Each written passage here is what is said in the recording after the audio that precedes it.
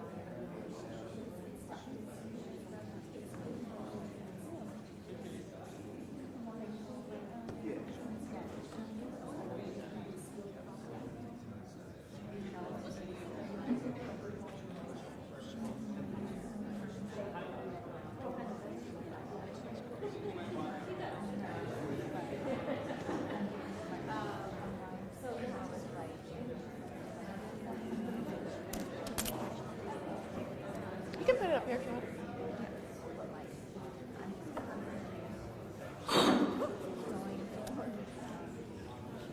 Yeah, thank you so much.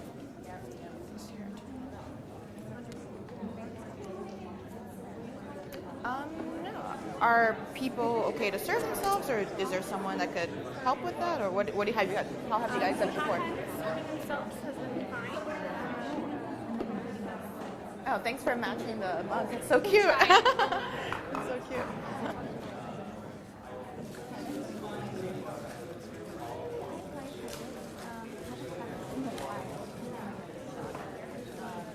Hello. I don't think so. I mean, I could introduce myself. Doesn't matter. Sure. Up to you. Thank you. Just whatever I sent to Faith, but I don't know. Yeah, yeah.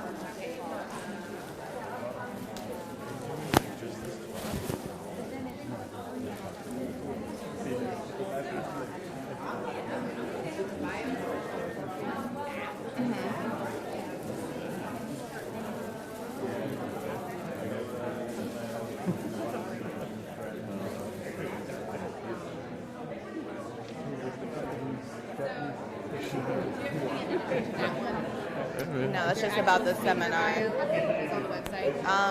Yeah, I mean, I could do this one. I'm doing another one tomorrow, so maybe I'll send it before tomorrow, and then, yeah. Okay.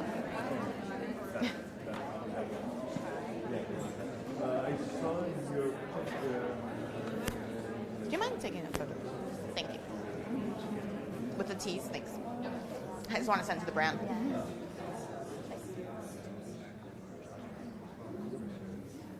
Okay, thank you. No, it's fine.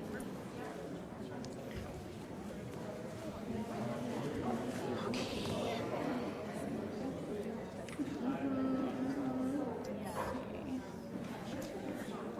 So I think we have one more minute, but while we wait, if anyone wants some tea, there's some really interesting teas from this brand called Clover with mixes like tomato, broccoli, tulsi. There's restorative, immunity, so just feel free to come up and then I'll start in like 1 minute.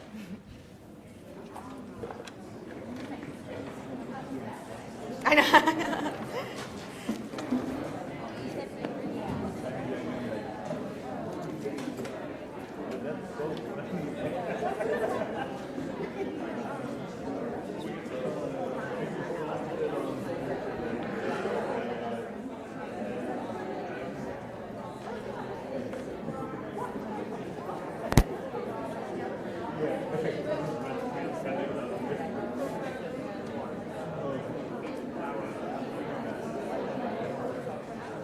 Hello, how are you? Okay. Mm-hmm.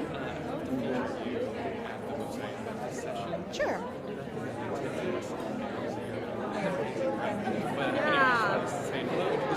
Sure. I can give you my card. Yeah.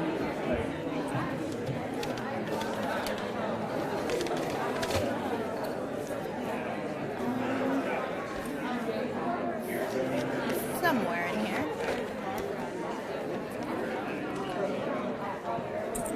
But where am I?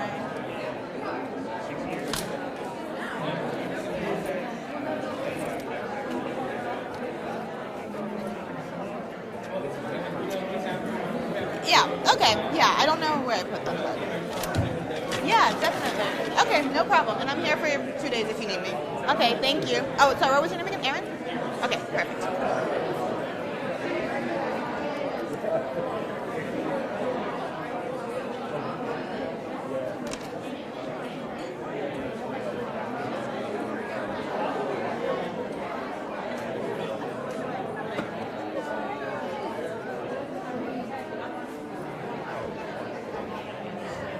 Have somebody to introduce you. Want to introduce yourself? I mean, I'm okay with doing it myself, but I don't know, do you have a bio or no? Well, I'm just pulling it off of the website. So totally Then I'll up just to you. do myself, yeah. Maybe I'll send them one for tomorrow when I do the food one. Yeah. Excellent. Great. Thank you. Okay, thank you.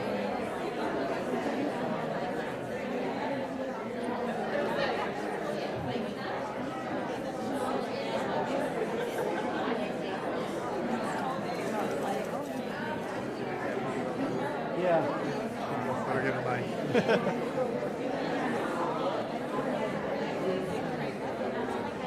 Thank you for serving. No. Let me just turn this off. It's just one of the brands I'll speak to. They're from Canada. I would try the broccoli or tomato just because it's a different. Yeah, I know. You're so funny.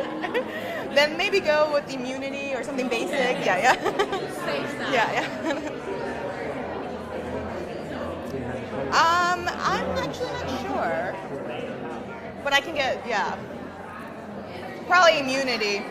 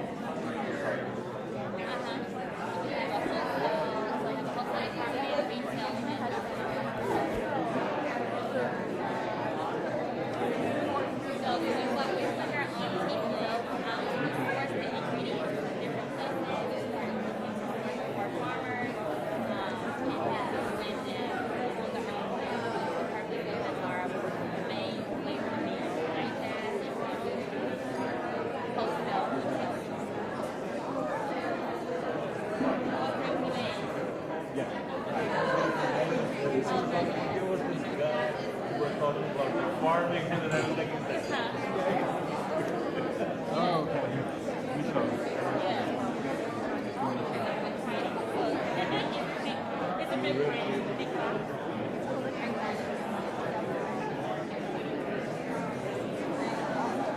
Okay. No. Go for it.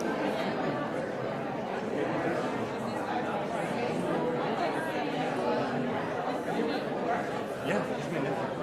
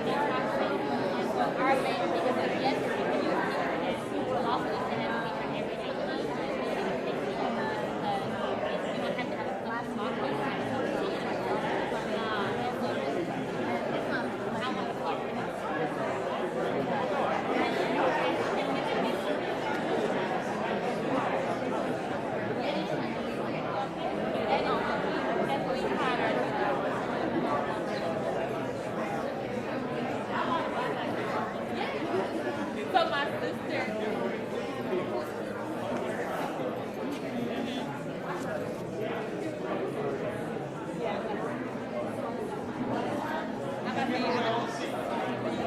about to have it.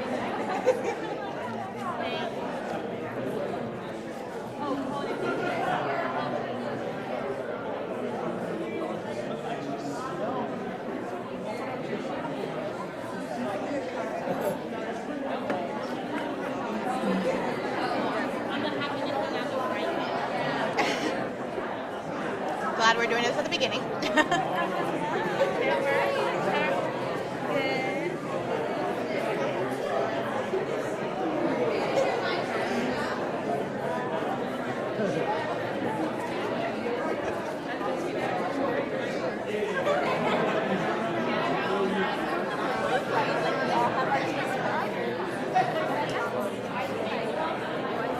You think, should we move it to the side? Maybe I'll start? Or should we just wait till everyone finishes? Just wait. Okay. Okay.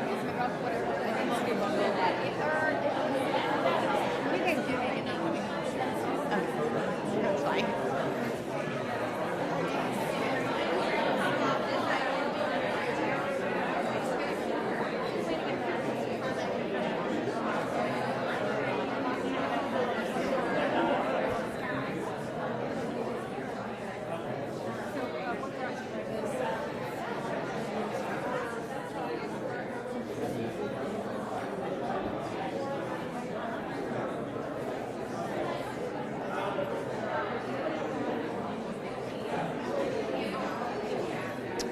If you want to give these two, because I have 20% off.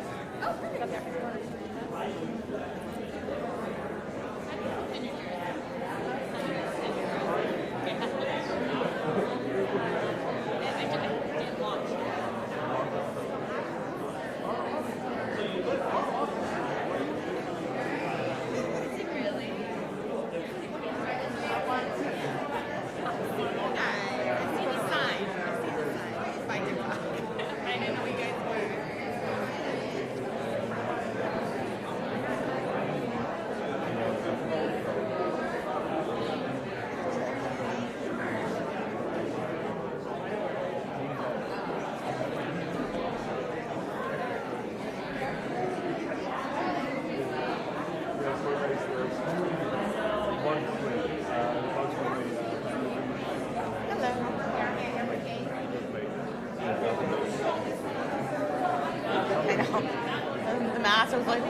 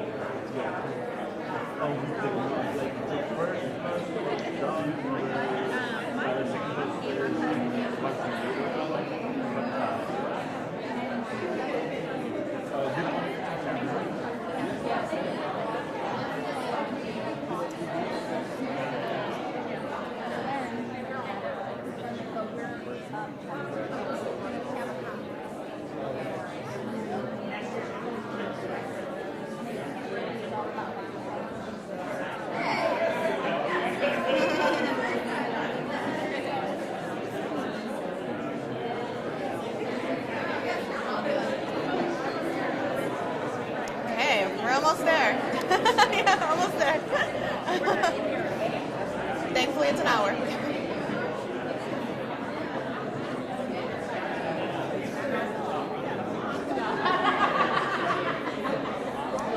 Very good.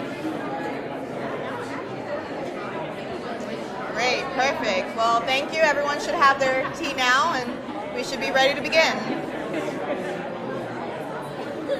Good. Is there any way to How do I start so that everyone can like quiet down?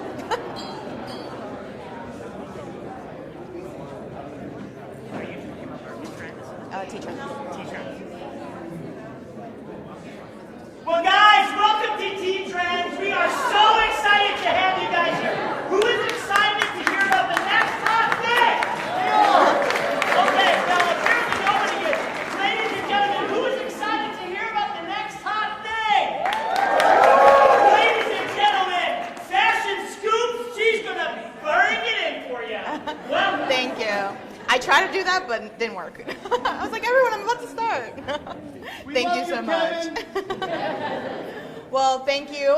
It's so nice to be in here after 100 Zoom webinars I've done to actually be here in person and be face-to-face with people. I hope everyone's enjoying these teas.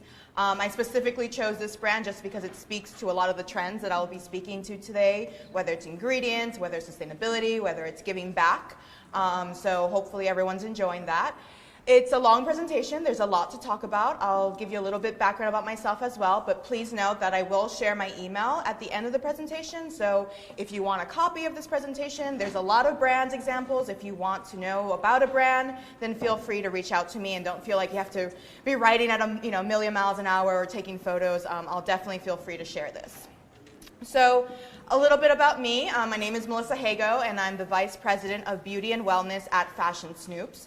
We're an online trend forecasting agency. So we really look at what is happening in consumer lifestyle shifts, what's happening in the world globally, how do those things impact what consumers are buying. So whether this be beauty, wellness, tea, food, we really look at it from a market perspective. So like I mentioned, we look at these cultural insights. So how is technology changing the way we consume? How is sustainability? How are things like Black Lives Matter also changing what we consume? So from there, we trickle it down into thematic reports, and that's where we bring in tea trends, food trends, beauty trends. We do everything, but this is my focus and the focus of today. So like I mentioned, the biggest thing is what are the consumer needs? Obviously, you can have the best product in the world, but if it's not at the right time or if it's not something consumers are looking for, then it might not sell. So today I'm going to be speaking about 5 big consumer needs that we're tracking in the tea world and ones that we see really influencing the market in the future. So we have restorative. We're seeing that tea is really becoming a whole total body health solution.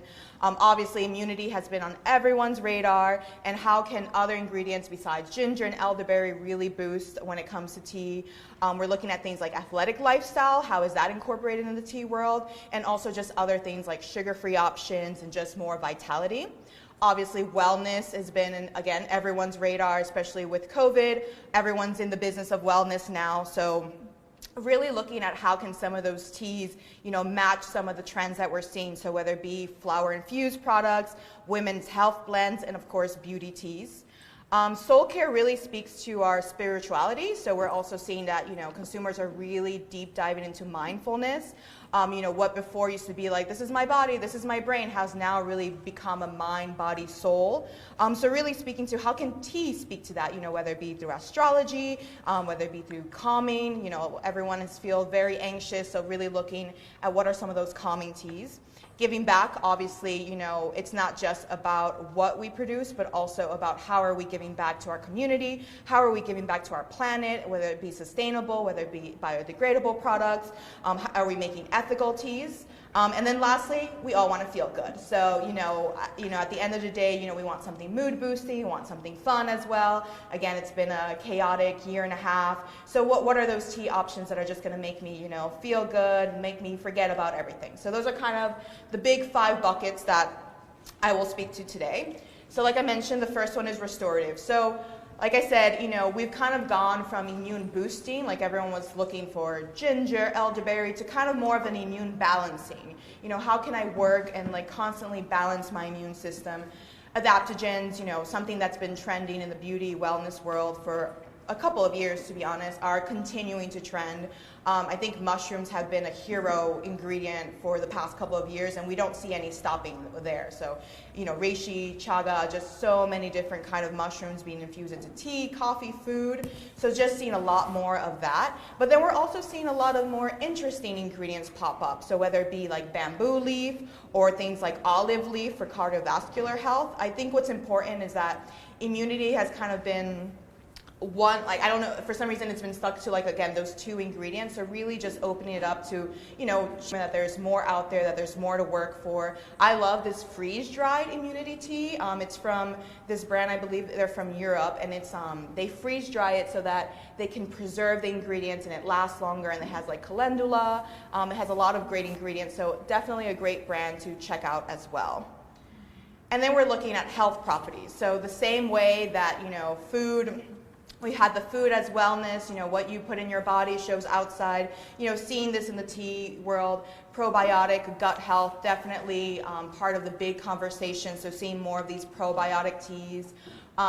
Greece has definitely, the Mediterranean diet is nothing new, but we're seeing a resurgence of the mountain tea, and we've actually seen it in things like chocolate. Raka is a chocolate brand. They've included mountain tea in their products. So it's just kind of having its it moment again, especially as, again, we look at these blue zones, like islands like Ikaria, where they have like longevity in life and things like that. So definitely seeing mountain tea coming back. And then other things that kind of have the health properties, so things that are brain boosting. I love the Ayurvedic one because I think, again, Ayurveda is a trend that we've been also tracking, and just seeing that the consumer is being more aware of, like, what are their dashas. If I'm a Pitta, so I run hot, do I need a cooling tea? Or if I run cool, do I need a different kind of tea? So I think, what is interesting about these is that because we're all online, because the consumer is more educated, is that people are more aware of these things. Again, what do I need to calm my gut? What do I need to boost my brain power? So just seeing a lot more of these kind of health properties infused. And then, cold brew is kind of nothing new, but it's something that we continue to see going forward. And I think this really speaks to hydration. Hydration is another key trend. And it's just kind of a fun way to feel hydrated. I know I personally don't like to just drink water. Like, I like to add tea for the extra benefit. So it's nice to see, like, some of these cold brews, like the Twinings one that has cold infused water enhancers. And seeing a lot of these more like slow brewed ones. So definitely another, trend that has staying power.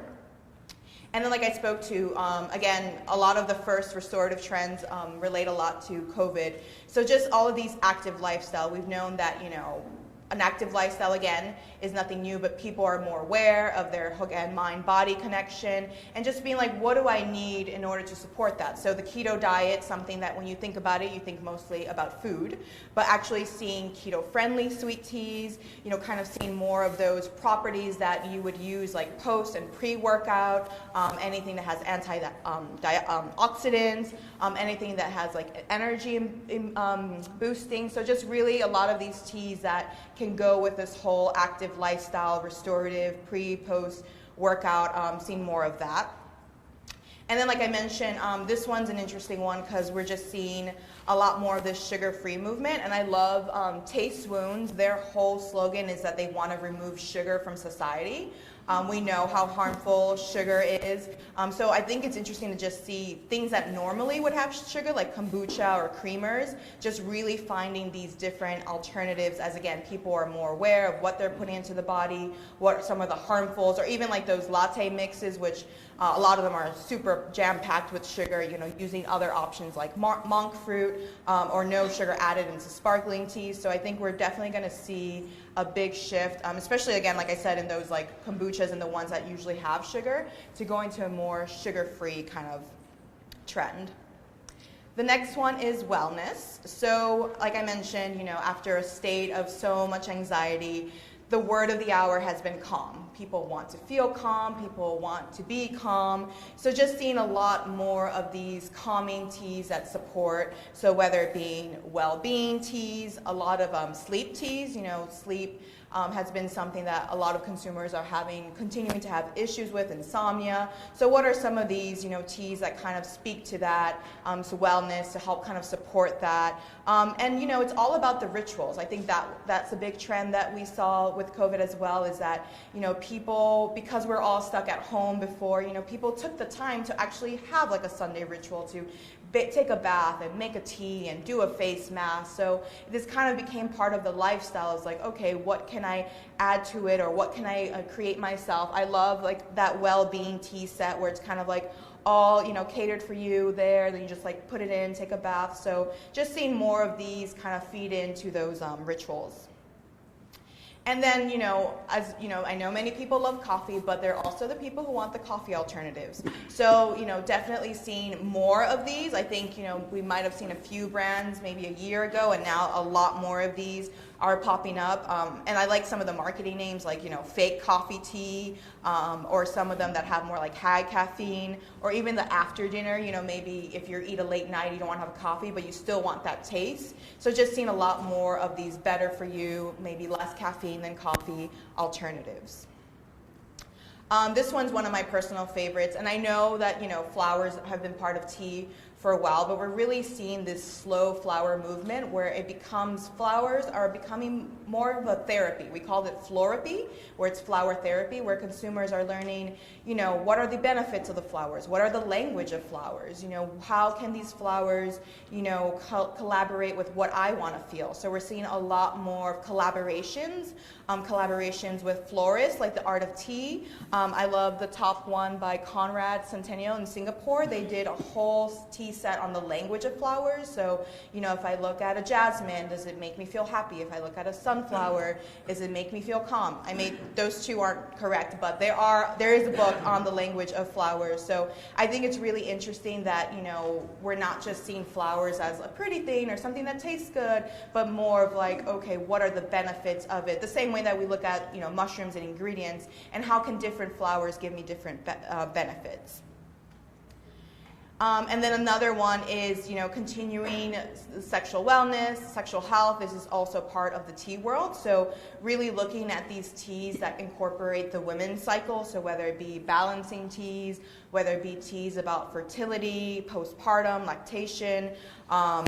Again, Tea Drops they're actually coming up with the women's health range. I don't think it launched yet, but it's coming out soon.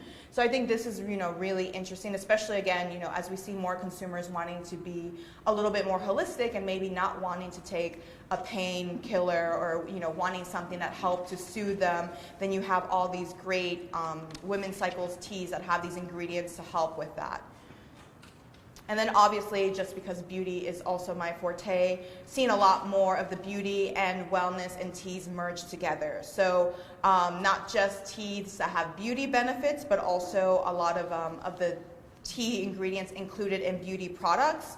So, collagen infused teas. I love the Tea and Tonic Apothecary herb, bar where you could go get your skincare product. You can go have a tea. Ranavat has a great match your tea with your skincare. So again, the same. If you have flare-ups and you want something to calm you down, then maybe you buy the skincare product and then the tea that matches with it that helps with the gut health. So a lot of these like merging together, and this really speaks to again that whole mind-body connection where people are more aware of like, okay, again, whatever I consume it's also going to show in my skin. So, what am I putting? Am I doing a face mask? But also, what am I consuming inside? So love these. And we're just seeing a lot more of the wording also use the beauty terms. So anti-aging teas, all the benefits, youth and beauty tea. So I think that's also an important world, is that more people are, in tune in the beauty world, is using those kind of marketing terms within the teas as well. And then, like I mentioned, a lot more of these tea-infused ingredients in beauty products. So this one's great because it shows a wide range. So while it's been skincare for a while, we're seeing it in makeup, like the matcha-infused color corrector. We're seeing it in hair care, like the green tea and kombucha. We're seeing it in bath soaks. We're seeing it in perfumes as well. So just seeing how all these ingredients are also influencing products. And then one of my personal favorites is soul care. Just again, because I feel like, mindfulness is super important. We've taken care of our bodies, but, what about our minds? What about mental health? So this really talks to that idea of being calm. We call this spiritual chill because it's really that idea of like, what can I input in order to feel zen? Seeing a lot more psychedelics being infused in teas. We know that, some cities have made psychedelics legal, and there's a lot of retreats dealing with psychedelics, and a lot of it can be, it's not just doing psychedelics to get high. A lot of it does have to deal with post trauma, a lot of the psychedelics. So really seeing it from a medicinal kind of point of view. I love all the things like the heart opening. So, crystals and astrology has been, again, trending for some while. So what are these teas that speak to kind of some of those terms like, heart opening or chakra or third eye? As I spoke to sleep in more of a wellness way, we're also seeing lucid dreams. So again, that kind of speaks in the spiritual world of like, what can help me kind of go beyond my limits.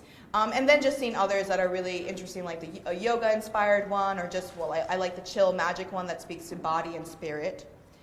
And then CBD and hemp, I know there's actually a few seminars, I think, just on this, so I won't speak too much about it, but this is definitely a continuing trend. We're seeing things besides CBD using other cannabinoids like CBG, a lot more of these like luxury infused ones, especially with packaging. I feel like CBD has had kind of like a look for a while, and now we're seeing it become more luxe, and we're seeing it being used for other things, so definitely CBD is continuing to trend. And like I mentioned earlier, just a big emphasis on astrology. So whether it be tarot card reading, everyone loves personalization. So it's like, oh, is that my, Pisces tea, or is it like a zodiac tea? Is it tea crystal bombs? I think, again, as more and more consumers are just being aware of like, learning about the zodiacs and learning about, crystals and their healing properties, and we're just seeing a lot more of this incorporated into the tea world. And then, I'll probably say this for every other page, my other favorite is the moon cycle. So this is actually another big trend, is that, more and more people are also being in tune with lunar cycles. How do we feel around lunar cycles?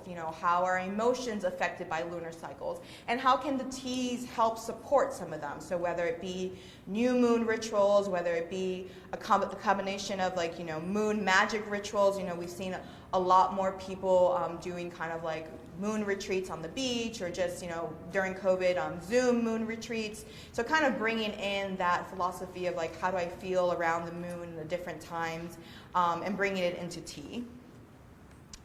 Another consumer need is giving back, super important as well. So obviously we can't have a trend talk and not speak about inclusivity. So definitely, continuing to see different kind of brands to support. So whether it be through Pride, Latin-owned brands, definitely seeing a lot of more of these smaller brands tune in. I'm sure there's a lot of great ones here as well. So inclusivity is, continue to be a conversation, including in the tea world as well.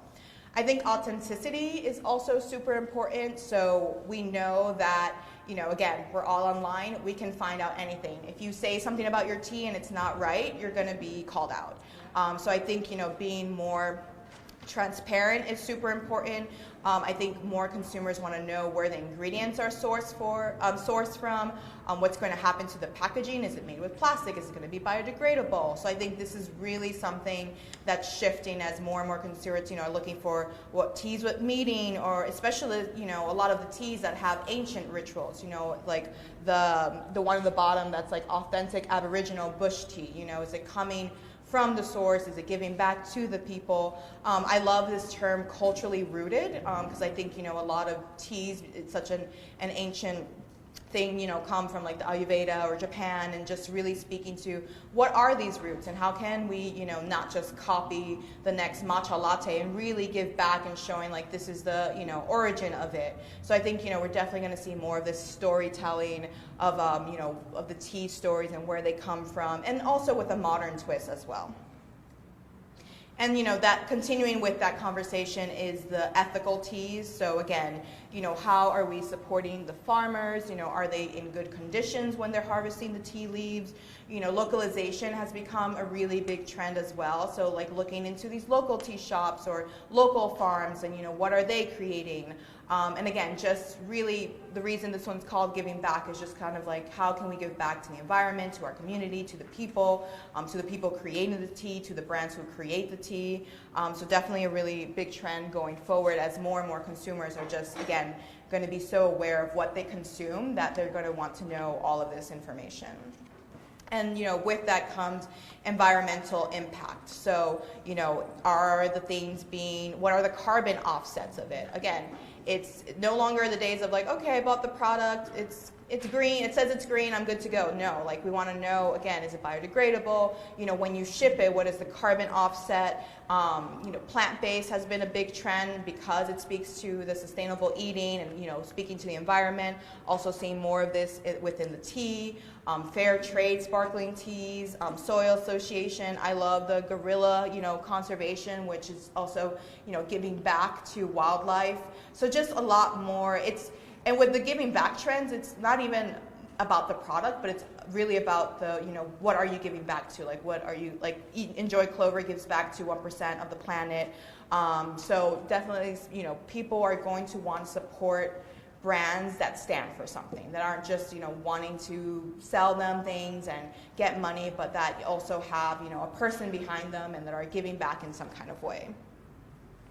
Upcycle is a big trend. The zero waste movement is also another trend. How can we create from waste? How can we already use what we have without creating even more waste? So just seeing different brands doing things that are creative when it comes to upcycling. So whether it be using leftover coffee leaf to create tea, or leftover cherry husk, or brands like Senchado Tokyo using repurposed tea leaves. I think, again, this is such a big trend in the wellness world, and, that definitely incorporates tea of like, how can, there's so much waste, especially with food and groceries and all this, like, how can we use all of this waste and create these upcycling products? So a lot of great examples here.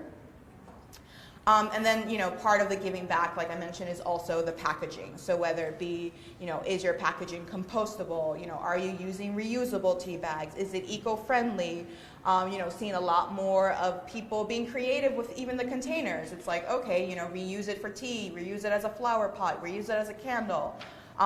Just being really kind of creative on like how can the product not just be like a one-time use. And then just a lot more of these kind of, like I said, compostable containers, a lot of these where you can kind of plant it back and grow flowers. So just anything that, the packaging that you can use it as a double life. And my last trend is feel good. So a good one to end at, because, we want to give back and be sustainable, but we also want to feel good. So love this one. We're seeing a lot of these mood boosting products. DIY definitely had a moment again during COVID where people were just kind of creating their own hair dye or creating their own looks, and I love that it's trickled down into the tea world. So seeing things like, especially like boba, maybe something that we wouldn't think about doing at home on our own, but seeing more of these kind of DIY boba kits, seeing these more of these dessert inspired teas. I love the whole create your own tea. Again, that's kind of part of the DIY movement of like, how can I make something personalized? How can I make it my own? Maybe I want to, I don't want a chamomile and lavender. Maybe I want that tomato and broccoli tea. So just really kind of personalizing it and making it yours. And then just for fun, because this is the feel good trend, love the like color changing ones. Just kind of adding that quirk, that people's need of like, nostalgia and just feeling good. It's like, okay, I want to drink this tea and look, it changes color, or it does this, or it tastes like ice cream. So and this is just like a fun way to infuse tea, especially for people who might not be tea drinkers, who are kind of like, not sure about tea. I think this is a great way to bring tea into it. And then we're also seeing a lot of more fun formats. So things like instant tea have been around for a little bit, but seeing more of these kind of glittery, obviously edible, teas that you can do. Seeing these 3D printed tea bombs. So this is actually by a beauty brand, Fable in Maine.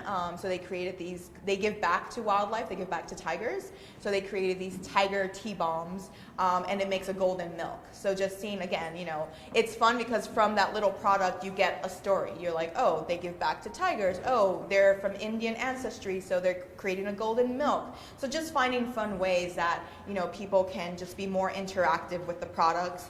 I also love the little tea bags, you know, just kind of having these, again, quirky little fun shapes like fish or, you know, anything else you want to do. And just seeing more of these like on the go, you know, it's like if now things are opening up and we're traveling, do we want to have these kind of like pocket tins, teas that I can take with me? You know, maybe I don't want to drink Lipton that the hotel has. I want to bring my good teas with me. No offense if anyone's from Lipton. So, you know, having more of these kind of like pocket teas that you can take with you and just having these like, again, fun little formats. And then having more of these collaborations as well. So nostalgia has taken over, especially for Gen Z, millennials. It's like the 90s all over again. Like we've seen every collaboration with cartoons from the 90s, fashion from the 90s.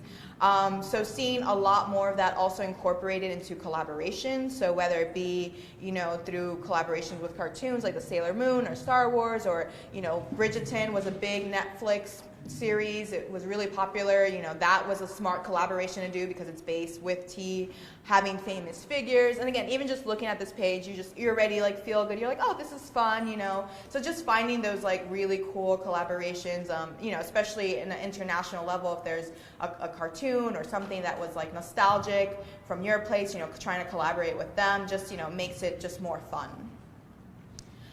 Seeing more canned teas, so, you know, this is kind of also moving away from people, again, wanting the health benefits, so maybe moving away from sodas and things like that to being like, okay, you know, tea is better for me, so seeing things like green teas, you know, canned milk teas, more of these kind of sparkling teas. The concept of tea soda, so it's like if you have that urge to want a soda, but you really want the good, better for you, then you'll have the tea soda.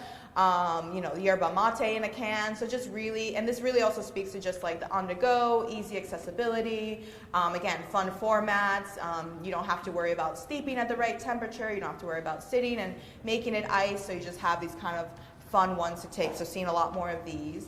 And along with that comes the hard tea, so I'll serve that at the next seminar.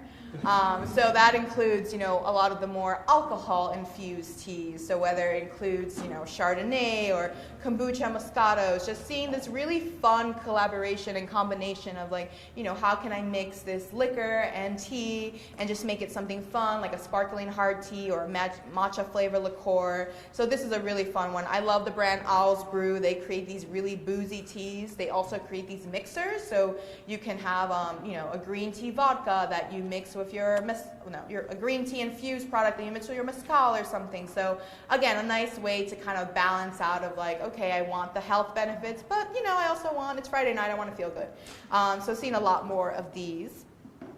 And then my last trend is the food one. So this one, you know, seeing, like I mentioned, that chocolate mountain herb, seeing a lot more of these teas infused into things that you probably wouldn't think about. Candy and chocolate, okay, that one we've seen, but barbecue sauce, I love. Singapore is doing a lot of great things with tea, so definitely recommend looking at Singapore. But they're creating this bubble tea pizza, blossom pizza, you know, seeing more of these like edible teas. I still love the chocolate tea bars and all the tea infused candies.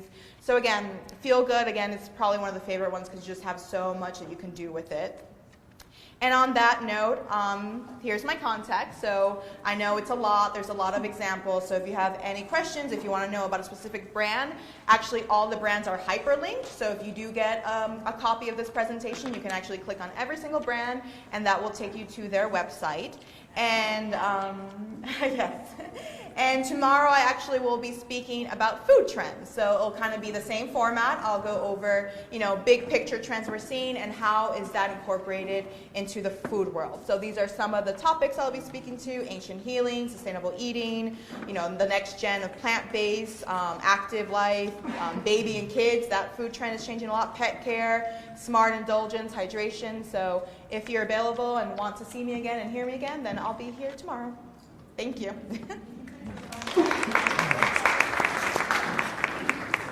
And I guess we have a little time. If anyone has any questions, feel free to come up, raise your hand, whatever you like to do. Yeah. Yeah. How do you guys basically know if that's a fad or a trend? Or trend-wise, like a lot of them are going to go away eventually, right? So just a little bit of people want to pay more attention. Yeah, I mean, it's the future of trends, so I think it's really speaking to the ones that have staying power. And I think it's also important to know, as a brand, you're not going to do all of them, you know? So as your brand looking and seeing like, you know what, we stand for sustainability, let's touch on that. Maybe the collaborations doesn't work for us. So I think that's the difference, is that when people do see trends, they become a little bit overwhelmed. They want to do it all. Like, oh yeah, we need to jump on this, we need to jump on that. And it's like, no. You know your target consumer, know what they want, and then answer their needs. Like, okay, I'm sustainable. Let me look at my packaging. Let me look at my carbon footprint. Maybe I don't have to do the cartoon now, or maybe I do something else. So I think that's where the trends come in and become different for your brand.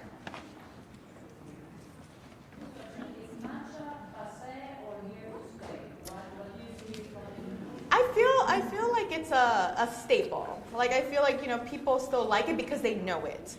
I think there's a difference. I think there are, the ashwagandha or I mean, I'm not gonna say chai because that one's also known too. So I think people feel comfortable having it. So it's almost like linear, where it'll stay because people know. But then there'll be those other rooms like, oh wait, why don't I have a mushroom latte instead? I've never heard about that. Or let me feel safe today and have the matcha latte. So I think it'll still stay around. And I mean, it tastes great, and if you make it right, it's great. So I think it's a nice even one to have. Yeah.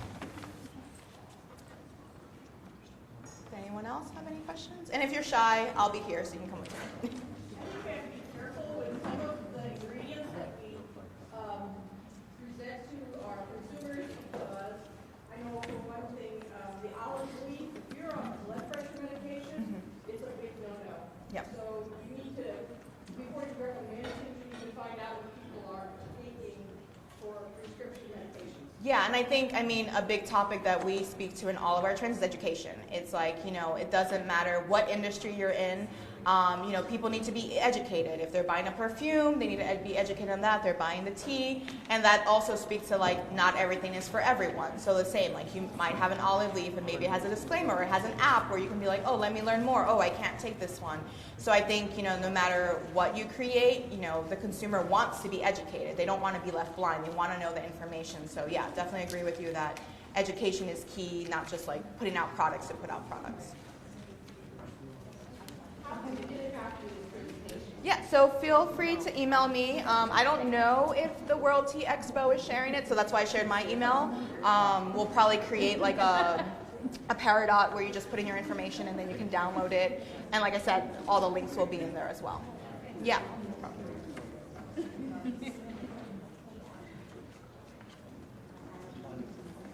Any other questions?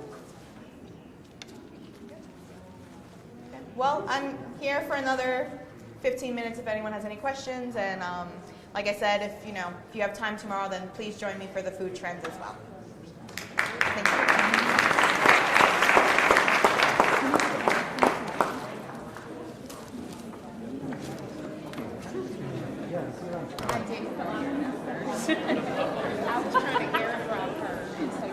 Hello.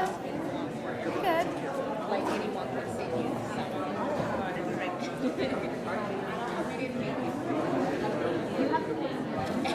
Who was it?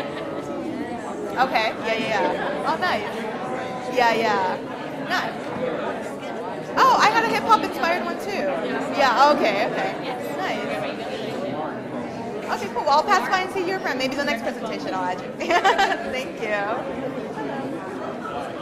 I'm Melissa. It's how to put it? It's at 4 to 5 tomorrow. Yeah. We use human and AI. So we actually have an AI that feeds us constantly information, and then we have a global team. So we have people in Asia, South America, Europe, US. So we're constantly. See you later, man. Yeah, so we sell online. It's a yearly subscription, but you can just buy it like if you just want it beauty and wellness, or if you just want it fashion, and then yeah, it's updated weekly, daily. So yeah, yeah. Thank you. So, sorry.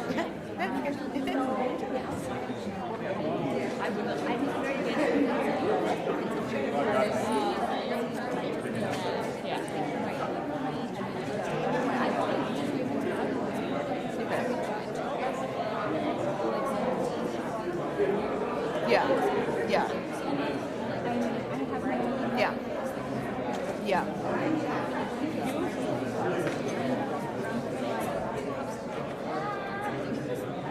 Yeah, no, definitely. We can do like a competitive analysis. We can see, you know, again, what maybe Amazon not the best space for you, like what retail space is like, you know, how are you marketing it? You know, maybe chai feels ode. Do you speak about Ayurveda or you speak about your roots? So yeah, I definitely would, you know, go ahead, email me and I can send you a little bit more about the website and like the fees and all of that kind of stuff. Yeah, thank you. Thank you so much for joining. Hello. Oh, thanks you. Aloha.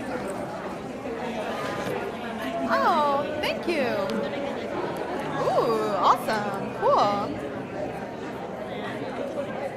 Yeah. Yeah, no, awesome. Perfect. Maybe I'll put it here for tomorrow's webinar. Thank you so much. Hello. Melissa. Yeah, it's okay. I know, I was like, let me move a little. Yeah.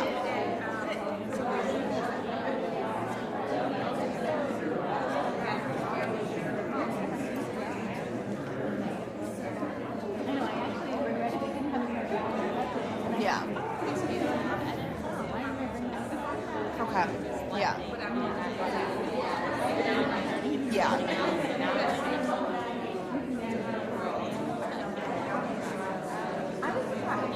Yeah. God. Okay. Yeah. Okay. Yeah.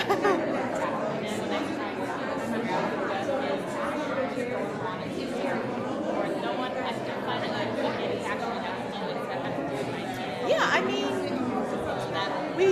we don't do much celebrity, but we're super open to finding. Like we've actually partnered with art galleries. Like we've done those kind of collaborations. We actually just created our new Spotify based on some of the trends as well. So we're always open. You know, I mean, we're a trend forecaster. We have to also adapt with the time. So if the new thing is, you know, I mean, we've done a lot of reports on celebrity like launches, but if it's like collaborating, then, you know, completely always open. Yeah.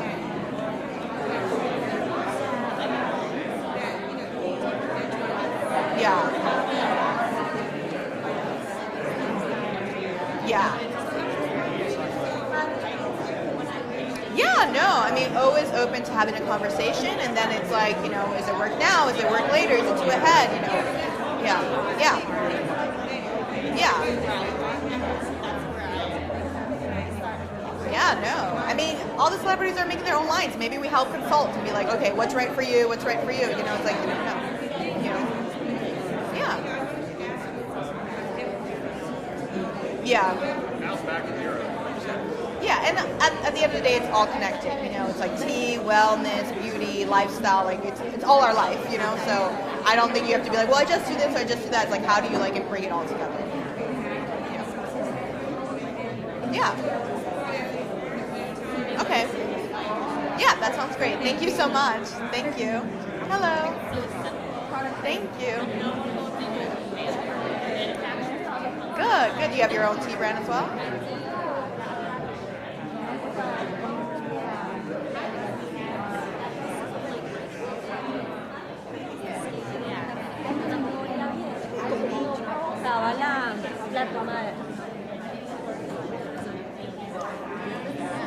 Yeah.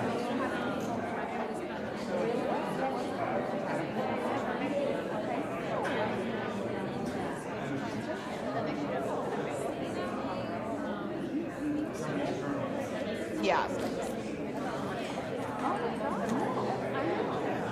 Well, why don't you email me? I'd love to check out your brand. Yeah, and then maybe I can like check it out and give like any like input or stuff like that. So awesome. Cool, I like it. Oh, I love it. Budapest, from Budapest to nothing. Yeah.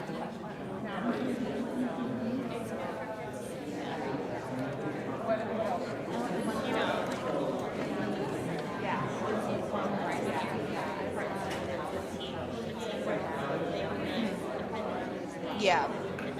It's like the little witchcrafty. Yeah. Love that. Yeah.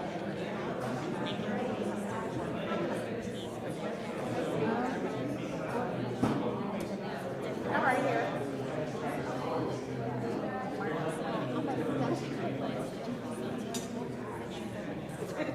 Yeah. So I mean, the site is kind of our bread and butter, but we also do consulting. So like if you want to know like, okay, these trends are great, but what do I need to do? Then we make sure to like just cater to you, your market, what you need. So yeah.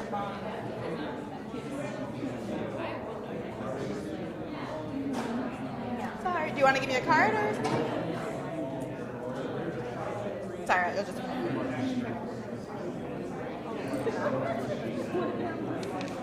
Oh, awesome. Oh, great. Yeah, take my email, send me an email as well, and we can connect. Yeah. Okay, thank you. Thank you.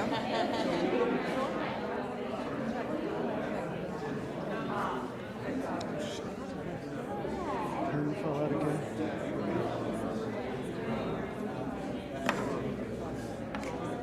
Yeah, yeah. And that's the thing, it's about timing. You know, it's like you can have the best, like I kind of mentioned at the beginning, you have the best idea, but if your time, like you could have lunar cycles, but you know what? The consumers weren't ready and now they're ready. So now like now you need to bring it. So I think that's, and again, that's part of like what we do is like knowing like, okay, when is the right time? Like now, like the same with the flowers, you know, it's like, okay, flowers have been around for centuries, but now people are like more into the flower movement and slow flower movement. So I think it's about held knowing together, like, you okay, know? this is when I do this now. Had to glue a few pieces together, and yeah. So. Yeah. But it's holding up. Well, if you're traveling out, it's going to get banged Yeah. up, right? Yeah, yeah. But and it's also the educational part too. But this you know, is 'cause, our- like people might hear and be like, I have no idea what what this that what does. does So the it's live like knowing streaming. like, oh, that is So good it for me connects to this the way or internet, that so- way. So yeah. Is it definitely. live streaming onto your site? Great, or well, do you thank also you, have a yeah. YouTube channel? Yeah, It thank goes you. to all of them. I'm glad it you goes were to able to Facebook make Live, it. goes to YouTube, goes to Twitch. Thank you. All right now, all those channels. They just you're hearing stuff. I'm talking to them right now. You see what? If anybody's watching, I don't know how many are watching. Okay. Yeah. So, yeah, you guys just one more minute, and we'll have an interview for you guys. Yes, yeah. So we'll Yeah. go through and we'll break it apart, and then Yeah. we'll be able to like give a card and give them like a timestamp of where they can go find it, to where they can cut it out and use it if they want. Yep. Yeah, I mean, I think things like the Mediterranean diet have, you know, So is this opened family people's farm eyes that to you like guys these work parts of with? the world, and I think, you know, we're seeing such a emphasis on the blue zones, you know, so whether it be Japan, Greece, and these areas where like people live long and people, you know, it's about balance. Like we've learned to like live this like fast work life, and people are now being like, no, like what is life? Like what kind of life do I want to live? And like learning from these areas where like, you know, people eat a certain way or people enjoy the sun and being outside and enjoy company. And I think that's just being more open to the world of like learning from these. And I think from that learning, then you start learning about the ingredients. Like, oh, okay, Icaria is a blue zone. Then they import mountain tea because mountain tea is this herb that does this, this, and that. So I think that's what kind of brings it all together. It's just like, you know, and because, you know, like I said, wellness has always been around, but now with COVID and everything, it's like the top, you know, car companies are looking at wellness, you know, every company's looking at how can I, you know, airports are looking at wellness, like how can I import this? How can this be part of my life? So it's the same with that, is like more of that learning of like, okay, what are these different areas? So yeah, and I think, you know, maybe that's like part of the marketing is like kind of bringing in that blue zone angle of like, you know, water as healing, and places like Greece that have this kind of lifestyle that, you know, if you drink this tea, then you get that kind of it with it too. I think, you know, becomes part of the storytelling.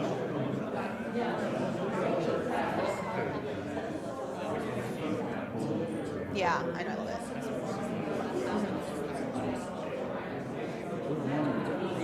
Yeah.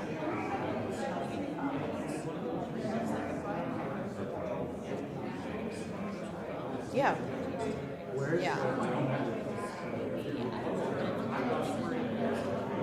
Yes, great. great. I'm glad. I'm glad. It's my first time at the Tea Expo, so I'm happy that everyone's happy. Yeah. I know it's a little late, but yeah. If not, email me and I'll send you both of them. Yeah. Thank you. Thank you.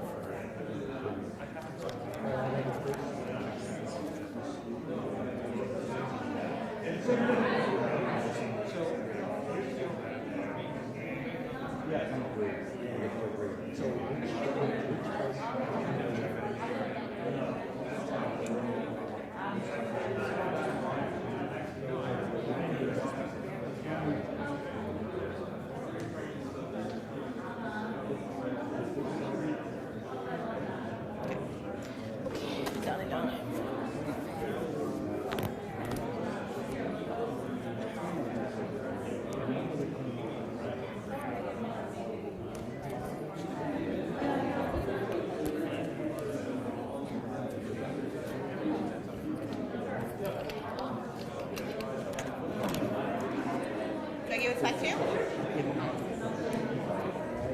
Thank you so much. Yep. Hopefully everyone heard me.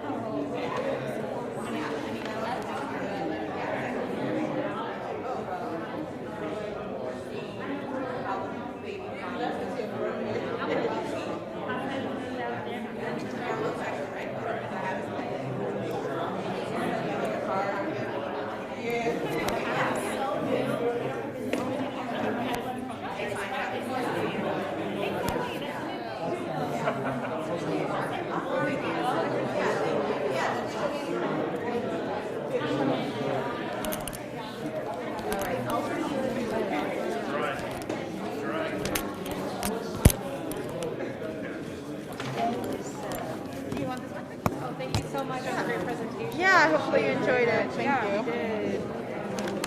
Thank you. Thank you.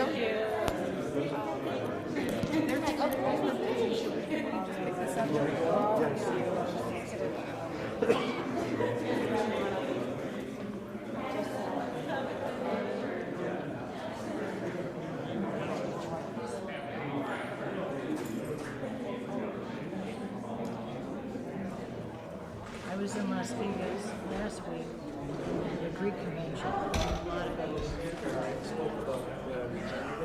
Oh, awesome. I'd love to reach out to you and get the. Yeah.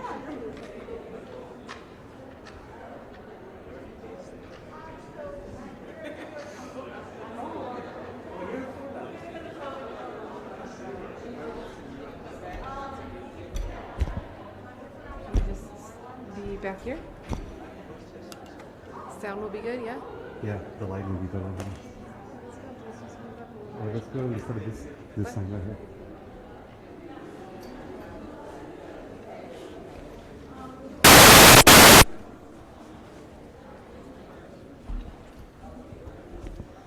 Right.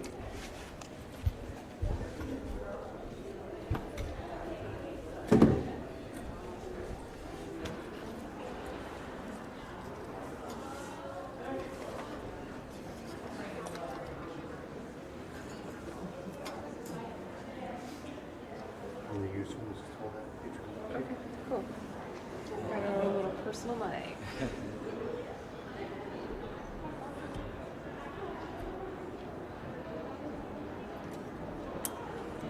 Do you like TikTok style talking into the mic like this? I think we're still live. Let me double check.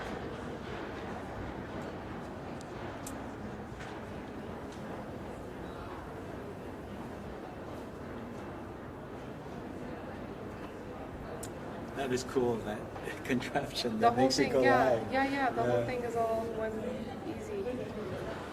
I think we're still live. Is it on a cell network or is it Wi-Fi? It's on the cell 5G, so We got 5G here. yeah, So it's running off my 5G right here. Yeah, see, look. oh, that's cool. I can hear you now. All right, so we got a mic here. How's the audio levels? Everything good? All right, so welcome back to the stream. My name is Elise, and we just finished watching a great presentation on the future trends of tea, and we were lucky enough to bump into Michael here. Michael, want to introduce yourself? It was great to meet you, Elise. I'm the president of Wild Orchard Tea Company based in New York. We focus on regeneratively grown teas, really nutrient dense, and our teas are cultivated on a volcanic island in South Korea. It's the Hawaii of South Korea. That's wonderful. Yeah, so we work with, by the way, he gave a presentation earlier today. We missed it, so this is why it's a special treat, because we will get to hear his story now. Michael and I saw your presentation. We thought it was very curious, very interesting, not only because was it direct trade, one single garden that you're talking about, but coming from Korea, which is kind of difficult. Like, we don't even import Korean teas, and we are known for importing a lot of interesting single source teas, but love to hear from you. Like, what is the current trend for tea in Korea, and then as far as the tea that you see coming into the U.S. tea market? Sure. So we stumbled upon a great opportunity because I've been drinking this particular tea from this tea farm for about a couple of decades. And this particular tea farm that we have a relationship with, they win all the national awards as the top tea, but they never really ventured outside. And so some of my friends, colleagues had a chance to approach them and say, hey, how about we represent you to bring your teas to the outside market, to overseas market. And so they agreed. And a couple of years ago, we entered their early spring first flush into the Global Tea Championships. They won as an unknown brand. So we got validation from there. The last couple of years, we've really been formulating RTDs, tea bags, matchas to really fit the North American market. And so we're just at the point where we're about to launch. Actually, this month we're going to be launching on Amazon as well as our own D2C site. And then from there, right now we're talking to some national retailers as well to get the teas into shops, brick and mortar. Wow, yeah, that's impressive. That's a lot of work. We know it's a lot of work. It's a lot of work. Yeah. So congrats on making it that far and having such a wide range of product offerings is very interesting. So you use the term regenerative. That's an awesome word. I want to know more about that. Like, what's regenerative here? So regenerative, people are hearing more and more about it in the mainstream. Even they're talking about regenerative. But regenerative is really the original type of cultivating crops from thousands of years ago. It's the way nature intended. So you have a system of animals, crops, you have soil, you have the water cycle, and if they all work in concert with each other, the soil is going to be ultra healthy. The root system is going to be extremely resilient to any types of what we deem today as like hurricane, all these things that are happening. And most importantly, what happens with regenerative agriculture, the microbiome of the soil is super healthy. So it's almost akin to our gut microbiome. When we keep our gut microbiome healthy, we get a lot of benefit for our overall health. But when the soil is really solid, the microbiome, from the way that you have livestock pooing, the fertilization, natural fertilization process, what's going to happen is the nutrients in the soil, there's going to be a lot of uptake into the crop. And so in the end, even though, there's a big difference between regenerative crops and consuming it and just regular conventional in terms of nutrient uptake, let alone the absence of chemicals and all these things that can possibly harm our health. So regenerative is really something that's growing a lot. I think there's an educational process, but I always like to explain it to people, it's the original way of farming. So it's not really new, but the term regenerative may be new.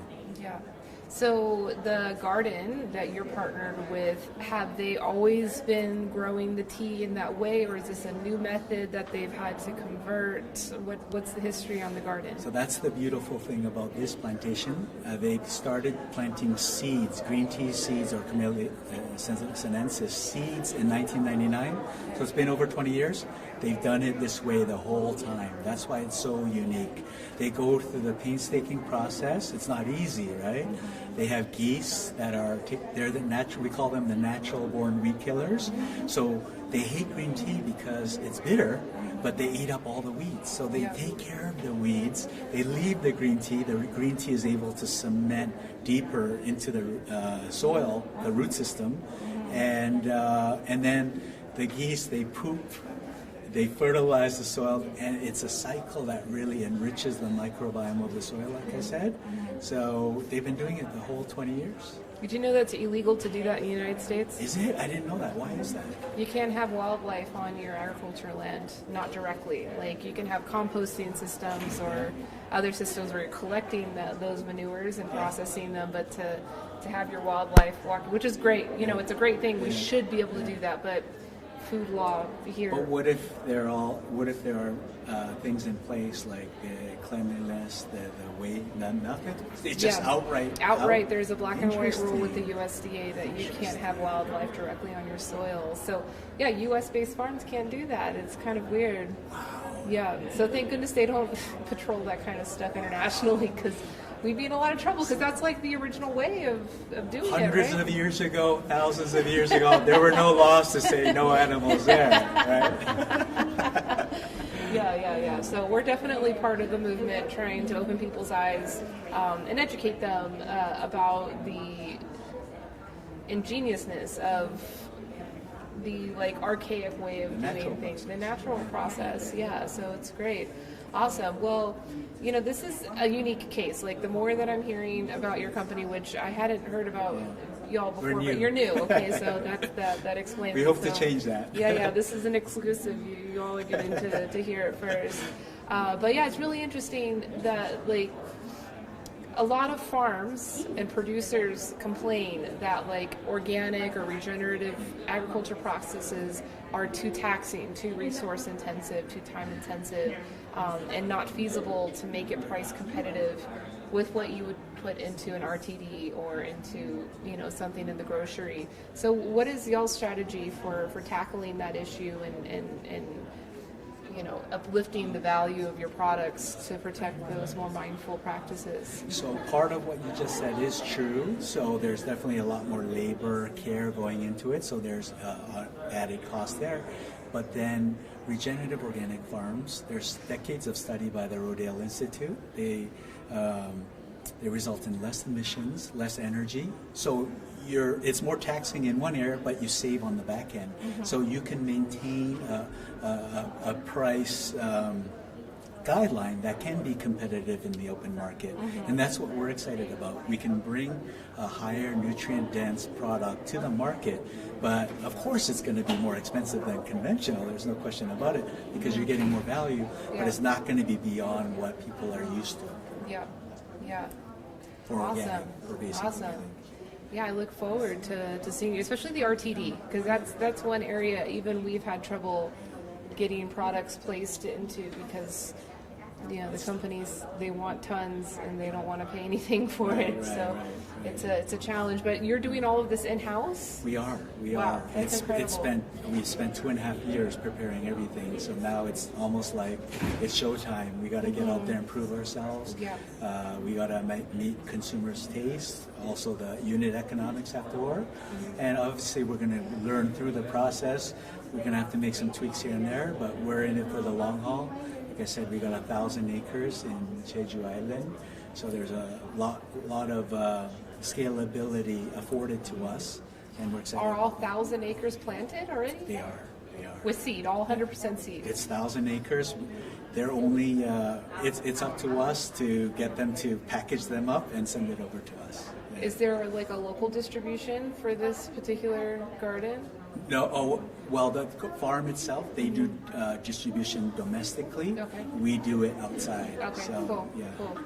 It's a lot of pressure. It is. It is. But wishing you the best. What's been your favorite thing that you've learned so far working in tea? Well, with tea, I love the industry because there's a lot of like cordiality, collaboration, and it's not like adversarial, right? Yeah. So I like the fact that we can share stuff. Yeah. And I've loved it. It's only been 2.5 years, but I've loved every minute of it, and it's just the opportunity to make an impact both on human and planetary health. That's really what gets our whole team excited, because it's not just selling a product. It's like while we're educating, helping people improve their lives, quality of life and longevity of life through our products, and then getting people to kind of consider the greater picture, which is our planet, which is suffering right now with climate change. So they can buy a product. They know great care has gone into it. It can benefit their health, and then at the same time, it'll benefit the environment. And that's what's really what our mission is. So, Wonderful. Cool. How large is your team? a big group of 6 people. Yeah, that's big. Yeah. That's huge. It's just the 2 of us here. Usually it's just me. Yeah, it's tough, but it's a great size to really move the needle, and then once we hit a certain level, we'll certainly have to add more people. So you mentioned green tea, and then mentioned something about matcha. And are you doing any fermented teas? We do the oolong, we do the red tea, which is black tea here in North America. But I mentioned it to you before, we're doing like all different. What we want to do is we want as many people to touch tea in their lifestyles as possible. So starting from a young kid to a senior. So in our roadmap, we have green tea based ice cream, like ice pops, candies. We have a skincare line coming out. So we want to just be where everyone, like whatever age they're at, if they're like, yeah, this is healthy, I want to do it, but do it in the way that they want to consume the tea, right? One person may not want loose leaf because they don't have the time for it, so then we do RTD. Another person, they may not like to drink tea, so we have candies, or we have it in another form. But the consistent thing around it all is really high quality, something that's going to benefit their health. Awesome. Well, yeah, that's the thing about tea. It can only make you feel better. Yeah, as long as it's cultivated right, without the chemicals and with great care, then it's only going to enhance your health, right? Yeah. And well-being. Great. Awesome. Well, Michael, can I call you Mike? Yeah, Mike? sure. Okay, cool. Yeah, his name is Mike. Any last parting words you'd like to share with the tea world? Well, it's the first day. I think a couple more days, meeting a lot of people, great conversations. The great thing about this expo is a lot of like-minded people, right? So I've only known you for like 20 minutes, but I feel a rapport. And the more people that get together for the sake of others, I think the better. So it's great to be here. Nice to meet you. Yeah. And Do you have a booth here? Not this year. Next year for sure. Okay, next year. Cool. Well, hopefully we'll get to sample some of. I will send you some teas. Cool. Yeah, Great. yeah. Awesome. Well, thanks, Michael. I guess we're good. No questions came up. I could have missed it. We might have missed Eric. Our friend Eric has been watching this stream. He's a huge Korean tea fan. I'll be happy to come on to the show again in the future. Yeah. Eric, are you here? Are you here, Eric? Cool. All right, thanks a lot. Yeah, thanks, Michael. He is here. He has. I have tons of questions. What is your question, Eric? You have them right here. What's your question? I love live questions. Yeah, because so here's the thing. We can be candid. We can be frank on this stream. It's okay. I get into it with Eric all the time because he is a huge fan of Korean teas, and he's like, he's someone that you should be friends with because he's trying to popularize Korean teas here, and it's really hard to do that because there's not a lot of Korean teas that make their way here. And from our perspective, it usually has to do with the value of tea in Korea versus here. It's great tea. It's very clean. It has a very unique terroir, but I guess it's just like the lifestyle or the standard of living in Korea is different, so the value of it is higher. The labor costs are tremendous. Yeah, that's got to be associated and that with really it, right? brings up the price, right? Yeah. So that's what Eric and I was talking about. Is I say, well, it may actually be a really great product, but it's really hard to justify whenever there's a lower priced product from China or Japan that may be of similar quality. Right. But that's where the details are important because it's very arbitrary, right? The quality. That's why for us, we really want to be transparent. We want to share stories and video from the farm so people can see that we do it in a way that no one else does. Maybe there may be, but not many. So when they are able to see it in action, they can understand the value and the amount of work that goes into that. That's where the value comes in because in the end, the benefits are reaped in consuming that type of tea. Right? Yeah.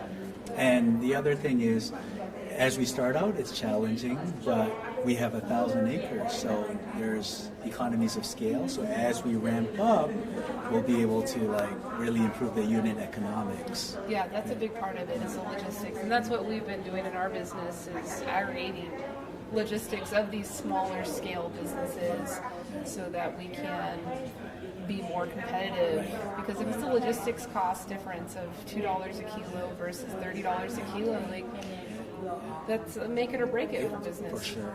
Yeah. So it's a challenge. How has the pandemic been with the relations and operations in Korea? Well, the pandemic hasn't really affected our operation in Korea. It's just the people there are so health conscious. They're very careful. We hear the stories in India. They suffer tremendously, right? Because of COVID restrictions. But in Korea, overall, as a country, they've had very low cases. And in particular, our farm, they're even more careful than the average Korean. So we haven't had any stoppage, and thankfully, and no barriers to our launch coming up. So, Wonderful. Yeah. All right, so we got questions. So the Jongcha, Buchocha, are you making the Jongcha, Buchocha? And then what grades will you sell? Wujian, Sejak, Dijak, he knows his stuff. Dijak? He knows his stuff. So he's asking in the Korean vernacular. He's asking first flush, second flush, third flush. So Wujian is the absolute most pristine. Up until now, we haven't sold it because it's so precious. But we do have plans to have a limited release of that. This is like the ultimate quality. Yeah. But right now on our website, wildorchard.com, the first flush, which we call early spring, that won the Global Tea Championships, the last one. We have the mid-spring, we have the late spring, and then we have oolong, which is half fermented. We have the red tea, which is full fermented, and then we have a blended line with botanicals. We actually blended in Germany at a 200-year-old blending company. Very well received, especially in the North American market. Yeah. And then we have the matcha powder. We have the green matcha, and then we have something called the Air Red. It's more of a roasted type powder, which is very unique, and that's what I'm going to send you. Okay, You probably haven't tasted anything. Yeah, this is the thing, black matcha, red matcha. I've been hearing a lot about it. I tried some black matcha cookies when I was in New York. Actually, yeah, there's the what's that place? And I don't know if you check out Tea in Manhattan at all, but there's a place called, I'm blanking on the name of the place. Oh my goodness. No. It is really new. Tea drum? Really new, even newer than that. Yeah. And the husband and wife duo, the wife is a Korean chef, and they have a lot of Korean teas on the menu, and I was very surprised but they had some black matcha cookies. They were little cookies made with black matcha. So I think this is a trend. These like oxidized. Later on, matcha. please let me know where that place Okay, is. so Eric says he's gonna order. He's gonna order some. Awesome. give me. My email is michael@wildorchard.com. Give me direct feedback. Okay. And the Air Red powder, it's just fantastic. We'll send you over some recipes. We're about to upload them onto our blog, but reach out to me and we'll make sure you have all the best use cases. Cool. See, Eric said this is perfect timing. I found you something interesting because he says, "Oh, there's not going to be anything interesting for me to watch." I'm like, "Oh no." Well, you'll be happy to know that the plantation that we have, our plantation in Korea, they sweep all the awards in Korea, the national tea awards. So you'll definitely be happy with the teas. Yeah. Cool. All right. Well, I think that's it. I think we're good. Thank you, Mike. Thanks so much. It's really cool. Thank you for the interview. Thanks a lot. Yeah. I think I'm going to end the stream now. I mean, we've got people here. We could keep it running, but yeah, we can keep it running. No, it's just going to be right here. It's not far. The social, yeah, we can go set up, and actually maybe we could set up next to a plug. Yeah, I'll be in touch. I got your card. Yeah. Oh man, this is fun. So the expo floor is not open until tomorrow. So we're filling time with these little interviews. I've got a legit cameraman this time, which is awesome. But yeah, we're gonna move. Let's move. Let's do that.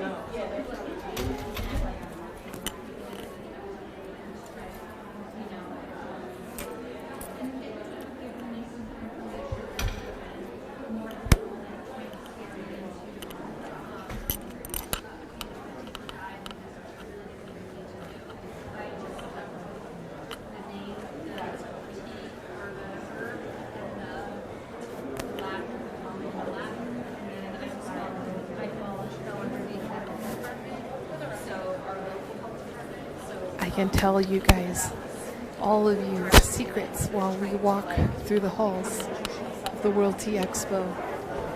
Where should we go? I am on film. Do you want to be on film? Hello, my love. Hi. Oh, I'm in your city. Welcome. Thank you. Do you want to do an interview? Yeah, let's do it. Let's do it.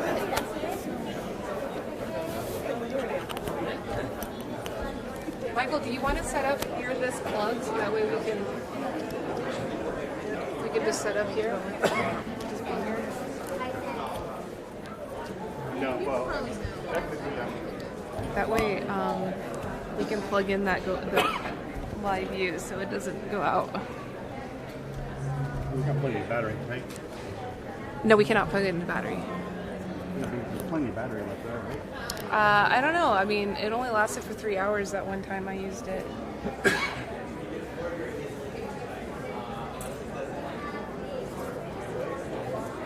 All right. I'm ready on the big. You look great. It's good to see you. And Bitcoin. Bitcoin's waiting at the tea room. Oh, My tea room is just down the street. It's just, yeah, we're doing some parties all night, all the nights. So yeah, come party with us. Yeah, we got the whole place set up for a good party. So you have you as a correspondence now? Yeah, so we're press. You're on tlet.tv. Oh. This is the Tea channel. We are live. Okay. Hello, T-Lit. Hello, T-Peeps. Here, let me get my phone actually because we're live, so we have a live audience, and then they have questions for us because that makes it fun. Yeah. So, welcome back, everybody. We found a friend that we're just going to do a live interview right here. Why don't you introduce yourself? Let everybody know what's up. Okay, I'm Sherilyn Sellers. I'm from Atlanta, Georgia, and we're with the Urban Tea Party, like the Boston Tea Party, but Urban Tea Party. That sounds a little bit better than the Boston Tea Party. Oh, it is. We have a lot more fun. Although they might have been having fun at the Boston Tea Party. I heard they were throwing out some like really good tea. It was like some yang cha, some Li Shan beautiful roasted oolong tea. Can you imagine how sad that was? It was beyond sad, and we will never do that at our Urban Tea Party. we have everybody bring stuff to the party versus throwing it away. Yeah, so what do you do? What is the Urban Tea Party? Oh, we are all about everything tea, culturally, globally, and we're also about furthering the advancement of education of tea in the Black culture. Wonderful. Yeah. So how long have you been doing this? 16 years. Can you believe that? In tea years, it feels like 4, but in 16 years. Okay, and so 16 years, your mission and your work has been the same the whole time. Absolutely. So we've evolved, of course, as every other tea business will be, but understanding the heart of our customers and knowing it's all about sisterhood, about being bold, about taking care of ourselves. It's our tea, it's our time, and it's our turn. That's our slogan. So we've really spent, especially during COVID, a lot of time teaching women to love on each other, take care of our bodies, our health, and our minds. And that's through immersing through all the cultures and everything that tea brings. Yeah. Oh man, what a great tool. And to be doing this for 16 years, because I'll tell you what, like, there's a lot of movements similar to this now, which is great. Right. Awesome. But it's like really only started to creep up the past couple of years. So to hear you be doing it for 16 years is incredible. Well, you know, when you've been in it for this long, what they say, I'm not new to this, I'm true to this, right? It's a labor of love. Yeah. And you just get excited when you start to see it all come to fruition. And especially coming back here with the World Tea Expo being live. I mean, we missed it so much, being able to connect with one another and share what we know. And just hoping the rest of the world, well, the rest of America catches on. The rest of the world already knows America's just a little bit behind. Well, so developing this whole tea channel all happened because of the pandemic, because we couldn't get together. Right. But now that the events are happening again, it's kind of cool to bring the cameras in and kind of add this extra element, the hybrid of the offline and the online. But I got a question for you. Sure. So you've been doing this for 16 years. I want to hear like a case study of like somebody that like came into your community and has stayed in your community for 16 years. Oh, wow. I would love to hear a case study of anybody. You don't have to say a name, but it would just be wonderful to hear like the actual like fruits of your labor. Yeah, well, I've got a lot of those stories. As you know, tea people, we really aren't shy.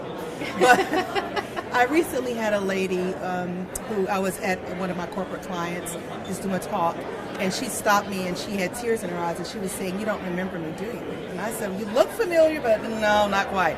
And so she pulls out some of my tea, Urban Tea Party tea.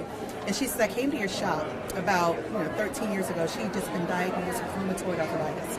And apparently I'd spent like an hour and a half with her going through different teas and talking about rooibuses and how it's really good for the inflammation. And she integrated that into part of her diet. And as a result, she's like, now I'm an avid tea drinker. Not only has this rooibus helped, because she's a young person diagnosed with rheumatoid arthritis, she's able to get on with her life and live a normal, somewhat normal life because tea has been inserted and not a lot of medicine has been inserted. She caught it early. So that really warmed my heart because literally the moment she saw me, she remembered that conversation. She remembered the sisterhood, the connection, and how it has impacted and transformed her life. I'm getting chilled thinking about it. You just never know. You know, who's paying attention, who's watching, and the life-lasting effects that you're going to have on other people's lives. That's why I'm here. I know that's why you're here too. Yeah, for sure. I didn't know how powerful tea was going to become. Oh man, it's magical. I feel so grateful to have this opportunity. So what's your goal at the show this week? So when I first came to my first show, you were a featured speaker, and I was so, and I'm serious, I was so enamored with you and Seal-It and your story. And so this is the first year I'm a featured speaker, so I'll be speaking on Wednesday. I'm excited about that. I finally have enough information to share with the rest of my fellow What's tea your lovers. Presentation? Creative ways to monetize tea. Okay. Everything we learned about, from COVID, we all had to shift our business models to be profitable. And I learned quite a bit about I thought I knew my target market. I learned more about them. So I'm just going to share that with everybody else. Wow, thank you for sharing that. What is one cool tip or maybe evolution that you've had to make with your business over the past year that you think would be a good tip to share right now with our viewers? You already kind of said it. Everything now is going to be hybrid. Yeah, COVID's coming, hybrid. COVID's gone, right? But we have some that actually enjoys being introverted and some, elderly that can't quite get out as much. So the virtual tea parties, you're hearing a lot of people talk about it. What we've learned is further ways to customize that other than it just being a virtual tea party. And I've attended a few of yours as well, very educational. There's all kind of ways we can slice and dice it.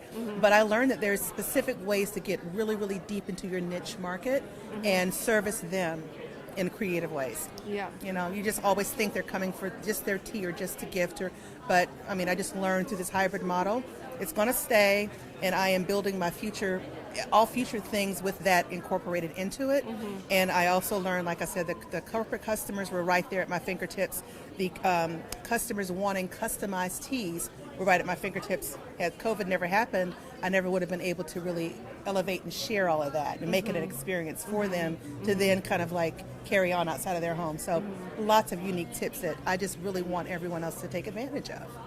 Awesome. Well, happy to hear about your resiliency. Not everybody has such a positive story to share, but we all can. That's the thing, right? It's a perspective.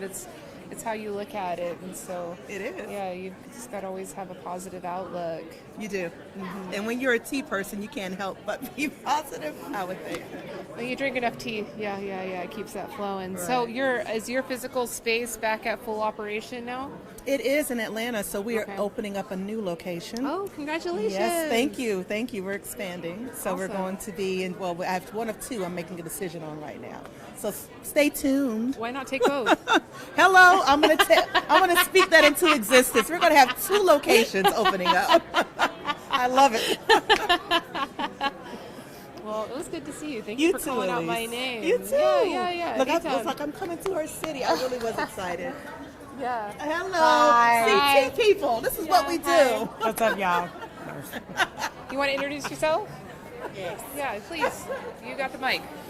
My name is Liz, the best bartender named Ron. Boop, boop. Wow. All right, Liz. Do you know how to make a tea cocktail? You know how to make a matcha cocktail? No, I wasn't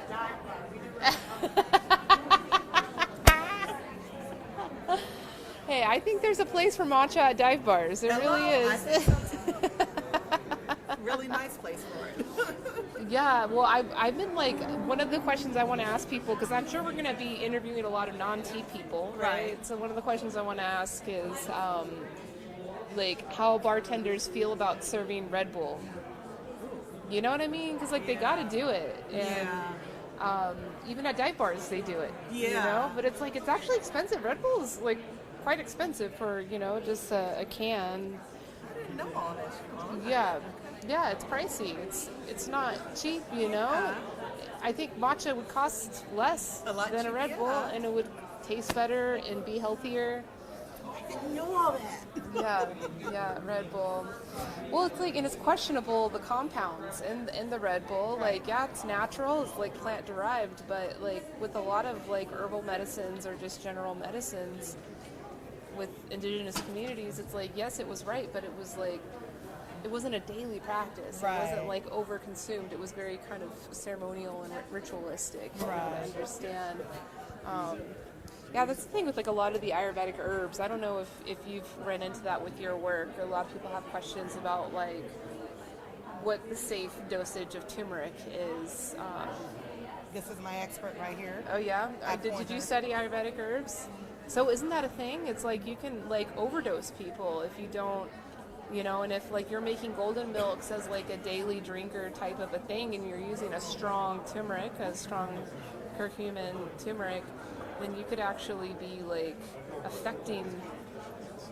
Right. From what I have read in my research, there's really no maximum amount for turmeric. Okay. Turmeric is not that bioavailable, so you have to add a little oil, a little black pepper, those type of things to maximize the amount of bioavailability.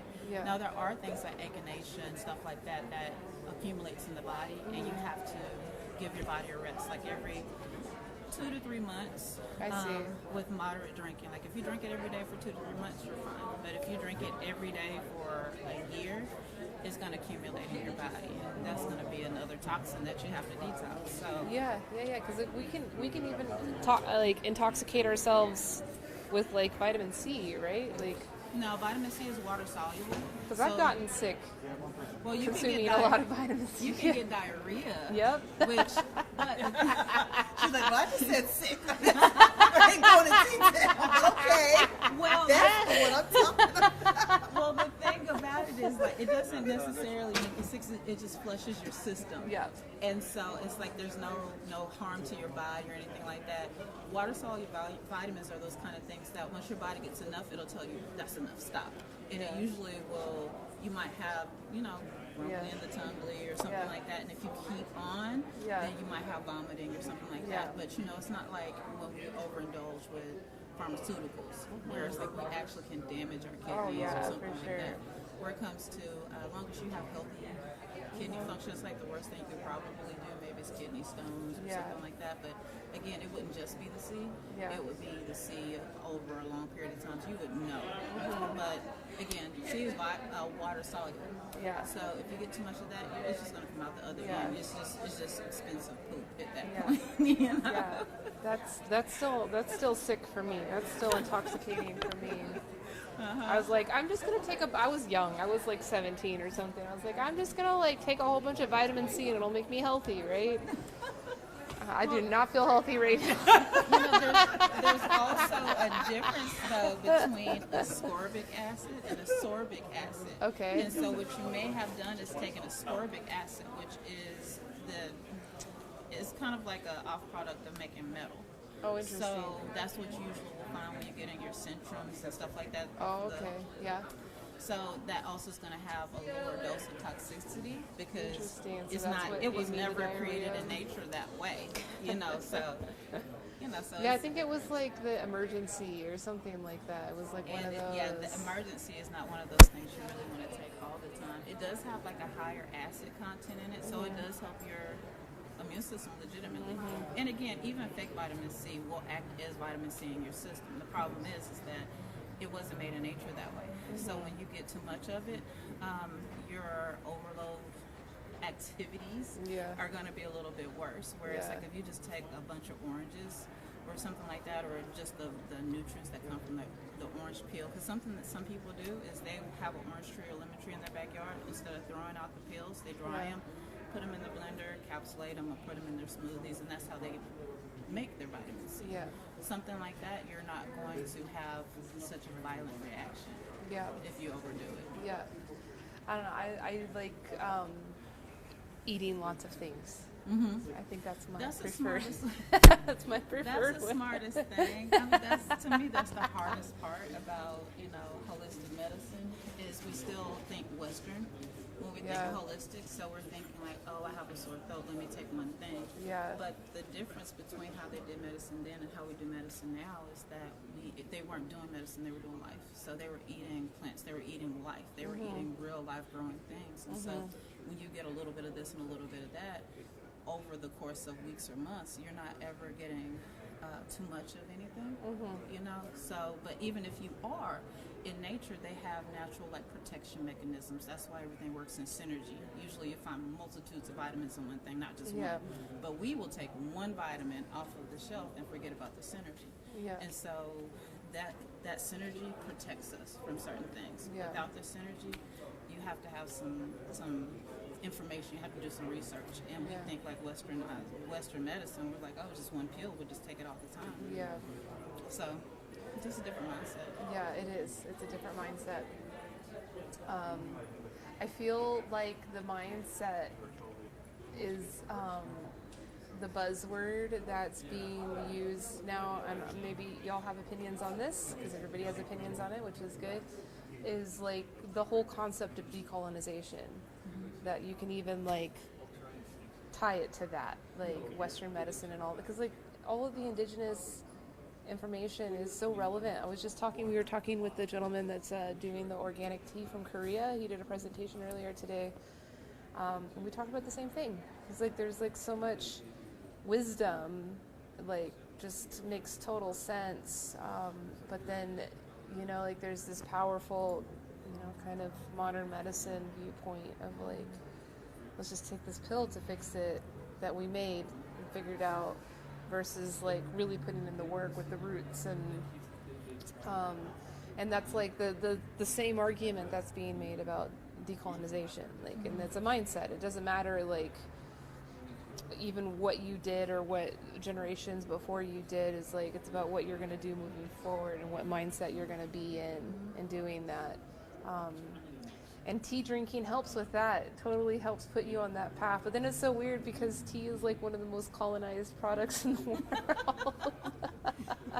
A lot of work. It's such a like an ironic thing, you know. That's the fun thing about it, because all we can do at this point is just go from what we know. I mean, I'm having to relearn things that my grandparents have always known, but of course, you know, as I was younger, I'm like, we have that stuff in a bottle. I don't have to go and do all, and that stuff probably doesn't work. And so now they're gone, and I didn't absorb all of the wisdom that they had. So now I'm trying to remember what they taught me, and I'm trying to learn from TCM and Ayurvedics and, you know, or whatever sources I can gather from. And it's kind of like a re-education, you know, process. And you know, hey, all you can do is just learn, start where you are. And I mean, tea is one of those things that's been pretty safe and available, you know, and so now we're actually learning the difference between, you know, this ground up stuff on the, and what it, you know, it's like, I'm Southern, we think of it just like a pound of sugar or something you put on the table for dinner,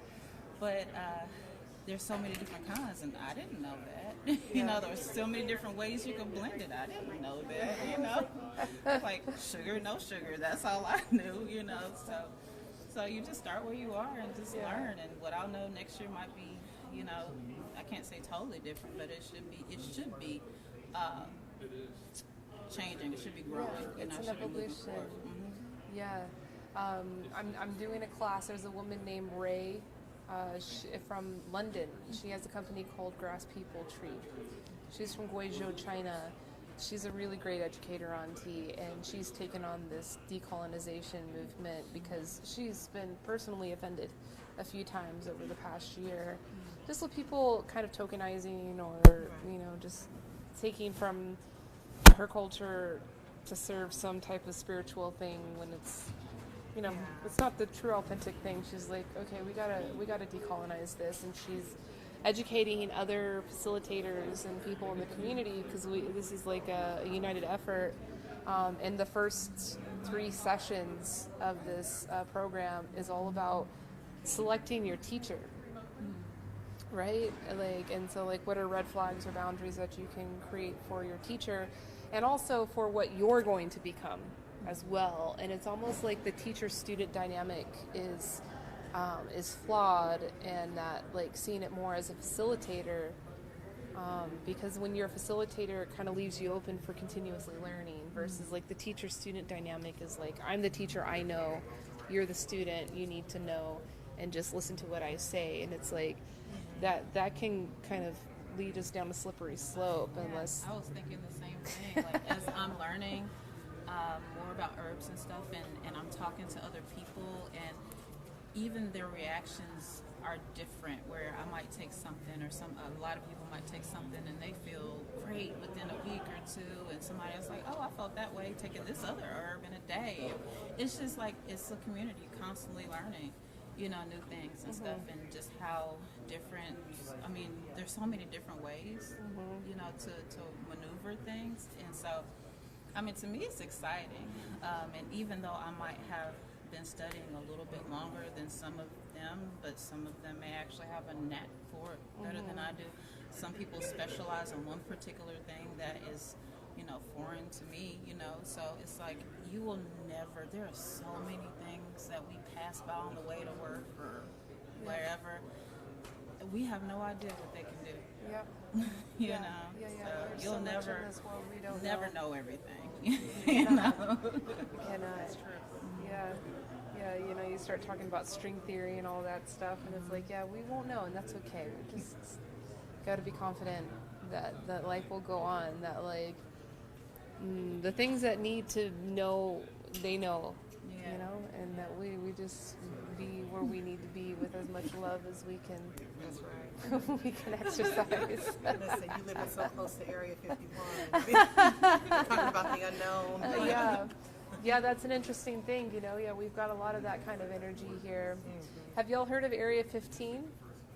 You know, I saw a building that said Area 15, and I Yep. was wondering if it was a playoff of 51. Yeah, it kind of is a playoff, but like it's actually a very cool place here in Vegas. It's relatively new. It's like a new age mall concept. It's just a large building, could be like a mall, and there are like retail spaces, but there's like art installations. So Meow Wolf is there, which is like immersive art, and then they have like a immersive Van Gogh experience and different kind of like immersive art things, and there's food and drink and some tea. There's some Artias there. Our local partner Makers and Finders has a kiosk in there, but my tea room is right next door. Oh, wait, I passed that So several times. yeah. So my tea room is there's a nightclub there. There is a nightclub in there. There's a roller rink in there. There's everything. There's a golf course in there. It's like an entertainment complex. It's like a new age entertainment complex that went to Burning Man type of a thing. So like weird psychedelic art. But there is an art installation in there, the Meow Wolf one, that is a grocery store. So it feels and looks like a grocery store, and there's all the products on the shelf, but like everything is kind of a social commentary related to a lot of things we just spoke about, mindfulness and all of that, and how consumerism has kind of created our new culture that we're in now and poisoned us. It's kind of cool. It's a cool art installation. I highly recommend if you have time to try to get tickets and check it out. It's special. It's out of this world. It's like a porthole that takes you to another universe. So that's why they called it Area 15, because it's kind of, there's aliens there to take you away. I gotta figure out a night to come in and squeeze by one of your parties. Yeah, squeeze by the party, and then you can go by Area 15. It'll be very convenient. I'm sure people will even be walking from my place to Area 15 just to go check it out. Is it like a permanent fixture there? It is, yeah. It's and they stay open on the weekends till like 2 o'clock in the morning or something. But it's like a family-friendly place. That's so cool. It's like a new experiment. They're experimenting with this new concept of like what to do with retail real estate, because retail is changing. So much of it is going online, but it still needs to exist. Right. Certain types of spaces need to exist, especially experiential ones that you can't like bring that experience online fully. That's why shopping malls are going to go through a big shift over the next couple of years. A lot of them are real like dead space now, losing money. They're trying to figure out it's not going to return. how are we going to make money on this. I don't know, like tea drinking megaplexes? Is that what it's going to be? I would sign Y'all should meet my friend Jeremy. Jeremy, come meet our friends from Atlanta. He's from Terre Haute, Indiana. Oh, hi, Jeremy. Yeah, You're we here work. for the conference too? Or should we be setting up Yeah, these here? no, it's okay. No, Oh, we're is not. she still Dude, this is recording? good. You are Yeah. on. You're Are still you? recording? Yeah. You look wonderful, and you sound like a genius. I just saw the picture. I'm like, I knew she didn't know she was on. You should have told me. I was right in the other direction. Oh no, you're great. You're great. This is comfortable. This is casual. When you're live streaming. Hey Don, what's up? What's up, Don? What's up, Don? No, but Jeremy is from Terre Haute, and he's got an interesting idea. He's like relatively new in tea, but he's got an idea to set up his tea space in a retired brothel space. Oh, okay. And then- All right. What'd you say? Well, he's been making all the tea moonshine he has. No, it actually was. It planned on being a moonshining place. Okay, with tea on the side. Oh no, it was interesting, yeah, because I found this old place. It's a bar. Like it looks like a bar, acts like a bar. Yeah. Everything about it. He said, yeah, the old Sin City Terre Haute past sort of lives strong in the bar. But yeah, we definitely need to convert it to a tea and coffee bar. Yeah, you need to. That's cool, because Terre Haute, where he is, was an old like moonshining hub from Chicago, right? Oh, it was Sin City. It was Cherry Street on Terre Haute was the original Sin City. You got to bring it back, Sin City. I know. I think Terre Haute's too ashamed of its past. Terre Haute needs to embrace. Hi, Faith. Hi, how are you? You did say you were going to have a camera. I was too busy making fun of the camera. Yeah, well, we're live right now. Would you like to say anything to people? It has been so busy. It's busy. It's great. I mean, the sessions have been just jam full. Great. They keep saying, how many people? I go, I don't know. But it's been really, really fun. It's been great. Yeah. So far, wonderful. It's nice so far. Yeah, it's good to see everybody coming back together. We were And just it's- talking about that. And a lot of bar people, yes, and a lot of bar people, I know Urban Tea Party, and a lot of bar people are really interested in tea, and it's just really great. Yeah, we went to the no alcohol presentation. That was pretty good to talk with. Actually, and the woman that gave that presentation is a friend of mine, someone I know here in Vegas. We were talking about the increased trends. And that the big thing that is missing or that they're looking for is texture in the mocktails. Like that's the one thing that's kind of hard to replicate from a cocktail to a mocktail. And it's like, well, use better quality tea. Because, we use tea, but it's just not thick enough. And it's like, yeah, you're probably using, a tea bag or something. But, use, a beautiful, handmade tea. It'll add, that Wagon texture to it. Anyway, it'll be exciting to see what comes out of this. We're having a tea bar downstairs. Great. And Nick's down there, and we've got a lot of mixologists and everything, and they're making drinks, so it's going to be fun. Are they doing that now, or is that No, tomorrow? it'll be tomorrow. Tomorrow, Cool. Wednesday. Cool. Yeah, we'll be there. We'll be live streaming, interviewing people, and catching all the demos. Okay. Yeah. Bye, camera. We're going with Faith Processions. Y'all okay? All right. Yeah, we're good. It was good talking to you. Yeah, thanks for letting gonna me come to interview one of you your and putting you out on display. No, You have I'm great so knowledge. Thank sorry. you. I didn't know. What do you? You're not. I'm Isn't she sorry. amazing? You're amazing. I was like, yeah. Can I ask her questions? Anytime I'm answering for her. Okay. We'll All see you right. around. Yeah, we'll see you at the social Nice in a meeting little you. bit. That was nice. Pleasant surprise. That's the expo though. You just hear your name from across the way. It's like, who was that? But now we got the camera. Everybody was like, "Oh, you're about to film something." It's like, no, we're filming right now. Come on, let's do an interview. Ooh. I saw Adrienne. She must have gone into a class. You missed lots, Don. Well, Don, we only did 2 sessions today. We went to the no alcohol mocktail, and then we went to the future trends of tea. That was interesting. Jeremy, do you want to debrief on that? I'll come sit with you. We could do a little debrief.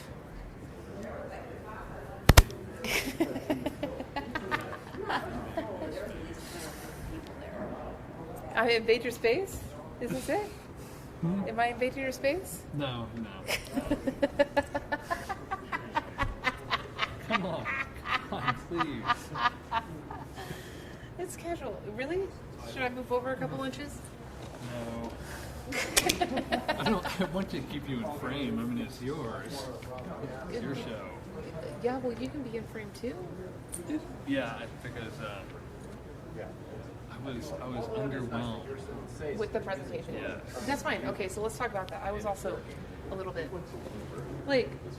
there was good stuff. There was good stuff, but I feel like there could have been more explanation about the things. There was just lists. It felt like it was just a bunch of lists. It was definitely a marketing expert running through a series of ideas of how to sell more tea. Yeah. But as it went along, it seemed like less and less tea was involved in this. I see. Like the tea culture. Yeah, and the you're right, tea you're right. lifestyle. It was it was all product. Yeah. And it didn't talk about the lifestyle. But I think it's relevant to talk about those products that are performing well right now.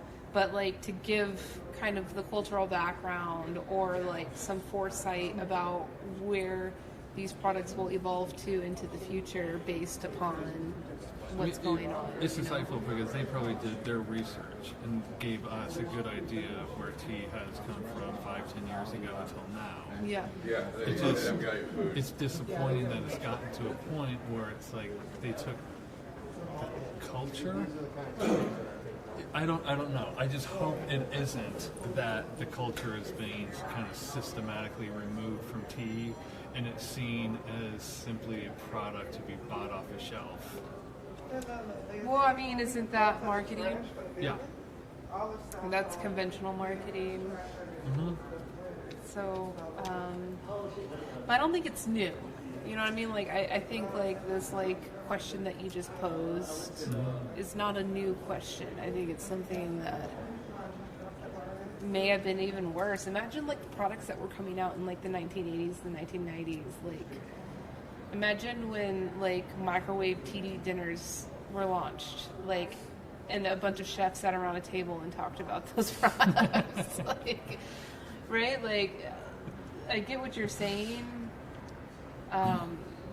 But yeah, no, I think there could have been a lot more talk on like why these trends are happening. But that person had a really good question. What differentiates between a trend and a fad, right? Because a lot of that stuff is kind of fatty, and it's like, is that a word, fatty? Fatty. What do you call it, fat? No, it was.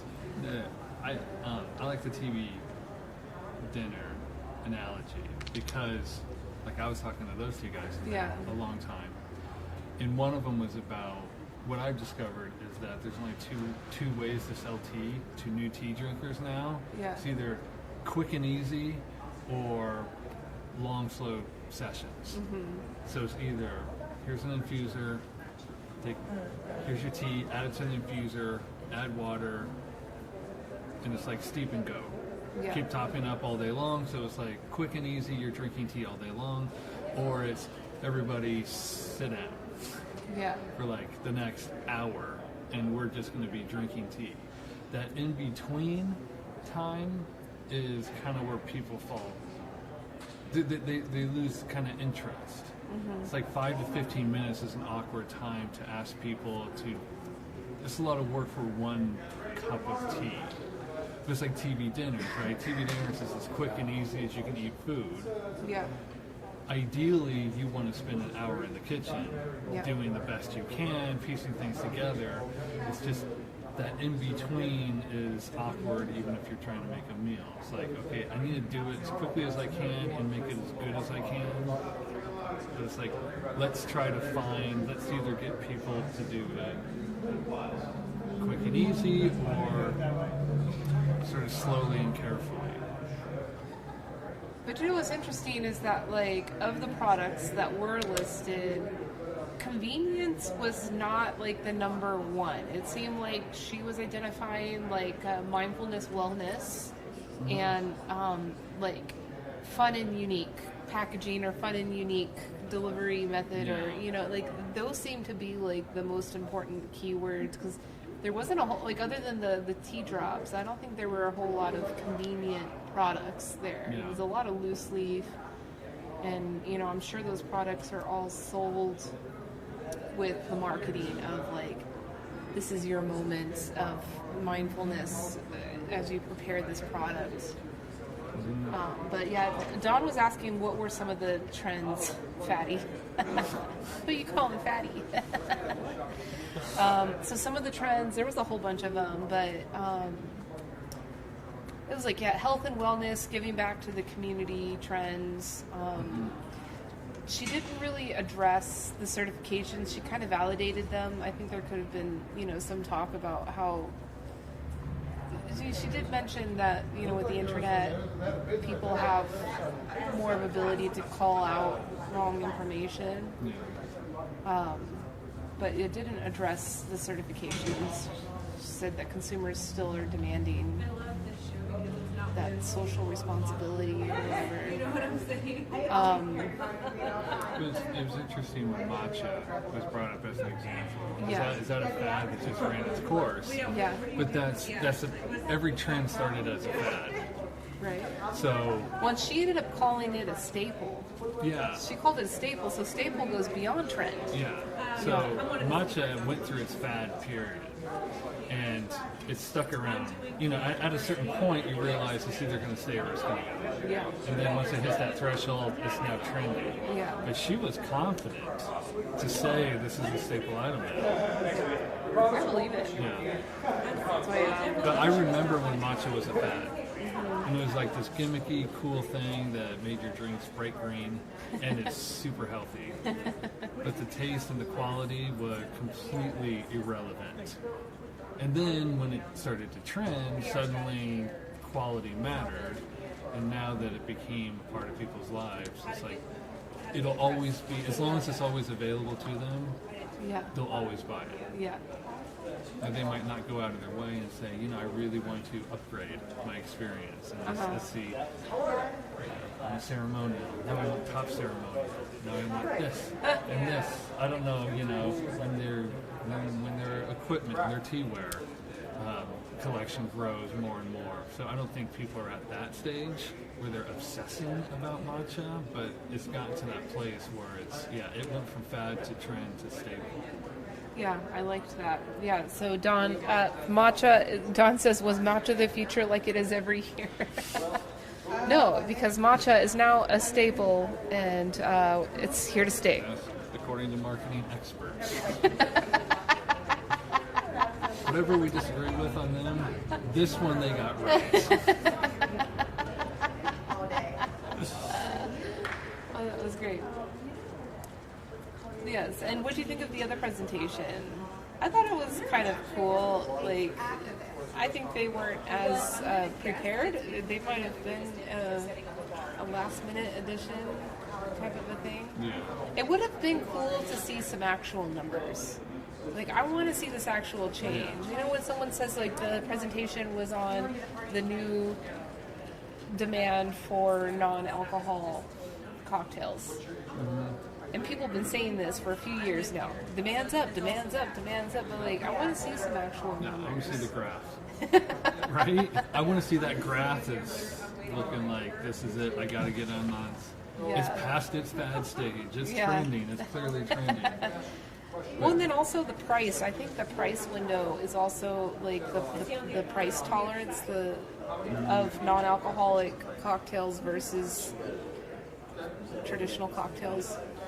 What I was thinking afterwards, because all the post-talk is very valid about there is alcohol in there. Just in the same way, like when you get decaffeinated anything, Yeah. as long as it's less than 3%, there's a threshold. There's still something in there. Yeah. So this was with the discussion of a alcoholic that I know, and she's 6 years sober now. And I was talking to her about my tea bar. She loved it. She loved the idea, but it was more about she missed the bar. So what did they miss? Did they miss the drink or they miss the bar? You know, so she loved the idea of going back to the bar, going back to that social atmosphere, to have the energy of a bar, to have the feel of a bar, and serve something that's really good. I think that's where I'm having trouble believing that mocktails are a long-term sort of, whether or not mocktails will ever reach the staple. Because I'm actually thinking that a lot of people who want mocktails, is it the experience where they originally got the drink, or is it the drink itself? Yeah. If this is making any sense. And there are certain drinks that I don't think it's ever real possible. The gin and tonic I can see actually was very much like a gin and tonic. I don't think you can ever do that with a whiskey. I think there's a serious limitation to what alcohols you can make alcohol free. But it's, I don't know. But like, what about the maybe? Okay, so maybe not like the high-end craft cocktail. Yeah. But like, at least the extension of non-alcoholic options beyond what's on the fountain tap, you know, like, or juice even, like at least making some type of mix. I think that will become, you know, a staple. I think it will be, but I think it might not be as productive marketing it specifically as a non-alcoholic cocktail. Yeah. If it bridges that gap, it's like, yeah, I've had my tea and coffee for the day, and I don't want to drink. So it's like maybe you just find the drink that bridges that gap. I want something really tasty and really enjoyable, but it doesn't necessarily have to be a mocktail. It doesn't need to be an NA drink. Mm-hmm. It can be its own thing. Mm-hmm. And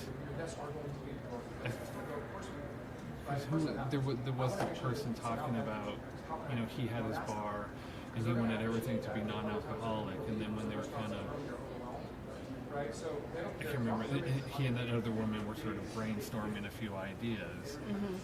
It sounded very much like they were creating a nice drink, a nice tasting drink, Mm-hmm. but they were dead set on it being a pina colada. Like, that sounds nice by itself. You know, it didn't necessarily need to be, this is a non-alcoholic pina colada. It needs to be its own thing. And I think that's why they're trying to substitute a product that doesn't need to be substituted. So, like, you're talking about like Impossible Meat type of a thing. Like, if you're going to be vegetarian, like, make meals that accentuate vegetables versus trying to, like... Impossible Meat is a product that can guarantee 100% this is not meat. Oh, okay, I get it. You know, I think that's the yeah.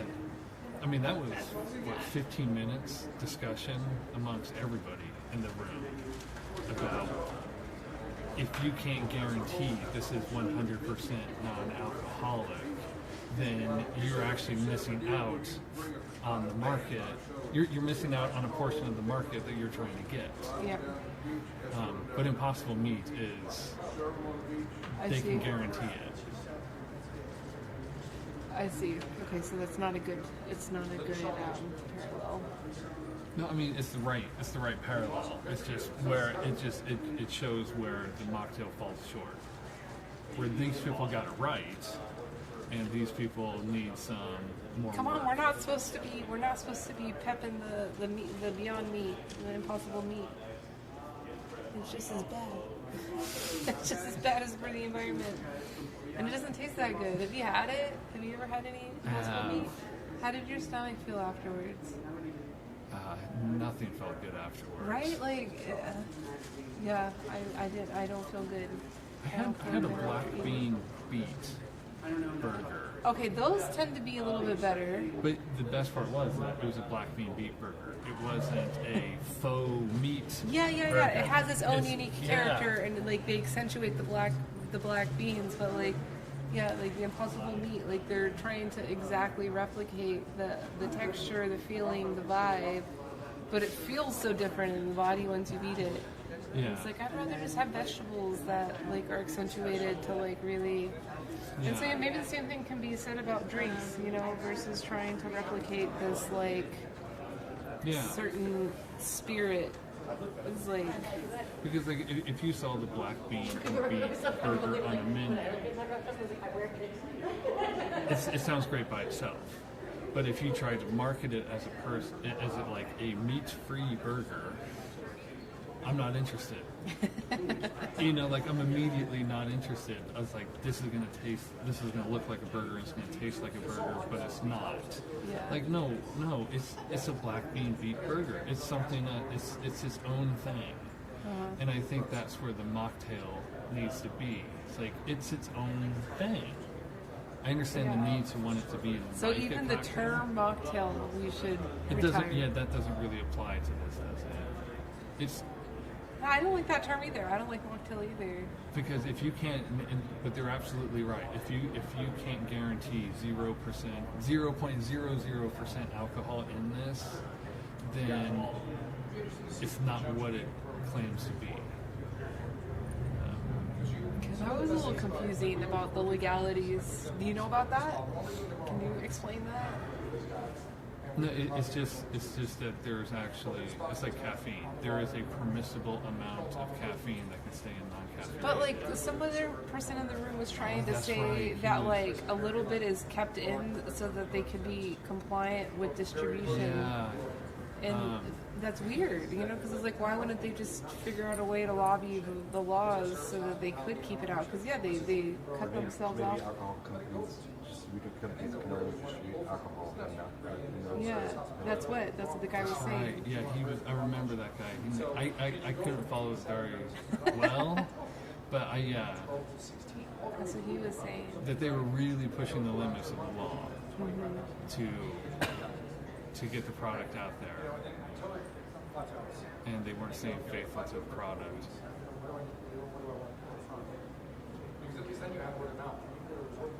So we should all petition our congressmen and women and ask for transparency and clarity on this rule. Yeah.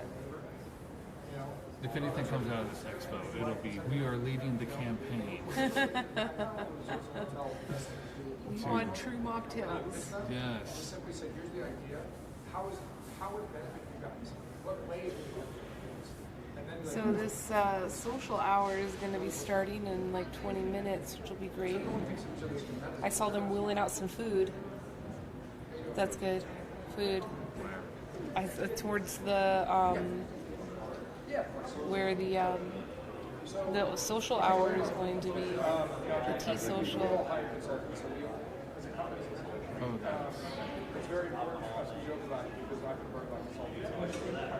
That happens in 20 minutes at 5. I thought that was tomorrow. This is happening right now. Well, soon. Yeah, it's happening soon.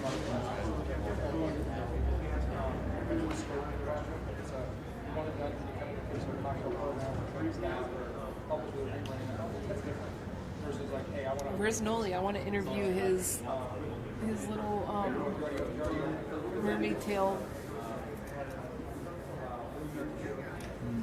Noli, you know Noli? From Sugimoto? Yeah. He lives in Denver. Yeah, he lives in Denver. Yeah, I Denver. met him in Chicago. Yeah, he lives in Denver. He's here. We talked to him. He's like all undercover. He looks completely different. I didn't recognize him. You don't sound Japanese tea like that. Yeah. They don't have a booth. I don't know. So you probably didn't recognize him. But he was sitting right in front of you. He was like 2 rows ahead of you in the last class we were in. Oh. Yeah. I don't know. Would he have been able to recognize me? It's possible. I mean, if he's a good salesperson, he would, right? That's true. And sometimes that can be what makes or breaks a sale. Remember me. Don, how was Flagstaff? You said you needed Flagstaff today.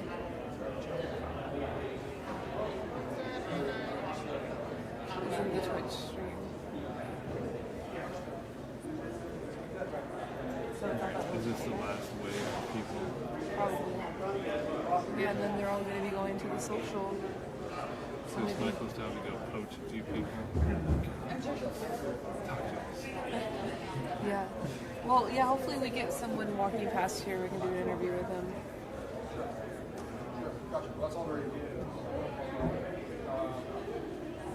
It really should be like something on top of the camera that says we are live. Because I'm sure you might actually attract more. Yeah, you might attract more people if they knew this is happening right now. Tef and Snake Eye, are y'all here?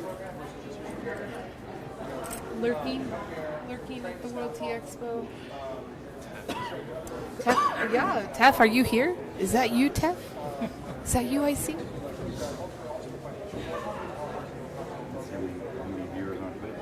Yeah, there's a few. I think Tef and Snake Eye. I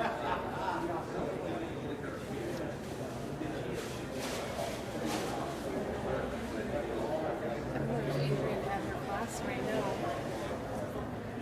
She did. Let me go pop in. Let me check. No.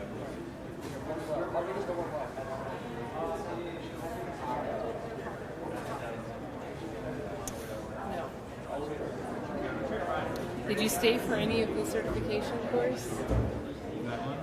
No, I left right before I started. It was not relevant to me as a person.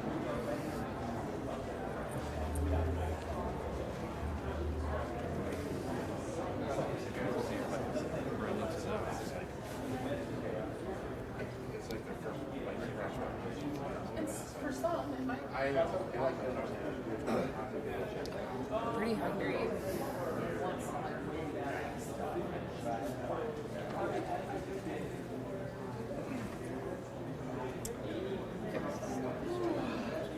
No, we can keep it going, at least for a little bit of the networking, because I'm sure people will come out and want to come talk.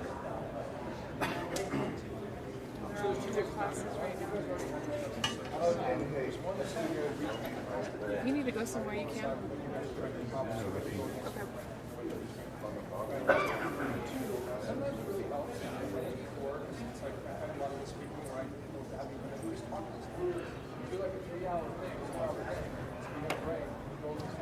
You can just leave it here. If people come, I can just have them come sit and talk with me. I'll keep my eye on it.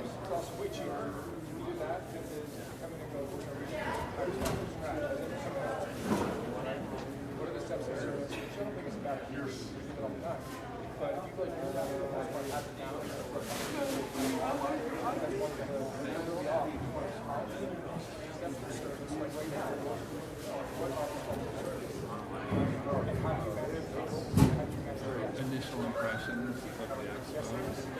Yeah, it's interesting so far. My initial impression is that it's interesting. Would you like to elaborate? Or should we say that really post-Expo roundtable? Yeah, I mean, it's kind of difficult to say anything because it's like we've only been here for a couple of hours. Yeah, the vibe is different. The location's the same, which is trippy, but the vibe is different. Yeah, this is the same. Yeah, but we'll have to see once the expo floor opens tomorrow. But I'm used to more people, right? Especially tea friends, more tea friends. I feel like I've only bumped into like 6 or 7 tea friends so far. Expo is so small. Did you go see the show floor? No. Well, I guess you can see the map layout. Yeah, I mean, I saw the map layout where it's this massive map and then the tea. But at least not a tea bar. I don't know if that's a new thing or not. That's a new thing, yeah. So that should be interesting. Faith, that's what Faith was talking about when she came to talk with us. The tea bar tomorrow, so we'll spend some time there. Maybe they'll let us bring some shit there. And we can play there. I don't know. We'll see. We should just feel it out tomorrow. Yeah.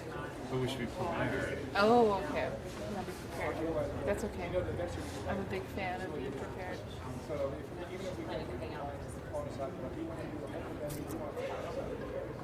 I'm presuming that it's just there'll be a rotation of tea vendors. Yeah, yeah. I don't know how much of a bar, you know. Yeah, it's mixology will be happening. Tea sampling table is probably what it's more going to be like. Yeah. But it has to be the tea bar. I mean, it is co-located within a bar show. The bar show. Yeah. So I guess it has to be that. And they have a stage back there, the keynotes. Michael and I were noticing that all of the largest signs that were hanging from the ceiling for the biggest booths were all POS companies. Yeah. But I mean, those are the companies with the biggest budgets. Yeah. You know, that end up making the most money in this whole industry. Yeah. Which is kind of sad, you know.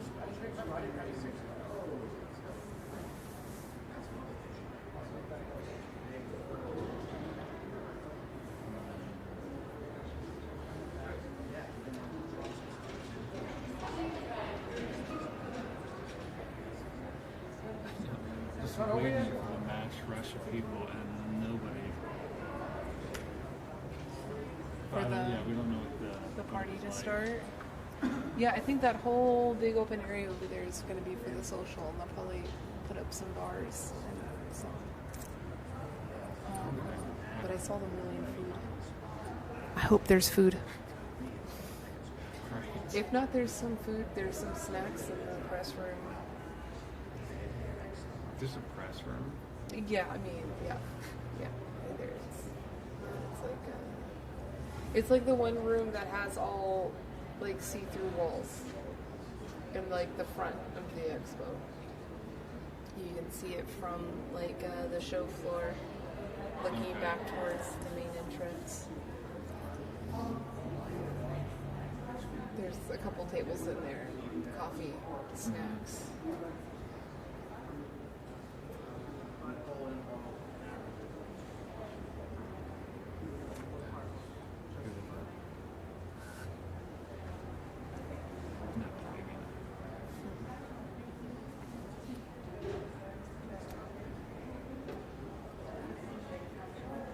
I don't think there's any first-time vendors, but then again, I haven't been around the business long enough to know. You know. Well, we did the interview. We did the interview with the guy Michael from what's the name of his company?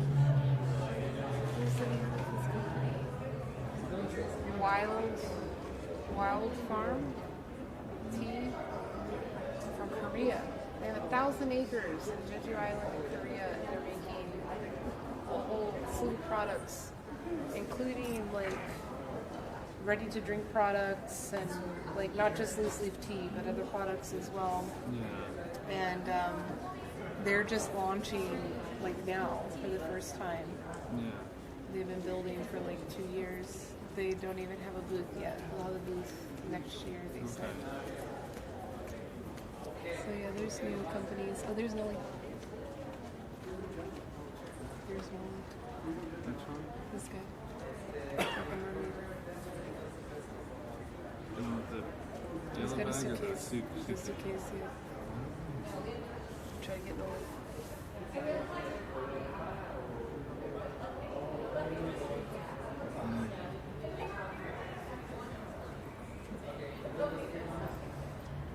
Get Noli in for an interview.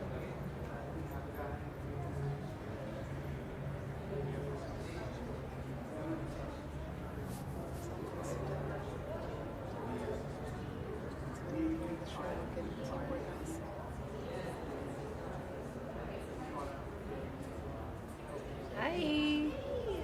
What's up? Good, good. How are you? Good, nice to see you. Yeah, good to see you too. Are you camera shy? I'm camera shy. Probably right now, yeah. Because I got in at like 2 o'clock this morning. Oh, okay, welcome. And yeah, and I lost my bags. Oh, shoot. Did you find all them? kinds of fun. Yeah, they just delivered them. Oh, good. So, but why? What's going on? We're live streaming right now. I can interview you. Oh my gosh. That's how it works. Hello, what is your name? Don't worry, it's casual. Like, don't feel like, even if you're in frame, it's fine. Okay. Yeah, What- we're live streaming the whole event. Oh, Yeah, to like Twitch and Facebook. So, yeah, we have like an audience. You know, right? If they have a question, you know, we can see their questions. You know. Yeah. We can do a quick one. Yeah, sure. If you Here, wanna. come on, have a seat. I was gonna go into a class but I think the classes are all finishing, right? Yeah, I was gonna catch like the last 15 minutes of one of them, but it's okay. Happy end of the pandemic. Yeah. Please have a seat. Be comfortable. I was like, I don't know. I've never live streamed. I don't know how this works.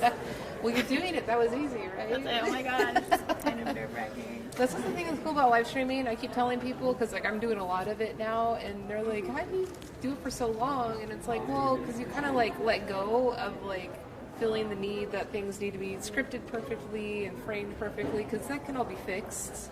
And you know, you may stream for like an hour, and you only pull like a few minutes of a clip of like the perfect thing you needed. But you know, it was an hour of your time instead of having to like write a script and like rehearse it and practice it over and over. So don't worry, it doesn't have to be perfect. That's the beauty of live stream. It's like raw and authentic. So please, introduce yourself to our friends. Hello. This is my first time live streaming, and this is my third time here. I'm the owner of Chai 5 Tea Company, and I am excited to be here. What's your goal for this show? My goal is to learn about marketing. Okay, cool. And learn more about specifically how to find my audience. Okay. And also just meet other tea people and learn about what's going on in the tea world, especially in these very unprecedented times that we're having. Yeah, you know, actually, I was talking, I think she's doing a talk tomorrow, she said, Cheryl Sellers. Did you find her? What is she? Tea Party. Okay. And she's doing a class about finding your audience, and she's specifically talking about how she learned a lot about her audience through the pandemic. But she's got like a physical space. She's been there for 16 years, and like only within the past year, she's really started to like realize that she was completely missing out on a bunch of audience that, if it hadn't been for the pandemic and doing virtual parties and trying to reach out to more people online, she would have never connected with them. Wow. So she's doing a class, I think tomorrow or Wednesday. Look into it. Yeah. Cheryl Sellers. Yeah. Thanks for letting me know. That sounds exactly what I need. Yeah. It's hard though. Here, let's talk about it right now. So what do you know about your audience right now? So I've been learning, and because I mainly did in-person selling at farmers markets and festivals, I don't have a brick and mortar, but I would just put myself out there and see who came to my table, literally. And that was how I found my audience and built my email list. But now I'm seeing that my audience is not exactly what I thought they were, who I thought they were.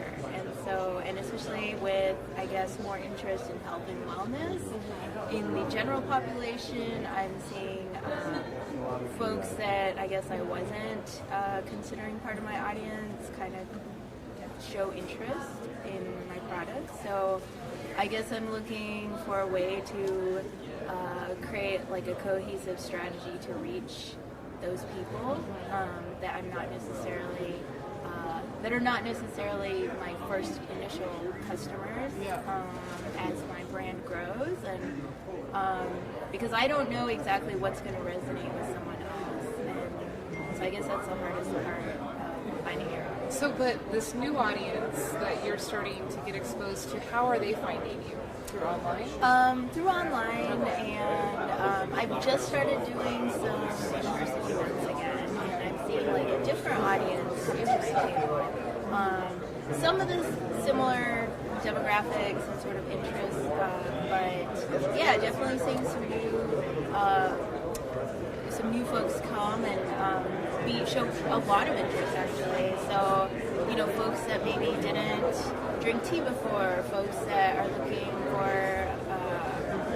anti-inflammatory or immunity boosting, you know, just because of the pandemic and how health and wellness is at everyone's forefront right now. So, and then also just different, age and demographics that, now everybody is on the internet, so maybe there's more access to information. So I think those are the types of things that are affecting my marketing and helping me learn and grow with it.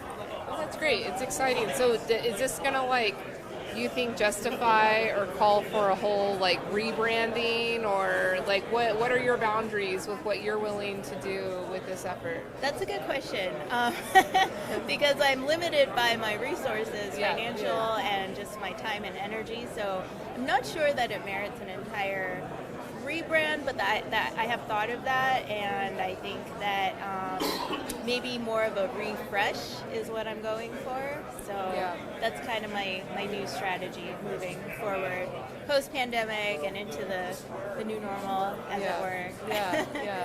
Yeah, it's important to hold those boundaries, like to establish them and hold them, because if you like don't, you could easily get carried away, and 3 years later you're like still trying to recalculate everything, and it's like, I should have just had this done with in a few months. Because it's a lot of resources to like rebrand or reposition your product and yourself. It takes a lot of effort, but I think you can figure it out. I mean, if it's through the similar channels that you were using before, I think that's helpful to know, but it's encouraging to know that like you're probably expanding your market. It's not so much that your market is changing, it's just expanding. I think there's some expansion too. I think you're right, and I think that I don't want to rely on trends too much, and I want to still really have a solid, because I think I have a core audience regardless of what is going on in the world, and so I want to make sure I'm serving them, and then also reaching folks that are open to learning about new products or having their interests or needs change. So it's kind of both, but I think you're right. It is hard to not want to say, oh my gosh, this thing is happening, okay, we'll start over, but I guess I'm learning that just because I observe changes in the market doesn't mean I need to change who my brand is fundamentally, and that staying authentic to my mission and my vision is also important, and like you said, maintaining those boundaries. So a lot of it's hard. It's hard but exciting. It's exciting. Are you still in California? No, I'm moving. I'm going to have one foot in Colorado and one foot in California. Cool. And I've had a third foot in Alabama. Alabama? Wow. But, so I've been kind of all over, which is where I came from today. Okay. And so, hence all my crazy flight delays flying across country. But glad to be coming back out west. And, looking forward to the summer and the fall. And fall is going to be here quick, I'm sure. So let's hope so. At least here, we're hoping so. Oh my gosh. It's like 100. Well, like today's weather, this whole week's weather is all like a rest. Because last week we were at like 117 every day. Oh my goodness. Yeah. So this actually is like nice. This is chill. Crazy.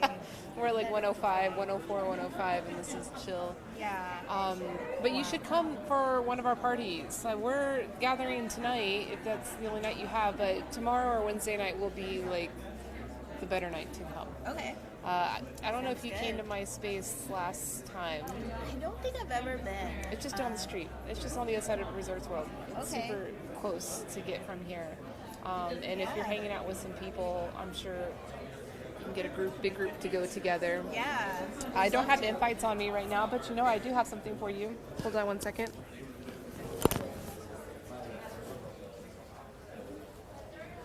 And it's got my phone number on my contact. And it's got a nice treat, too. Nice treats are always good. So this is 50 grams of ceremonial grade matcha. Oh my goodness. Yeah, it's fresh. So exciting. Oh my gosh, who doesn't love some beautiful organic ceremonial matcha? Yeah. And so this got my number on it, and so that's what you can contact me to get the address or the details. Oh, cool. And if you see me physically tomorrow, we will be handing out invites for the parties, but we just don't have them today. No worries. I have this. This is I'll be in touch. Thank valuable. you so much. Yeah. Enjoy the matcha. Yeah. Do you drink matcha? Yeah, I love matcha. Good. Yeah, absolutely. Well, thanks for having me on. Yeah, thanks for coming on and sharing your story. That was great. Bye, Good learning. Good learning. Hopefully you can inspire another small business owner to, step up their work. Because it's like daunting. It's daunting. It is. I was talking to my Uber driver, who was also a business owner. Had a clothing brand that him and his wife started. But it was funny how much we could relate just in terms of starting a business and running a business and the challenges of being an entrepreneur. If anybody has questions, feel free to reach out. Chai5 Organics on Instagram. And yeah, I'm happy to share my experience. Awesome. If I Thank can you. help someone else as well, what it's about. I don't know. I'm not following you. I don't think. I'm gonna I changed my change that. name. I don't know if that confused people or lost people. I'm now chai.5.organics. Yeah. No, I Yep. just wasn't following you. Yeah, I haven't updated. It's old. But I will soon. Were you in this show? My chai was. Oh, your chai was. Oh, cool. They filmed it in Monterey, in my home. Yeah, town. I remembered that. Yeah. Watching that show last year at the beginning of the pandemic.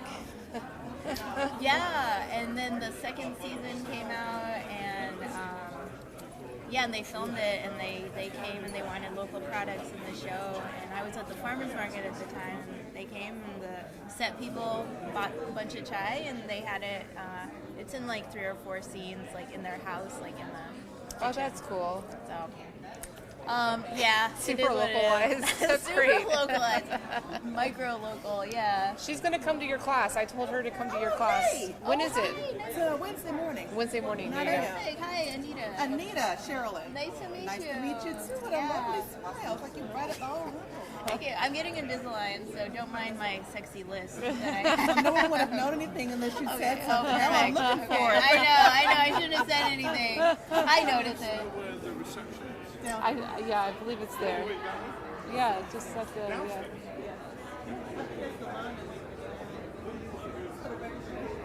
Oh, there's a line? Yeah. I just want some snacks. Yeah, I ran into Anthony, and he said they're doing something.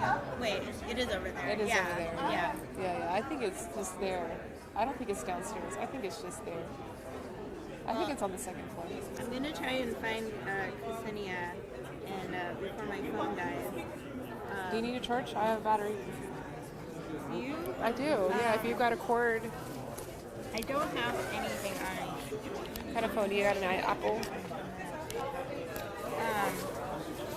it one of these? Oh no, I Apple? Yeah. Yeah, I have a battery here, but Oh, I don't it's have okay. a cord.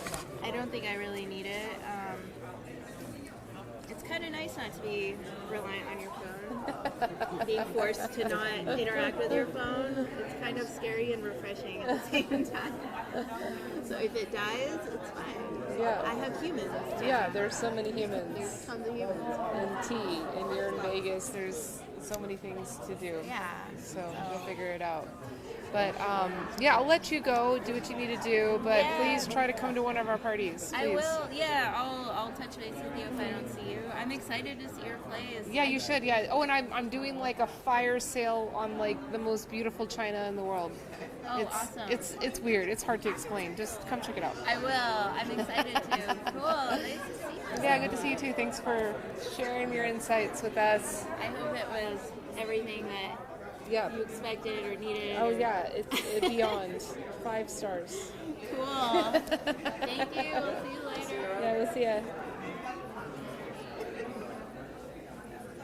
Should we try to hit up the party? Cool. Let's do it.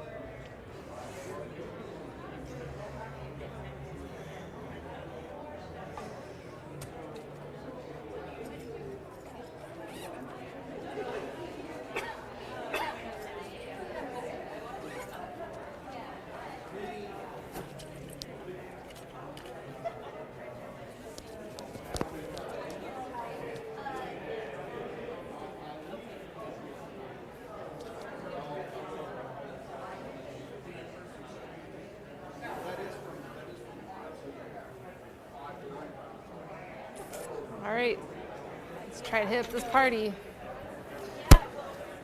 Find some foods.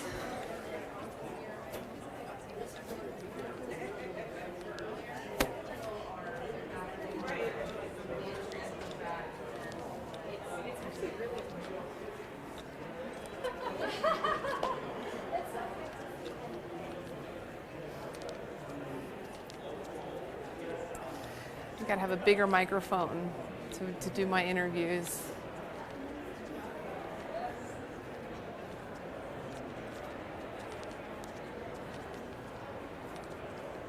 So we are now heading into the opening night tea reception. Just general networking. I do see small plates with snacks on them.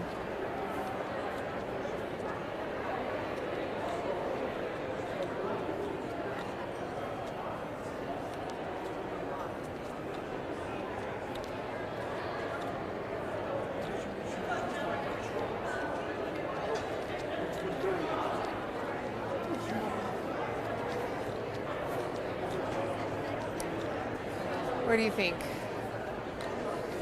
Set up over in that corner, maybe? Inside? Okay.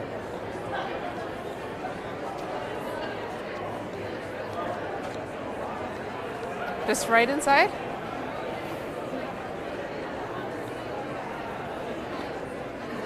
Excuse me, ladies, we're gonna pass through.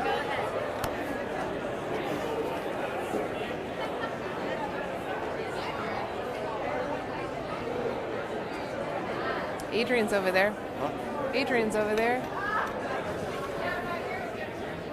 And we can just pick one place and then I'll get her to come over.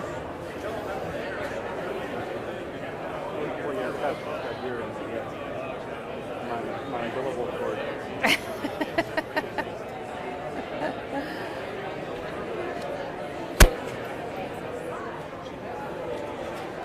Oh, they got full-on sandwiches. Oh, I see Marie and Patrick. Patrick and Marie here? Yeah, they're right here.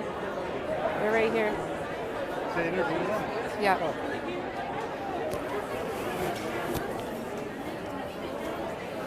Hello, I'm here with tlet.tv to talk with the most interesting people at the World Tea Expo. Oh, you found them.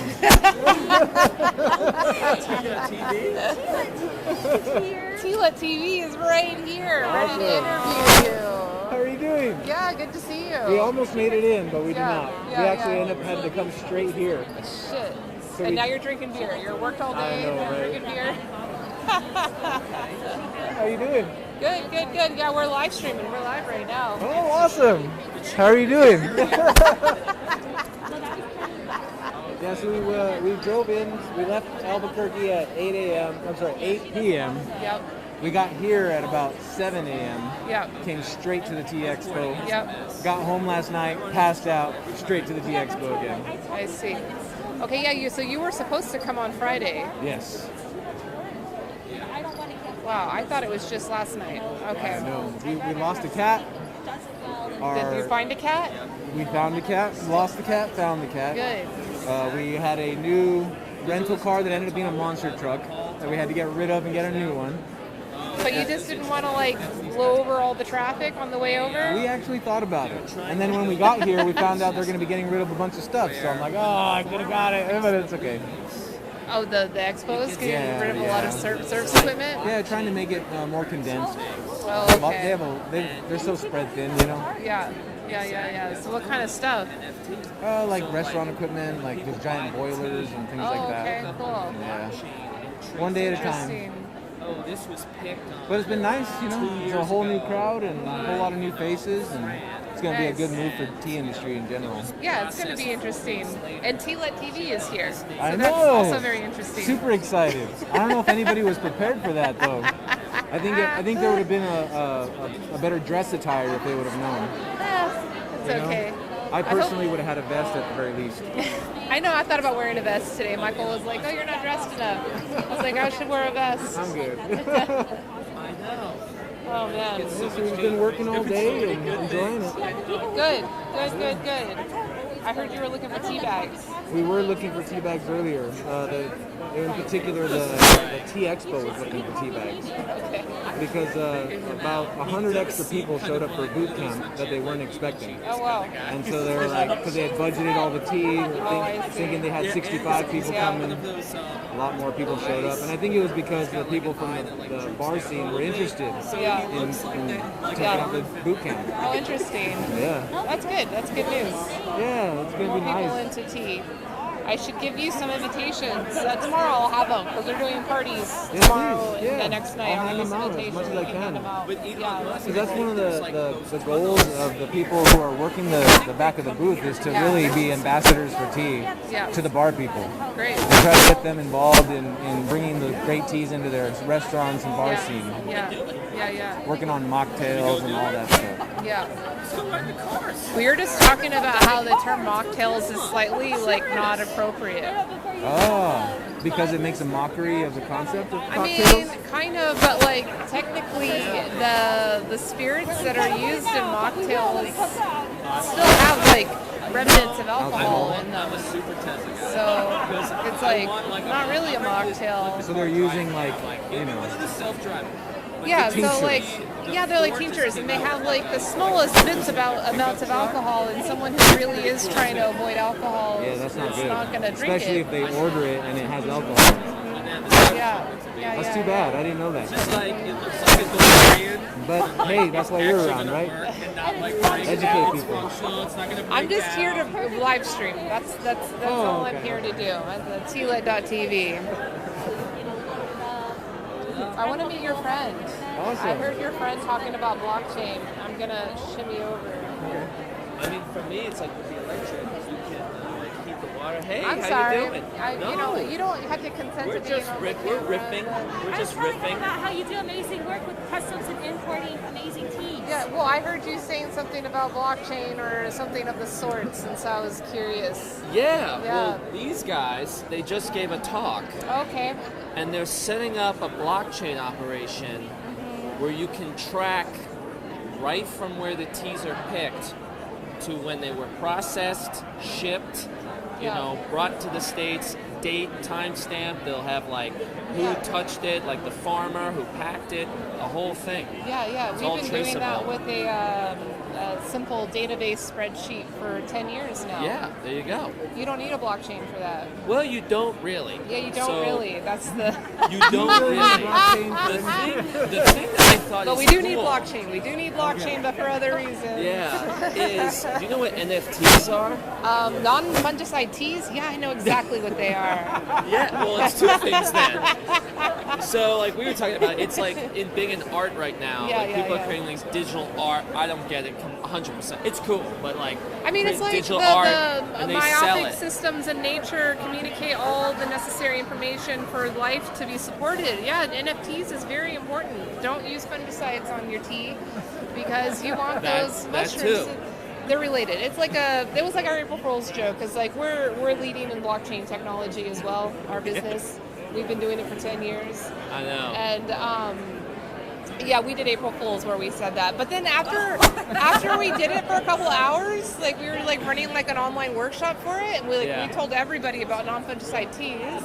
We started realizing this is a really appropriate metaphor, super appropriate to help conceptualize the whole thing with NFTs. So it's what does NFTs mean? It seems kind of, and it's just about a very clear, clean transfer of information between transactions happening. So it's an artist creates this thing, they mint it as an NFT. When it gets sold, it's very crisp, that transaction, and you can trace it. But it's when it involves important information that requires trust, variability, to verify the trust there, that's when you need blockchain. But if it's your supply chain on your tea, most teas wouldn't warrant it. Maybe some aged pu'ers, and you really needed to verify that it aged in this certain. But then at the code you have on it, you can fill it with any product inside. So you actually have to you have to mark the a chemical assay on the product, like run it through a GCMS or something like that, like then that costs hundreds of dollars every time you want to verify its identity. It's And someone brought complicated. up something where like a distributor, and this happens all the time, we all know it, where like they take 10 pounds of this tea, which is certified yada yada, and then they just mix 10 pounds of whatever, and then get the, average the cost out, and it tastes almost the same. Yep. That's just, unfortunate. Well, that's why I love commodity. working with Elise, because she gives you like all of this like really great information, like who made it and what style, what kind of like cultivation methods, elevation, time of year. That's great. Because that's what I like, and a lot of my customers like that too. Yeah. And if you want to make your own blend, you can do that. Yeah. And like year after year, if you make that blend, because sometimes you need that for like for things to be homogeneous and like every year to be the same, consistent. You might need to blend it differently, but at least you can know within that blend the origin of everything that's there. That does have value. Yeah. I have big trouble with that. Do you know an ingredient called lemon myrtle? Yeah. Yeah, well, it's from Australia mainly, but it actually is 50% of my tea purchasing. Oh, wow. Is this botanical, and every time I get it, it is slightly different. Right. So I am like saving batches from 6 months ago, 3 weeks. And I'm sitting there drinking this tea, trying to get the taste, at least to where the taste only mildly shifts over time, so people can't notice it. The consistencies are going to vary every now and then, you know what I mean? Like, Yeah. that real happy. Exactly. Like And there's always shortages. Is it a wild flower type thing or like a... No, it's a very tall, like plant. Oh. Hey, that's the one from 2 years ago. Oh, yeah. But it's not like dandelion, where it's just like you have no control. You've got a good eye. It's an actual like cultivated flower. Yes, it's cultivated, and it takes like a couple of years to grow. It was his first year. It's like 30 feet What's tall. that? His first year was 2 years ago. Oh, okay. Yes, and it has It's what do they call that? It's like reminiscing, special memories. No, well, there's many kinds of this like botanical like lemon. There's lemon verbena, there's lemongrass. Oh, are but they all relative? lemon, kind of. Lemon myrtle has the highest concentration of natural lemon of any plant, and it's delicious. So smooth. Though one downside is it's very expensive. I'd love to try it. Yeah, I have a tea called lavender lemonade that is so good. Yeah, it uses this lemon myrtle. That sounds good. Which is probably a bad place to tote it, because now everyone's going to make lemon myrtle or a lavender lemonade. He mixes honey granules into his tea. Oh, sweet. Yeah. And nobody can take that from you. Yeah, no, I'm just joking. But yeah, it's pretty cool. But anyways, yeah, it's a good plant. It's a good plant. But that comes from Australia. Because I heard dandelion has the same issues. Oh, does it? To get consistent dandelion because it's a wind pollinator, so Yeah. it's going to be changing every generation. Yeah, it's tricky. It is really tricky. So, just gotta deal with it. So. Is this the matcha? Yeah, I got matcha for you. This is my business Thank card. you so much. Yeah, that was the farm. That was the farm that I was telling you. Oh, From okay. Shizuoka, Japan. It's Wow. amazing. So I my love info is here if you want to sample other grades or you want to source this I'd or love any to. other tea that we work with. You can contact me here. But we're doing a bunch of parties tomorrow night and Wednesday night. You should come. It's just down the street. My Okay. warehouse is just on the other side of Resorts World. And Your warehouse is here? Yeah, I'm based in Vegas. Oh, cool. Yeah. It's a good place to be based. Yeah. It is. That's why I chose this place. Yeah. And now conveniently the World Tea Expo is going to be here for another year. There's next year. They already confirmed it? Yes. Oh, wow. You could ask her any Good to know. questions. Oh, like that's she's great. always ready to help. I Thank literally you was a so week from much. booking So Denver. I use this. I a lot can't in wait my to try it. Yeah, My try it. goodness. ceremonies, my tea classes. There's 50 grams here. There's plenty to. You can try some. Just like 2 cups of tea. You can't really overdose. If you on want to get matcha. real buzzed, No, you you know. won't though. That's the thing is you can't like really overdose on it. You'll just waste your matcha. Yeah, all you'll make sure you do. heat it up too, because then it does go it oxidizes. I've got it. Right. Don't let it like sit. No. Yeah, too much. Yeah, I, so this'll work. I had matcha a Gonna few give them out times, to like many everybody, years all the ago. bar people, everybody will be I good. don't know why I stopped drinking it. Just gotta keep reading. Oh, thank you. Yeah. Thanks. What? I think it was. I don't know why. Just taste change. Sometimes I get into like a very ginger mood. I start drinking ginger tea all the time. Yeah, I do. I'm gonna go try to get food. Good luck. Yeah. I'm Yeah. gonna try it. Is it like Alliance hors Shores. d'oeuvres? Yeah, it's hors d'oeuvres. Yeah. How's it? You got some food? I'm gonna go get in line myself.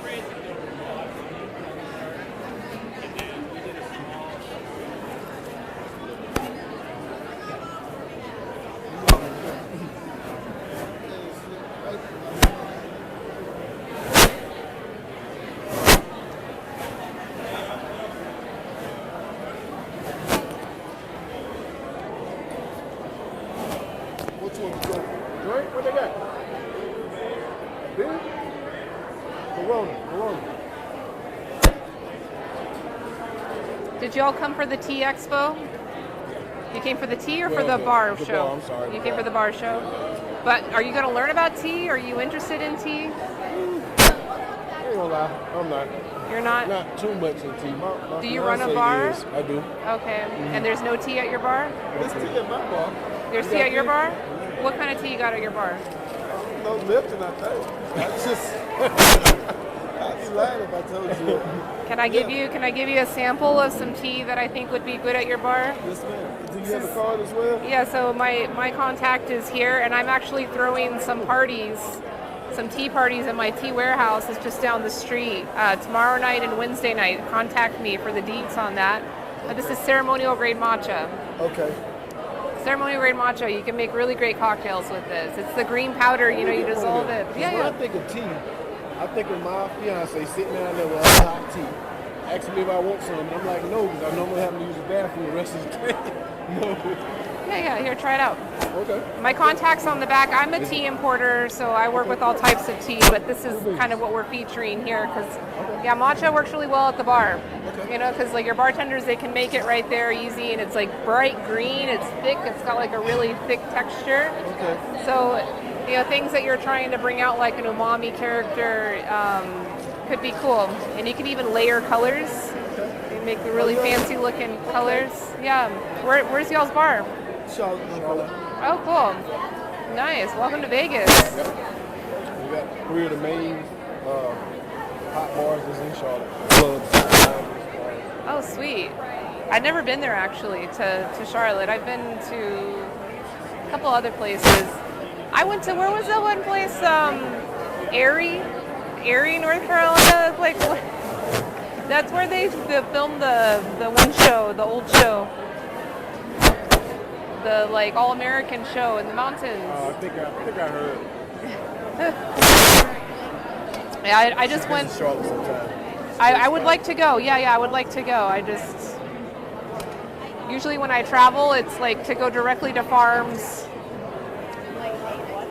Which, oh, you like to go to farms? Yeah. Yeah. What kind of farms do you go to? Hemp farms. I go to hemp farms too. Hemp farms are pretty awesome. Yeah, they are. Yeah. I mean, there's a lot of problems to be solved, but it's exciting. It helps with their farmers and nut growers, and they know how to fix a combine. Oh, that's cool. Hey, so I'm curious. You may be up to date on this. The hemp building materials factory that opened in Kentucky. What are you doing? I heard about it. I don't know. I don't know a lot. I want to know about it. Yeah. I'm super excited about it. Yeah, the Hempwood. Hempwood. Yeah. They're.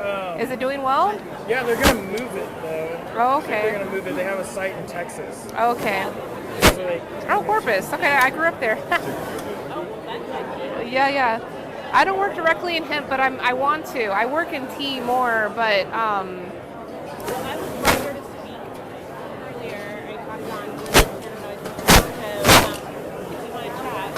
yeah, I'm actually live streaming right now. Oh, that's my camera right there, and I've got a mic. We could do like that person. Yeah, we can interview. We can do an interview. It'd be great. Yeah, I would love it. Thank you. I need to eat some food though, so.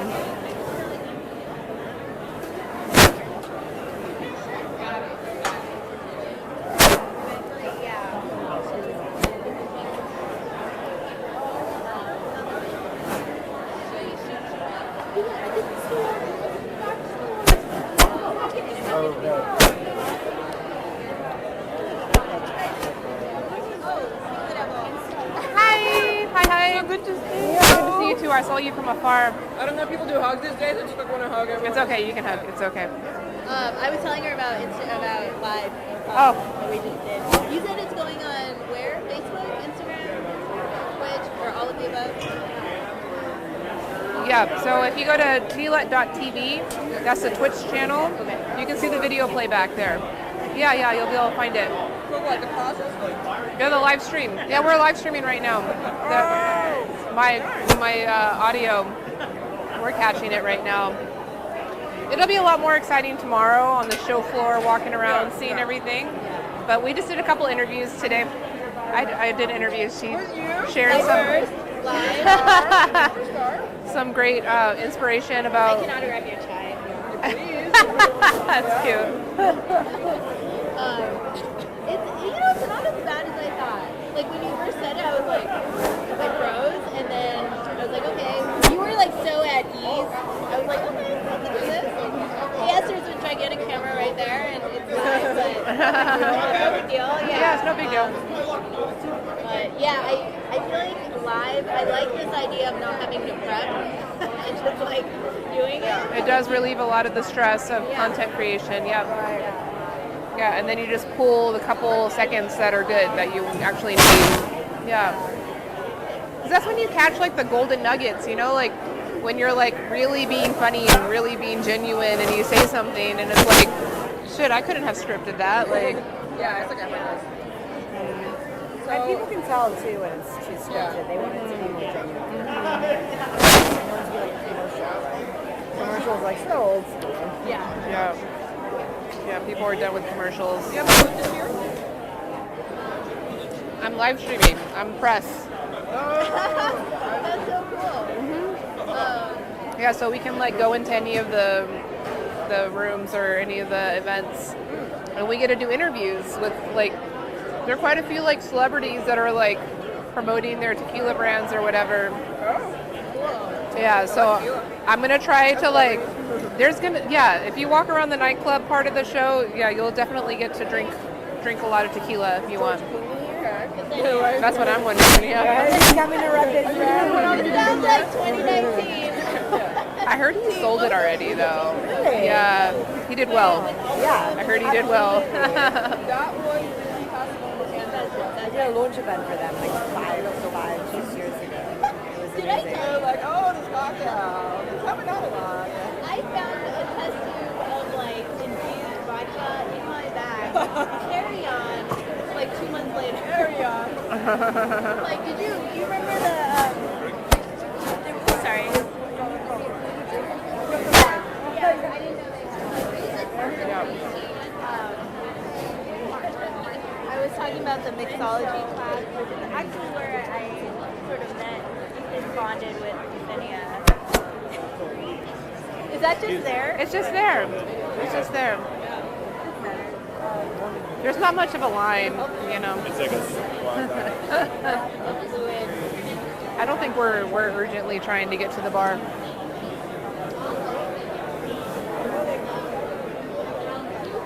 Did you come for the tea expo? The tea or the nightclub? Tea. Cool. You're in the tea business. Yeah. Mostly tea. I invested in a tea infuser company, and then I decided to take an active role, so I need to source tea. Oh wow, so you're sourcing the tea for them. Cool, that's awesome. What kind of infuser is it? Yeah, it's a loose leaf tea infuser. We spent 3 years developing it. We raised like $500,000 on Kickstarter. We got a patent, and now we're finally trying to bring it to market. Cool. After like forever. I feel like I've seen it before. I feel like, yeah, I probably saw it before. It looks really cool. Are you demoing it anywhere here? No, we're kind of stealth mode. So like we have a big like launch. Maybe like probably next year. But right now we're just trying to build everything to launch the infuser and then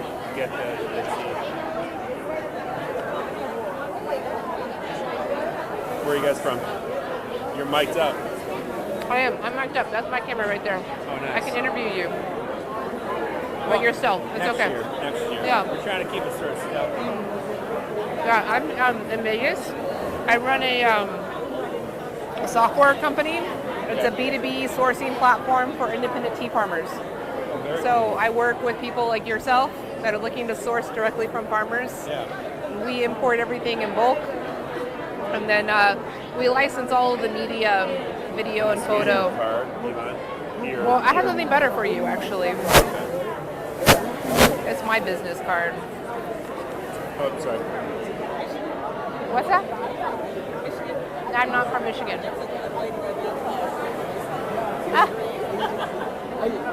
That's And a this is legit for you. business card. Yeah, this is for you. Awesome. It's 50 grams ceremonial grade matcha, organic, shaded by solar panels. Yeah, so I'm throwing some parties on Tuesday and Wednesday night. If you contact me, I'll give you the address. The address is just on the other side of the Resorts World. It's in Chinatown. It's by Tea Warehouse, but it's a party. It's a fucking party. We'll be there tonight, but Around what time? after 8. After 8. Yeah. You grab a drink? I'm not getting a drink. I was just networking. Awesome. Trying to meet you.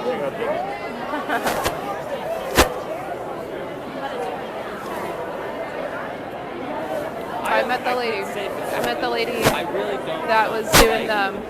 Oh, you got your drink. I made a friend in the line when we were waiting for the drink. He works with the tea infuser that like raised $500,000 on Kickstarter. Did you see that one? It's really nice, really slick looking. Yeah, but they're not showing it here. I'm more interested in him doing a Kickstarter. Right? Because Michael talked about that it probably could be a legit outlet for me to just toss the idea up on Kickstarter, because if it's only like 60 grand to get up and running and have everything ready to go soon, that's probably doable on Kickstarter. But what kind of infuser? Like a tumbler infuser or like a... Yeah, it's like a tumbler infuser, yeah. It's really nice looking.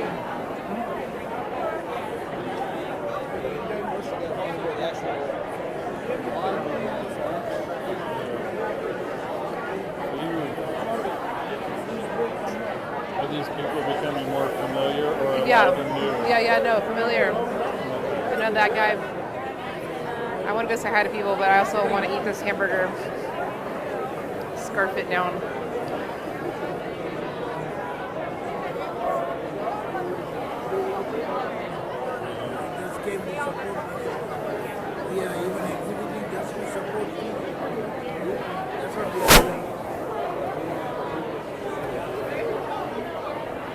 He hasn't shaved his beard since the World Tea Expo. Nope. Even before that, I think, actually, was when you first started growing your beard. When I met him, he was clean shaven. 2 years ago? Yep. Yeah, that's it. It was a month after. That was it. You remember the Imagine No Beard? For some reason, I always only remember the beard. He's never had a beard. Well, because the beard has become its own like platform of when we were doing the community. tea pets at the World Tea and Music Festival 2 years ago, he was there hanging out with us, making little tiny tea stuff. With the little girl. Oh, that was you. Yeah, look at his eyes. Yeah, with the little girl. Yeah, I Look, recognize. you can see it. Are you the Catholic one? Oh, that's you. Oh, it's so good to see you in person. Right? Yeah. Are you the Catholic one? Well, it's just such a unique spin on how to sell the tea. Right? You know, no, I don't know if anybody else does that. No. You know what I mean? It's like just so. No one else does it. You know? Who's drinking? Thanks. Oh, there you go. My manly duty. You know what? My manly duty. Oh, you're manly. Yeah. Drinking beer? No, drinking wine. Finish off her leftovers. So she can eat the new one, have the new one. That's nice. So I'm not double fisting at the party. That's mostly what it is. You've had a long week. It's okay. How big's your warehouse? It's 800 square feet. Nice. Yeah, that's just my little spot in the world. That's cool. I just moved into a new location also. Oh, sweet. Yeah, it's pretty fun. Yeah, I've been there for like 3 years. I got 2 more years on the lease, and then I may even be leaving Vegas. I don't know. I was never committed to being here for a very long time, but just the convenience of the location here. I think I may just keep it as a hub. It's like such a good central location for logistics, close enough to LA. Yeah. Because I'm based on the East Coast mainly, and I always thought, when I look at like running numbers, I'm like, it would probably make more sense just to open up a small production facility out here to hit West Coast stuff, especially LA, San Diego and stuff. Plus the shipping, I get murdered on shipping. Yeah. Going across the coast. Yeah. So it'd be easier. So that's cool. Do you keep your bees, or you work with other beekeepers? I work with other beekeepers, and then there's a different company that dries honey granules. Cool. Yeah. It requires some very large equipment and a lot of energy and stuff. Yeah. So we're mainly like a packager, I guess. Yeah. We mainly do a lot of packing. Do you have a tea bagging machine? Yeah. So when you pack your tea bags, do you like pre-blend and then pack them, or? Because I have a client that makes sweetened tea in tea bag. Okay. And the only way it works for her is to pack them separately into the tea bag. That's how you have to do it. Okay. Yeah, that's how you do it. Yeah. Do you have any extra capacity in your? You do? Could I bring clients to you? Sure. Okay. See, this I is have how it works. I have 17 machines. Okay, cool. Because there's not a lot of open capacity. I also make K-cups and single serve tea bags. I used to be an engineer. Okay. So actually working on the machines is kind of sometimes it's the fun part of my job. Yeah, I think so. So the thing that's tricky is all these Chinese machines, they break all the time. So I always, I have to use some of my tinkering knowledge to keep the whole system going. Can I take a photo? Sure. Yeah. Like, I'm seriously, like, it's... I love it. Hey, we're always looking for capacity. We co-pack for a few smaller entities. There's someone in Vermont that, do you know what chaga is? Yeah. Chaga mushroom? Yeah, they sell chaga mushroom. And we just run our chaga mushroom through our machines and with our filter paper, and it works really nice. Yeah. I actually just launched like an iced tea line. Sweet. I got this new machine that makes these big bulk iced teas. Yeah. So we put like 10 tea bags worth of tea and honey granules in this thing. So it's meant to make like a whole like pitcher or a half pitcher. Yeah. Or sweet. a gallon or half gallon of tea. So it's That's pretty great. cool. Yeah, no, I'd love to help out. Awesome. Yeah, That's good news. Yeah. Yeah, because it's like getting to a point where like I'm considering getting a tea bagging machine, and I'm just like, ugh, it's not my competency. I don't want to do it. So I'll say from an honest perspective, as much as it's not that bad if you don't modify it. So if you just have tea running through it, you probably could do it. Although when it breaks, it yeah, that's where it gets expensive. It's broken. Yeah. So then how do you fix it? I'm able to kind of get in there. And, do whatever I do. You usually have to hire your technicians. You kind of have to bring a technician. You'd have to know someone who could come in, swap out like components. Because the thing with all the Chinese components is like the heating element will burn out. How do you know? Or the control system will die, and so you get the first 10,000 tea bags go fine, and then something goes wrong, and you have to fix it. The springs will break. They're not good with components yet. I wish we could make them in this country. It kills me that I have to go over there for it. It really kills me a lot. Even 3D printing, you can't 3D print those things? Those break down so often too. It's the same thing. If you buy the Chinese machines, they break so often. That's why I bought the Glowforge, because it's at least an American company that I can hold responsible for, and it's with the warranty. Yeah. Or else I could have just bought a Chinese machine from China. Oh, for 3D printing. Are you guys Well, into 3D laser. printing? Oh, lasers, yeah. Yeah, laser. Yeah, I used to be super. I love 3D printing. Well, everything it's all stainless steel, so it can't be 3D printed. Oh, I see. Okay. You know, Yep, that's why. It's that last person's talk, and she scared the bejesus out of everybody. I don't know if you were part of that one. There was like a food. Someone gave I don't want to bad. There's a food manufacturing talk, and she's a food inspector. Oh, okay. Yeah. So it was like okay, I'm leaving the TV. the most complex thing. I mean, there was a group of young people who came out and they were like, "We're gonna have to hire someone to document." I came out, I was like, "Guys, I'm gonna jump in." It's not like that. Don't do it. You know, like it's fine. I didn't get 3 of them. You didn't get 3 of them? I only got 1. I only have 1. Thank you.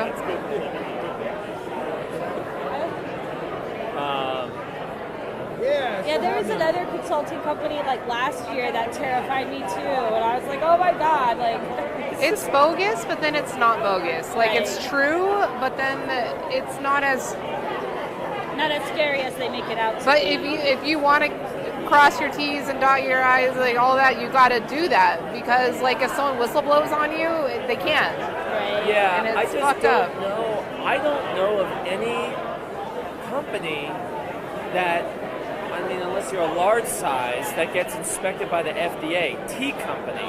If someone whistle blows on you, they will. If they whistle blow, yeah. Yeah. Because they, most of the time, I mean, they're concerned with people making meat. Yeah. Especially, I'm from Virginia, so they don't care about me. They're like, oh, tea company? Like the beef jerky guy 5 doors down. We're going to inspect him. Well, so that's You know? USDA's meat. With the FDA, it's mostly like dairy and seafood. Yeah, and, yeah. But like,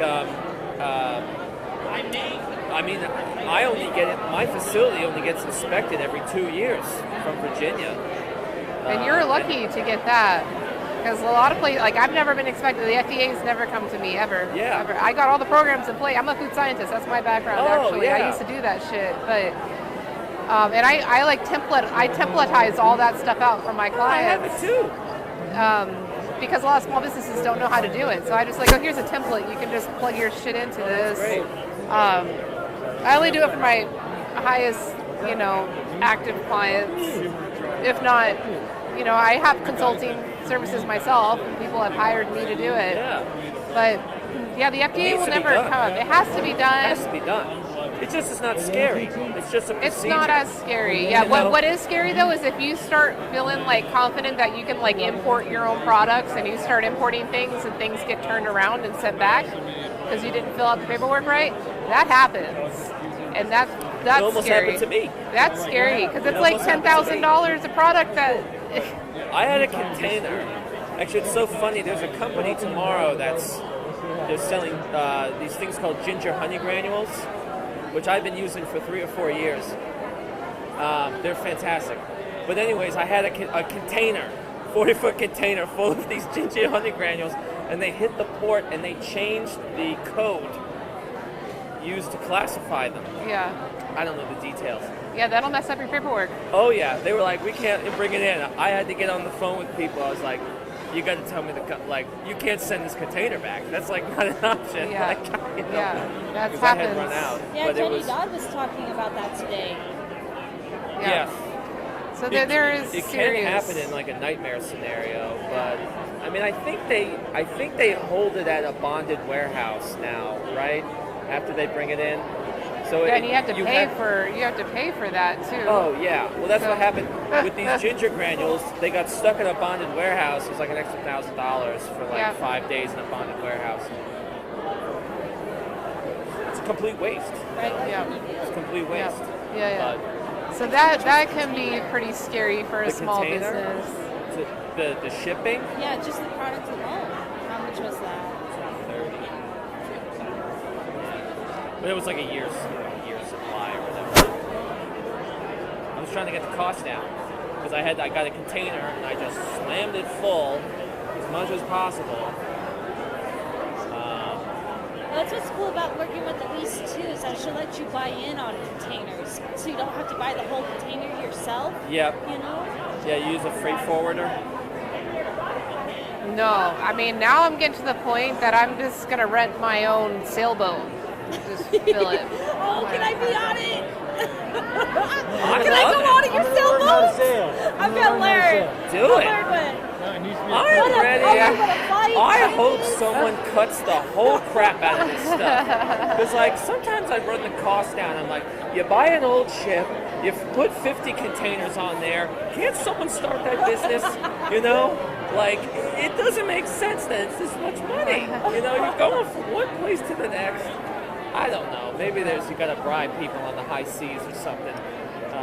But Yeah, there's politics.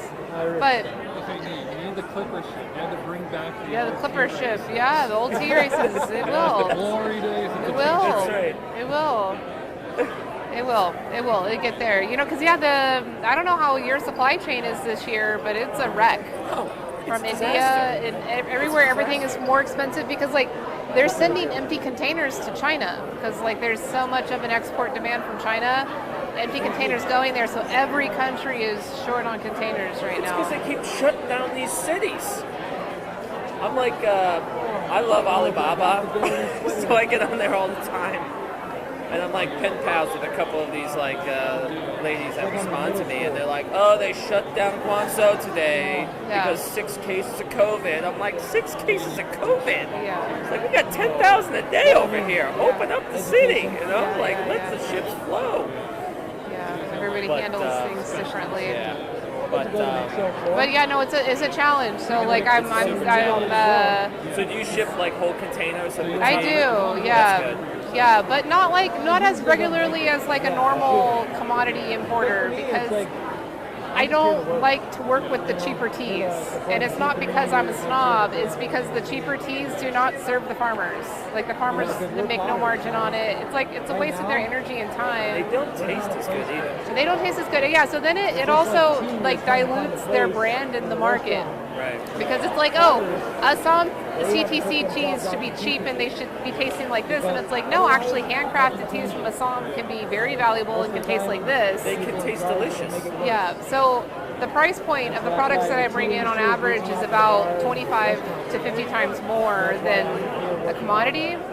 So I'm not going to bring as much quantity in, but I do container shipping, and it's a struggle for me. It's a stretch for me to fill a container, which is why we can share a container.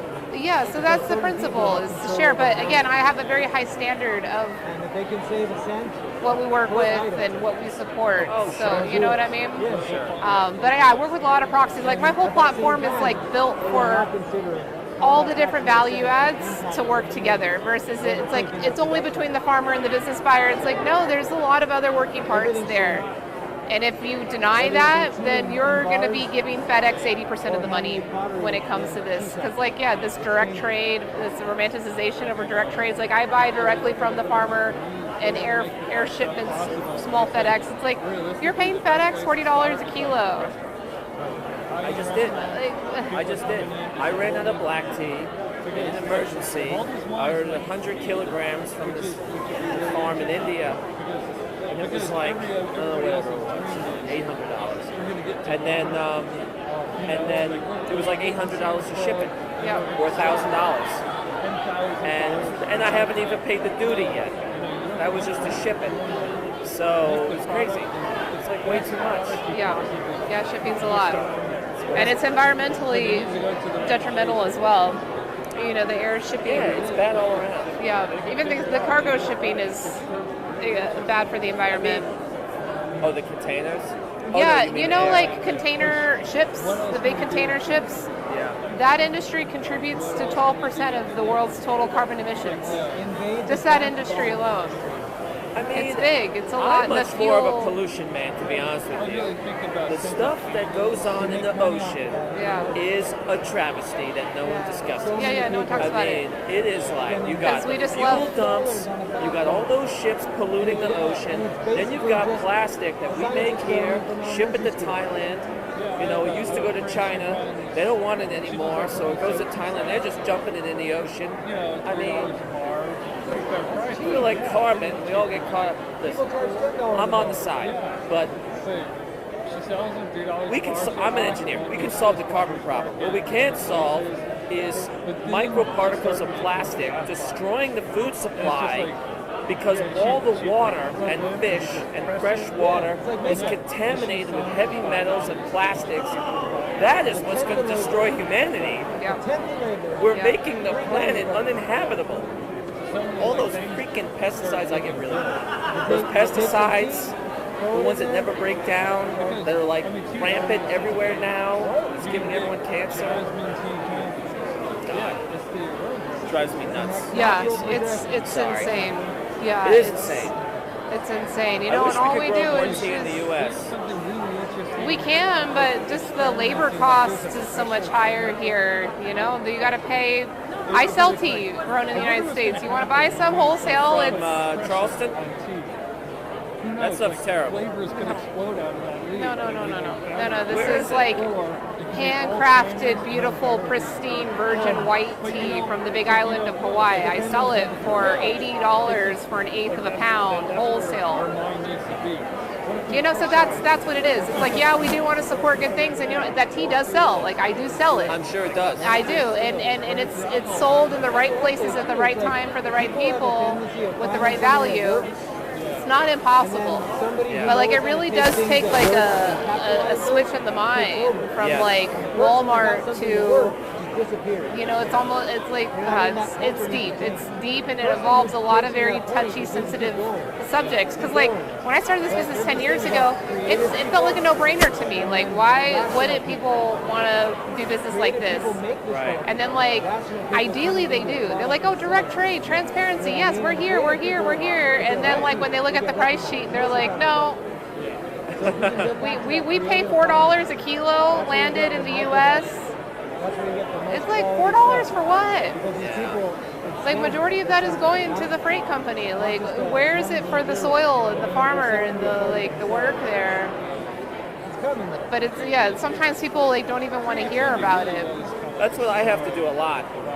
Is because I mostly sell direct to consumer actually. Okay. We go to craft shows, home shows, all those type of things. I have some salespeople who help me. And they can't even get to the point where I'm going to give it a go. And we have to do a lot of, we have a whole spiel that we do. But we tell people like, hey, this is this, black tea comes from here. We got this tea, we got da. We're going to walk people through it. And it's probably not as granular as, because I've never met these farmers. Two of them I met here 2 years ago. Yeah. And haven't seen since. Okay, the drawing. Yeah, all right. Get your ticket.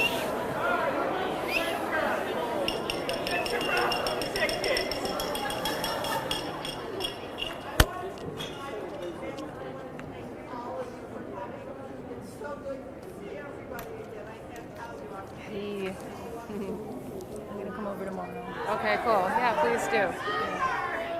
He'll talk to you. Yeah. Okay, cool. On Wednesday, if you're gonna film my session, he said we could. I was like, whatever. But when I do the Tea Universe and the hospitality, if you guys could say a few words because you're in the middle of it here in Vegas. Okay. If you're available. Yeah, cool. Yeah, we'll make ourselves available. Of course. Ready? 0644214. 06441 what?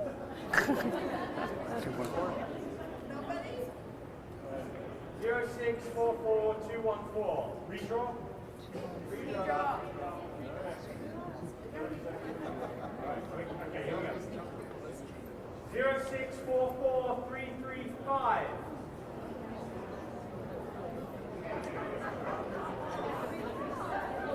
Nobody? Could be a little late. 0644255.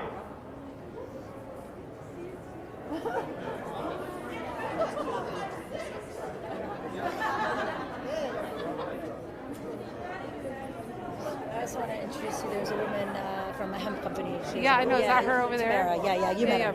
I met her, and I need to do an interview Good, with her. Hey. good. Yes. Good to see you too.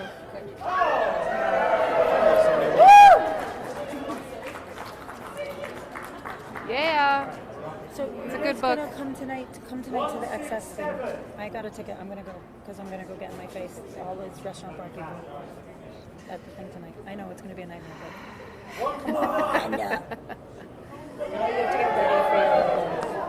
Yeah, we got. Is there an event sauce? Yeah, it's I am green tea.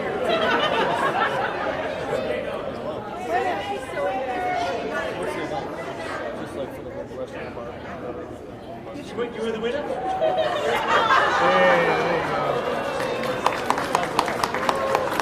It's 9 to 11. All right.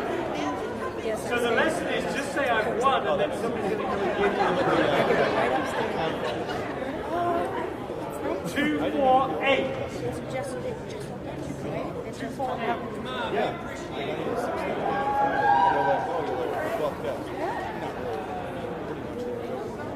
We have one more. All right, last one. It's nice, brand new. 3, 2, 8. What is it? 3, 2, 8. No bed bugs.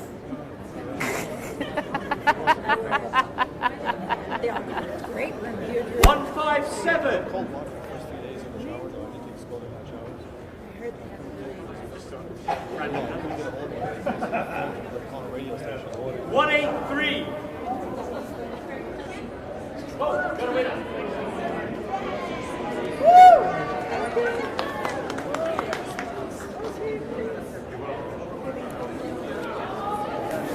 Okay, everybody, back to drinking water. Pleasure talking to you as well.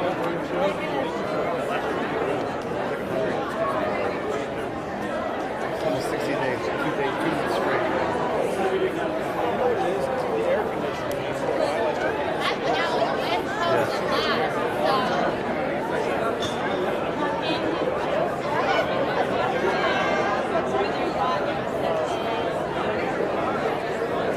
Yeah, I met the lady from the hip.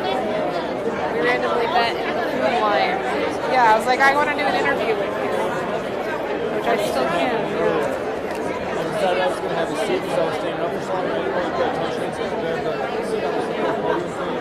And then people started coming over to me and asking me all kinds of questions. I work for them, I don't know where this place is. What are you talking about? I realized I'm sitting at the information booth. Good job. Seriously, I was like, what is going on? Good Like, job. what does it say in front of this thing? And it says information booth in front of it. Because I just saw it from the back. I was like talking to someone at the seat. And I was sitting there, and this guy's like, excuse me, do you know where dock number 7 is? I'm like, dock number 7? It's great. Okay, so you're in Resorts World, the Conrad. Yeah. So like, which side is that on? So this side, that side's the pool. It says Conrad on this side of the building. It says it. Yeah, one side is cameras, one side is a little more flashy than cameras. Oh, okay. One side is like 500 a night, and the Conrad is like 230 a night. Okay. But, I mean, beautiful place. Here a couple days. How is the like? I heard like they have like a food hall thing. Yeah, downstairs it's all Asian foods. Okay. So it's like supposed to be like Asian street food. It looks pretty cool. They have like I heard it's Thai been crowded. food, Filipino food. It's very crowded. Well, it was this weekend. Right now, it's a little better.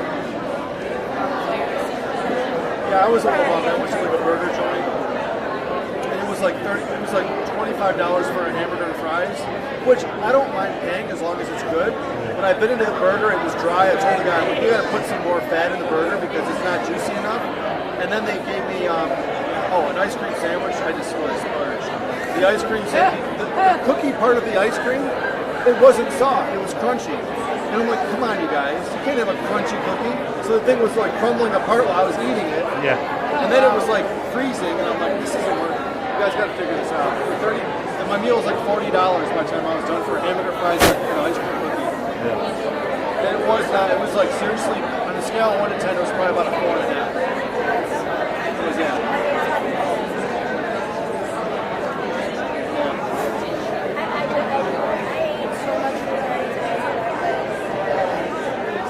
Where'd you eat?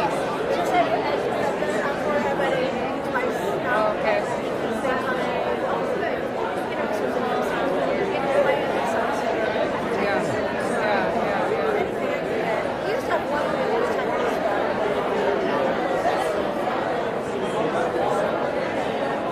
You went to China Mama?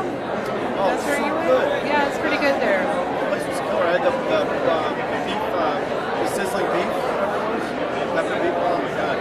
And then also next to it, I forgot last time we ate at that dim sum. No, it's like it wasn't dim sum. It was like a fondue. What do you call that? The fondue place. It's a hot pot, Chinese hot pot. Okay, the chubby cattle. Chubby, yeah. That place was great. Oh yeah, I'd never eaten there before, but yeah, it was popular. Yeah, popular. But no, that mama was like no joke. It's big portions. You do it by yourself? I ate the whole thing. And then I got like, no, I eat like for enough for 2-3 people. I've had people tell me at restaurants before when I order all the food, where's the rest of your party? I'm like, we're all here. Seriously, I mean, I can throw down. When I was in LA, I could go to 2 restaurants. I would eat like a big ass meal and then go to like Steak Shack or whatever. Shake Shack. Usually I don't like to tell people that, but yes. No, seriously. Bring that in. I had 2 breakfasts. Actually 3 if you include the protein shake.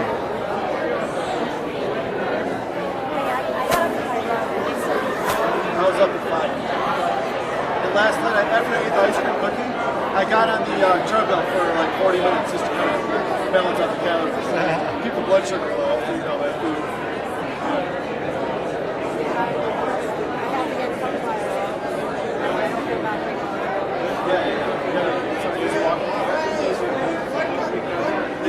Tea and absinthe. That's an interesting combo. Hello. Tea and absinthe. Can I ask you a question about your very interesting name? Yeah. What is it? So, well, we're called tea and absinthe, but we don't actually put absinthe in tea. Okay. What we do is we go around to Comic-Cons and sell nerd-themed tea. Okay, cool. That's So, a great business model. Like we have our Doctor Who collection, our Harry Potter collection, Star Trek tea, and Cool. tea. Have you gone to any tea festivals before? Have you gone to the Northwest Tea Festival? No, I haven't been to the Northwest Tea Festival, but it's That's a good one. it's one of these very secret yards. Yeah. It's a good one. It's like the longest running tea festival in the country. Yeah. So are you with the tea festival? We're with tlet.tv. We are live streaming. So you're welcome to plug yourself all you want. Your website, whatever you like to plug. Yeah. What is it? teaandabsinthe.com. teaandabsinthe.com. Go check it out. No absinthe though. That was our dream though. We thought like maybe like you were like a special like tea and absinthe bar or something like that. Well, we started off in the steampunk scene. Okay. And so we used to run absinthe tastings back when it very first became legal. I see. And we still sell absinthe accessories. Okay. But since we dropped from state to state to state, the idea of dealing with like our licenses everywhere. Yeah. And they do well in Instagram. But it's been a real renaissance for absinthe out there. There's so many good brands out in the world. Yeah. But right about now, our main focus is the tea. Yeah. Yeah, there's quite a few. You know, actually in Seattle, there's a Friday afternoon tea. I don't know if you've checked her out. Yeah. Friday afternoon. She actually has a tea shop, but she started out just going to markets, like all fandom based plays. The last time I was in Seattle was Emerald City Comic Con. We met her at the show, but we were leaving right after, so we didn't get a chance. Yeah. This time we're going back. We got a couple of days beforehand, so I'm hoping we'll be able to make it to her shop. Yeah, go check out her shop. Her shop, I feel like it's a different vibe than her brand. Just because I don't know, it's like when you're in a neighborhood, like everybody's gonna come, right? So her shop is very welcoming to everybody. But she's doing a really great job on TikTok. I don't know if that's a place that you've explored content creation. We're interested in doing more content creation that way. Yeah, I would recommend it. It takes some time. You gotta invest some time into like you get immersed in it, finding your niche of your content. But she's done a great job because she does I forget what the word is, but it's like when you can taste words. Synesthesia. So she does that with like people's names, or like she has different topics that she does that she'll like explain what it tastes like. And her videos do really well, you know? Yeah, it's fun. Yeah, check her out. She would be a good tea brand if you wanted to go to TikTok this Friday afternoon too. She does a great job. She's also doing some Twitch stuff. We do a lot of Twitch, so this is going to Twitch. Oh, cool. Yeah. tlet.tv if you want to go back and find the video. Can you repeat that? tlet.tv. with tea. Just like I said. We're tea-led. My brother and I, we've been building this company for about 10 years, so we're an online sourcing platform for independent tea farmers. So we're a software technology play, but we provide this value to farmers and then to tea business buyers. So if you're wanting to expand your trade relationships. Indeed we are. Yeah, tealet.com. Here, I've got a business card. And then we're hosting parties. We're hosting parties tomorrow night. Oh, what's this guy? Tomorrow and Wednesday night. Our warehouse is just down the street. We're based here in Vegas.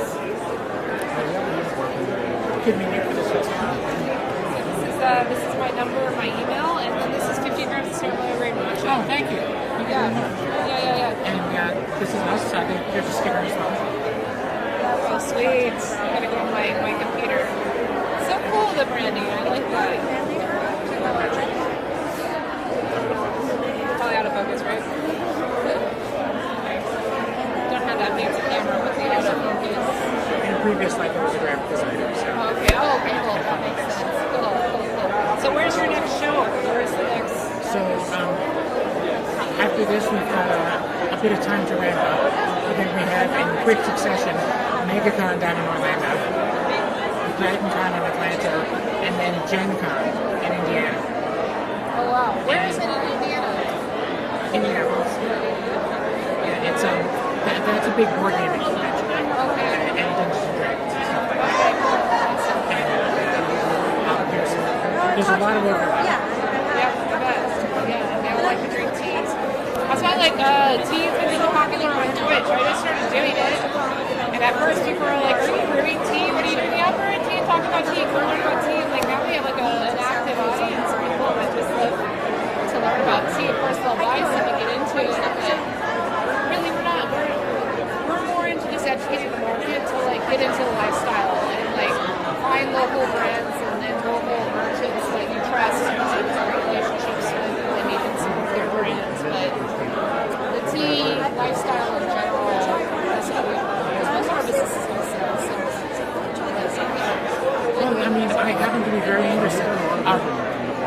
Most of what we've been doing for Tea and Accent is we do very bold flavors because we're trying to, we associate them with our favorite fandoms. So like our Steven Universe tea has candy flowers in it, so it looks like there's little gemstones. But I'd like to do more with single origin kind of teas. Actually bring something a little bit more exquisite to the market. Well, you know, some of the farmers themselves have little fandoms with type personalities, you know, so maybe that can integrate. Yeah, we make like trading cards and kind of like baseball cards, and a couple of the farmers have like really great personalities that you could totally like create characters out of, you know. It's whole like set of like otaku just like around like the tea farmer and the tea lifestyle.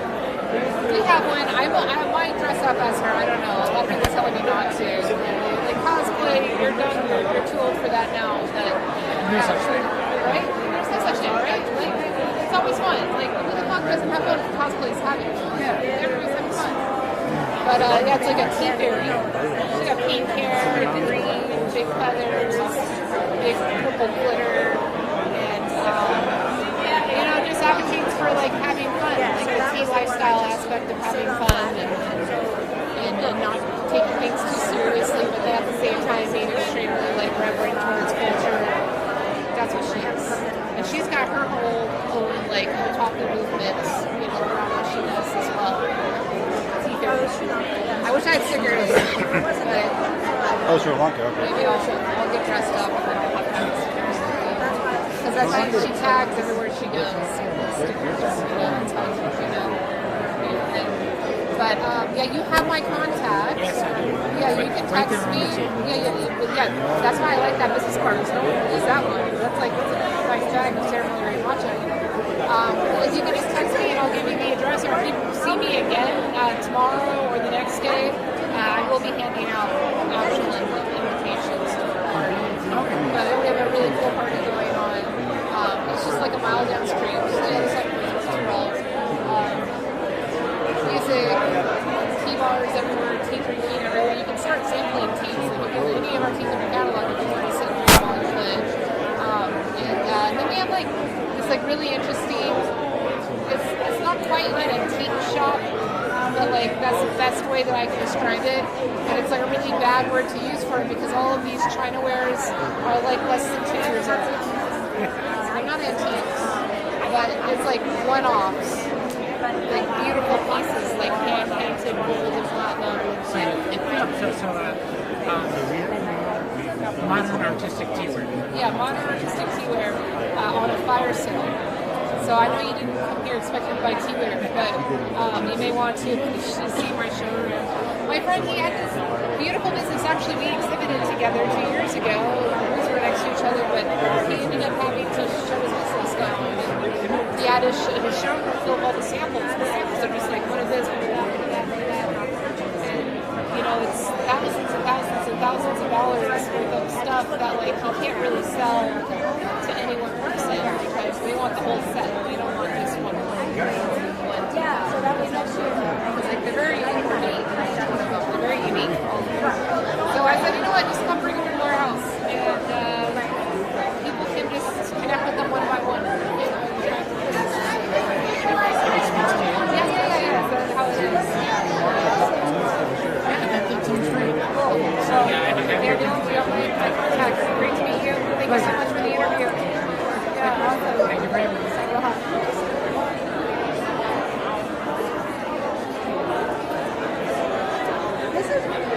It is cool. Yeah, it's still going. Yeah, we're still going. I think we're still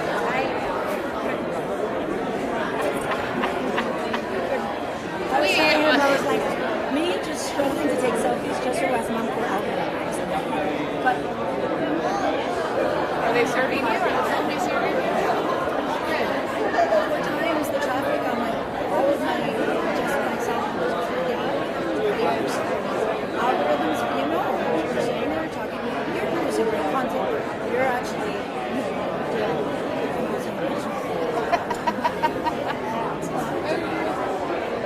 I use Bitcoin for that.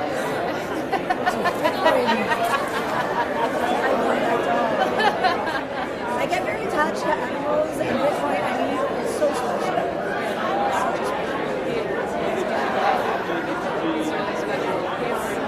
He's at the office. He's excited.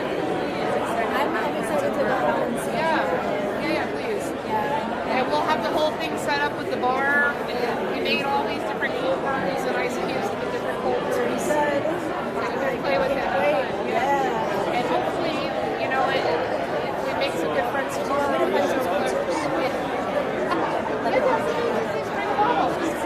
The party's not here. The party's my sponsor. The party's not here, but they're here.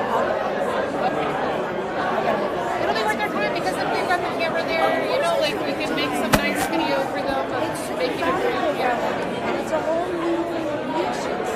And I can't get over it. You know, it sucks for the tea industry. This is what we get there. But it's so positive for the tea industry. No matter what we do here,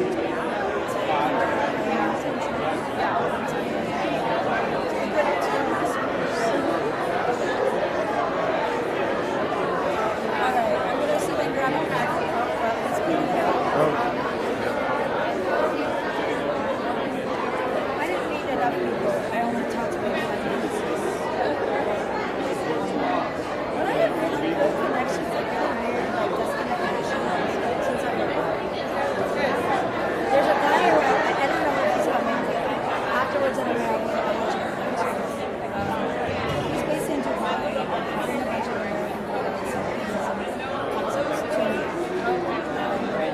I gotta let him know. We talked to Brittany.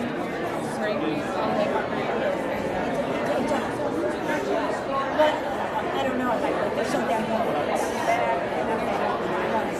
It seems something.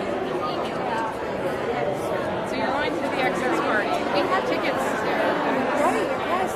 Yeah. Jeremy does it. I wanted to get my other friend's pass. So then we're going to we have an extra pass. I press passes, yes. That's what I used to get for cannabis. Press passes.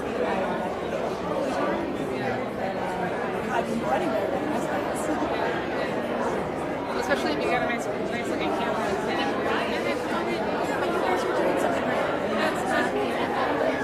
Not for the press Today was a lot better than I thought it would be. Like we did 2 cool presentations, we did a bunch of great interviews. It was good. Yeah. We had the key trends.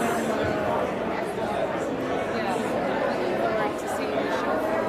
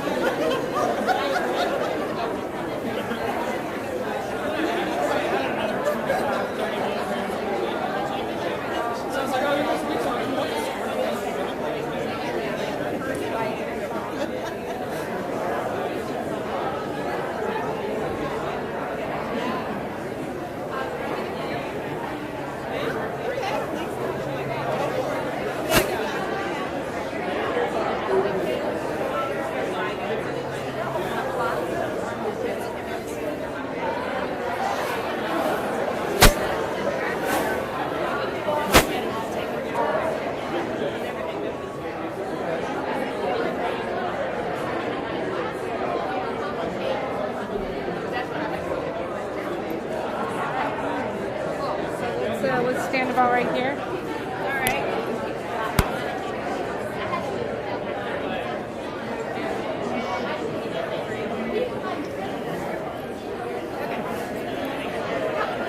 So we are live streaming. We've been live this whole time, so don't worry, it's casual. Like we don't have anything scripted or anything, but please introduce yourself and let us know what you do. So I am Tamara Rice. I'm with SLB Hemp Distribution. Should I look at that or look at you? You can look at whatever's the most comfortable for you. Okay. So our trademark name is Hemp Set. And basically we sell products for farmers and extract companies that are compliant. So when I say sell products, it's a lot of hemp derived products. We are really focused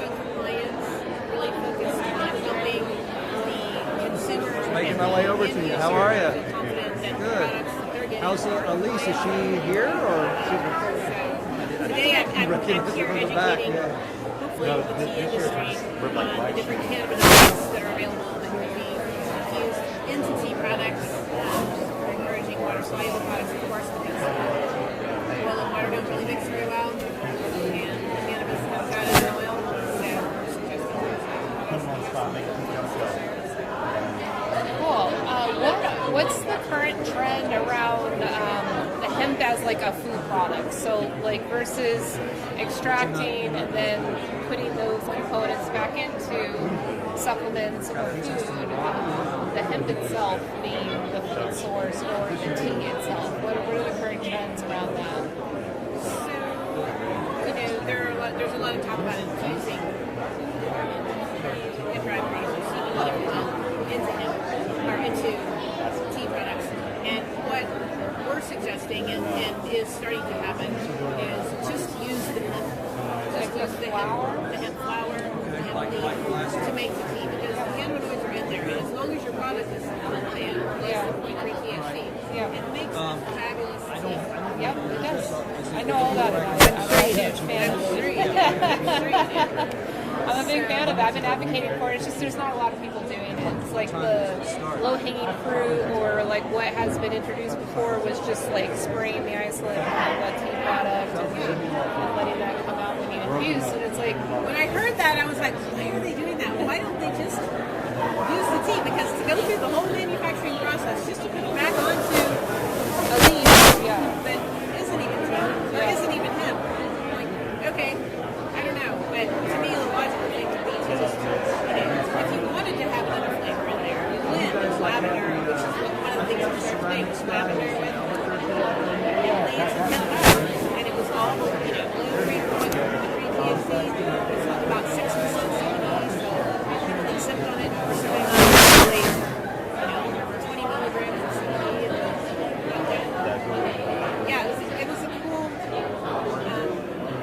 opportunity to be able to come here and share about that. I was not sure how I would be received. I feel very humbled to be here, because I am sure that the tea industry initially, when they heard about CBD, was feeling like, really?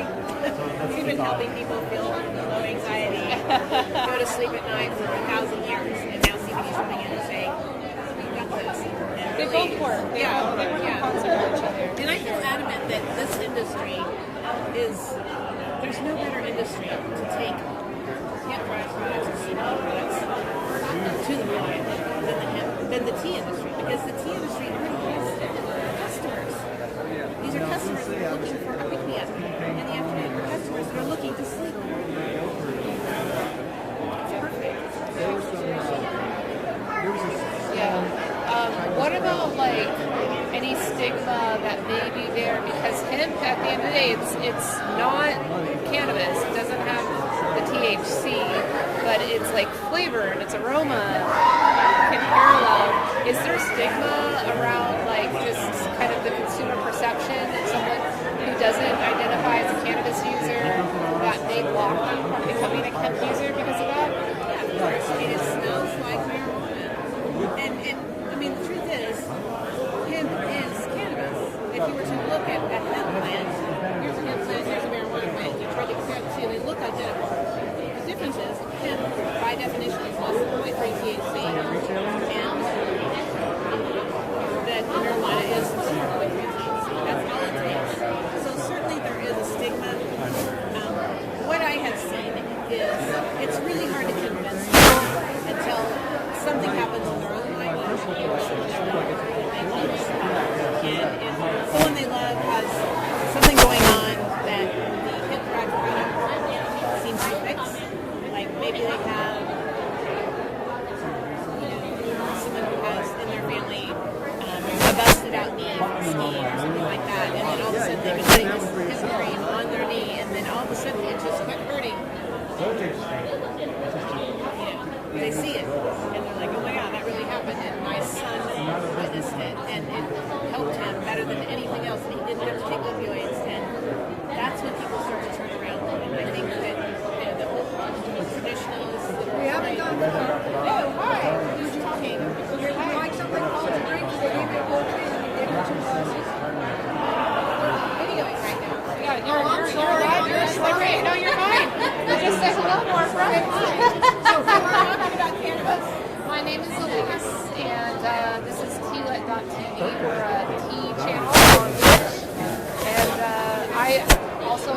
It's okay. It's okay.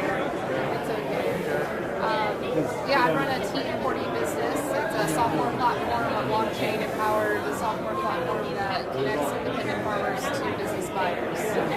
Specialize in QA sinensis, but have done some work in industrial hemp lately, so I've gotten to learn that industry, which is interesting because it's funny because I started out in tea, and it's like these farmers love to have their story told, love to have their name put out there, but hemp farmers are completely different beast, completely different animal, a lot of secrecy, a lot of distrust, a lot of like protection on genetics, and it's interesting how it's totally different in every other agriculture world. And it's starting to evolve. What you're talking about is... All right, thank you. what you're talking about, kind of comes from the black market world. And fortunately... They like to call it the traditional market. Okay. I call it a market where they really don't follow traditional rules, they don't follow compliance. And that's the world that I live in. And my father is in, so when I grew up, I was really comfortable in that space. I started the company, seeing the chasm, if you will, between farms and manufacturing and the consumer product good companies, and what would be expected in supply chain. And I knew that I could help. I knew I could get involved and help. And so that's what I did. And there is a lot of knowledge in the traditional market, if you call it. There is room for everyone in this space. And I think that, I know that from my own experience, someone who's been growing marijuana indoor or even maybe in a field doesn't have the same abilities that a traditional farmer does if they're growing hemp. And the reason, that one of the big reasons is because the farm equipment itself. When you're trying to grow 150 acres of hemp, that's entirely different than growing 10 acres of marijuana. Because you're going to need a harvester, and you're going to need a combine, and you better know where the parts are if something breaks. That actually happened to us. And a storm came and blew away 150 acres of hemp. And so, it's like millions of dollars worth of hemp. And I was sort of like, how did that happen? And then the more I looked at the situation, I realized they were farmers. They were growers. And someone gave them money to put in this. Maybe if I missed it. And they would live. So I think that happened over and over. The first year, and a lot of top lines, and they allowed the growers to intersect with more of the genetic side, which is where it makes sense for them to be. And then farmers are entering and learning the business. And they're just interested in creating a consistent product that sells, And right now they're in...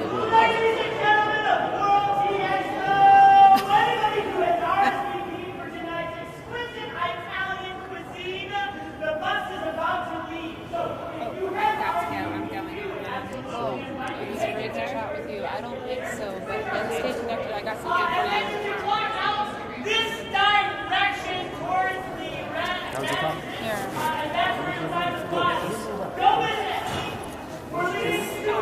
This is my business card. It's got my contact on here. And I'm actually hosting two parties tomorrow night. And we'll have like a whole bunch of cocktails and things, and I have some hemp too, so we can maybe play with that. It's like, my last question was like, are you working with bartenders? Because I think that's a big area of like making hemp cocktails. Oh, yeah, please. Oh, sweet. Do you have samples of that? Yeah. So if you want to demo it, and I've got the camera, I've got a whole studio there, we can make like a nice video. My contact's on here. If you don't see me in person tomorrow, but we'll know each other, and I'll give you an invite to our party, but you have my contact. Yes, I got your card, and you got my info here, though. And that's ceremony grade matcha, so enjoy it.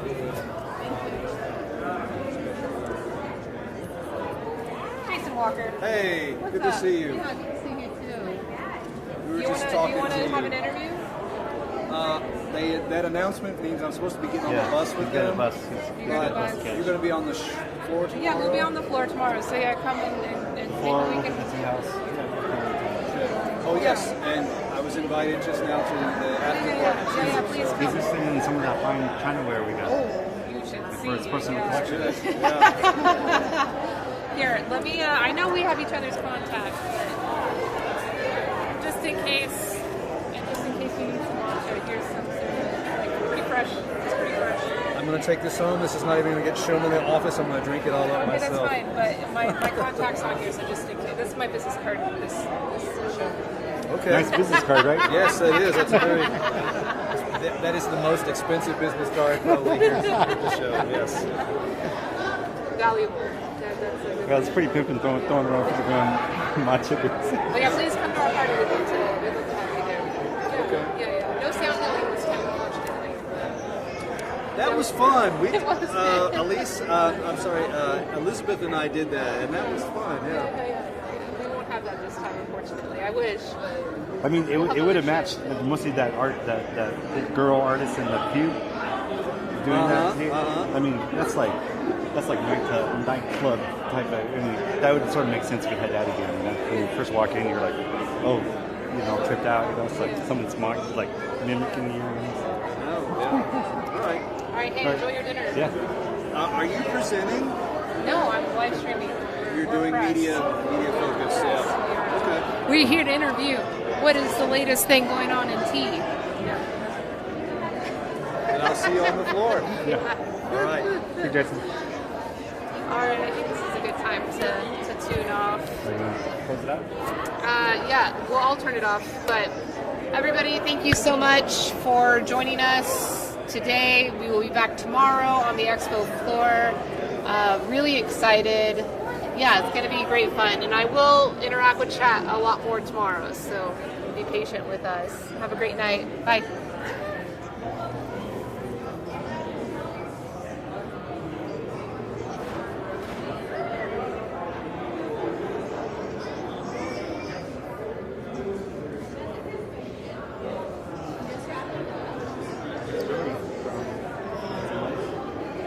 I guess we were off that whole time. I wonder when it came off.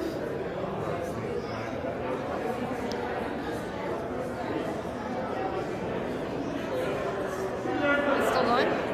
Yeah, because we plugged it. No, I just got logged out of here, so that's a problem. What up, turn it back in? Does it show it's still going? So,